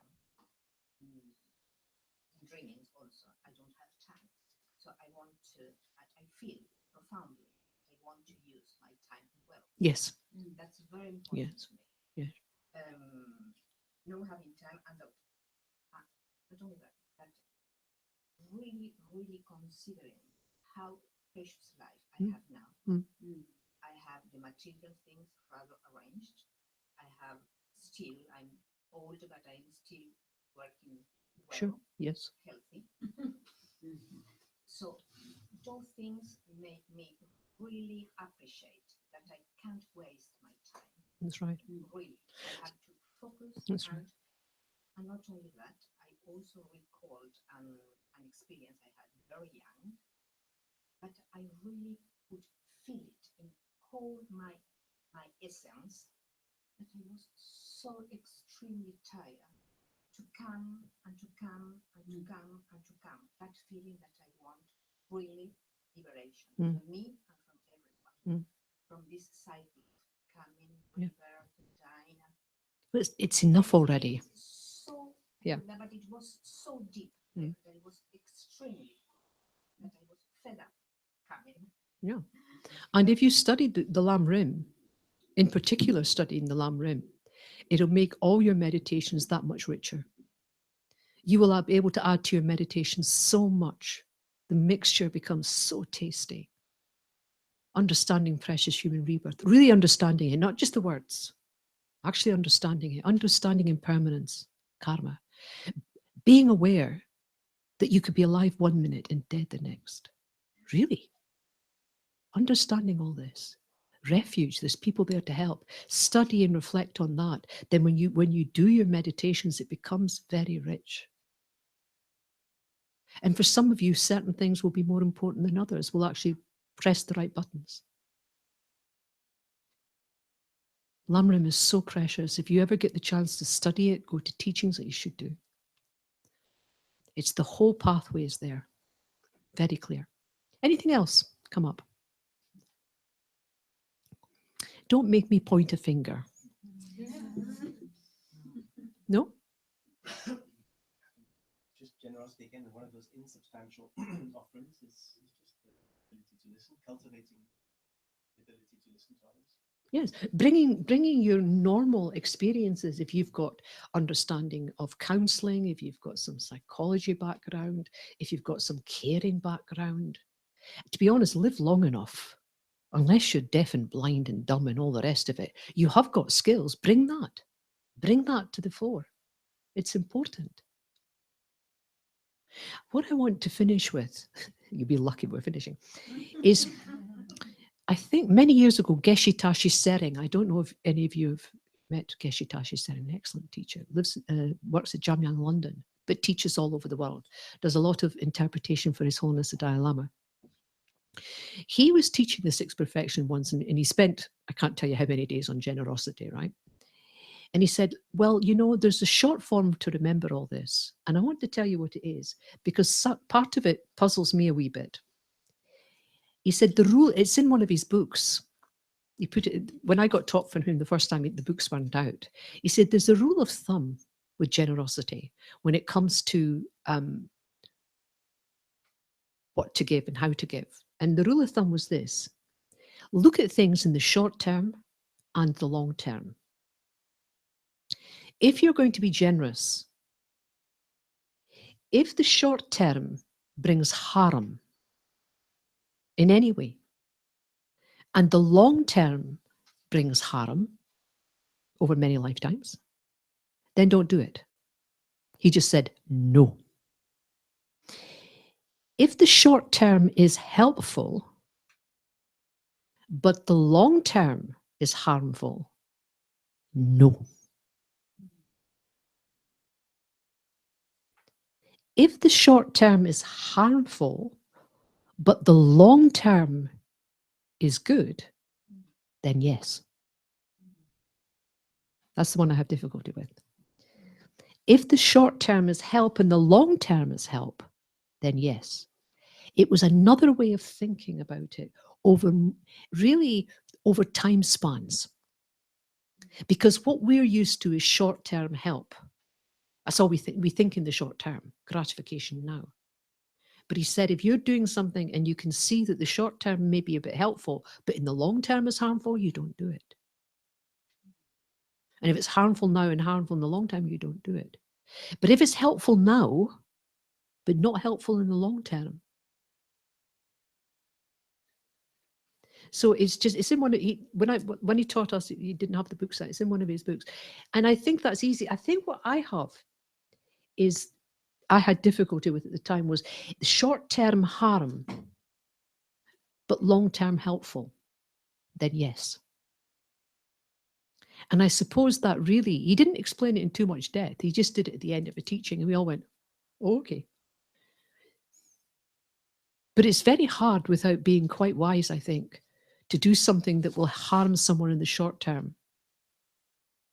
But I can see why. Because if you think that ultimately this is going to be helpful in the long term, in this lifetime, in the future, then that's far more important than any short-term harm. But I think for me to make that choice, I'd have to be a lot wiser than I am now.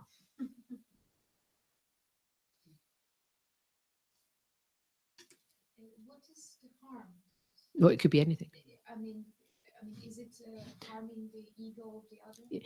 I think, which might look like I think it's affliction, causing affliction, and I would say, and affliction is that which disturbs the mind. That which disturbs the mind. So harm is a very broad term, but I think it's about affliction. So I think it's about that which disturbs the mind. It's not good to disturb people's minds. It really isn't. It's best to do nothing than to disturb their mind. But what he's saying here, I think if you've got the wisdom, you've got the understanding, maybe you know the person very well, and you don't do something, or you do something that initially they're not going to like, causing some sort of mental disturbance, but you know in the long term is going to be helpful, then yes. But I think you'd have to know. Yeah, that comes under that slogan, the end justifies the means, but that's also fascist dictators, they use that sometimes too. End justifies. It's possible. It's possible. But I think from a Dharma point of view, I think it's the time scale is over many lifetimes, and it's counteracting short-term gratification. And it's really asking you to be wise. Yeah, you have to be wise. You have to be wise to do this. But if you know the person, like a mother with a child, Yeah. really, in Tibetan, they always come back to that. And sometimes mothers will behave in a certain way, but the long term, my mother, I love my mother dearly, but she was harsh with me at times. And it harmed me, but in the long term, I was so grateful, so beneficial. And spiritual teachers, good spiritual teachers, spiritual guides, they can see over many lifetimes. So it may not even be in this lifetime. I just personally find this one difficult. But then I find a lot of things difficult. But I want to thank you very much for today.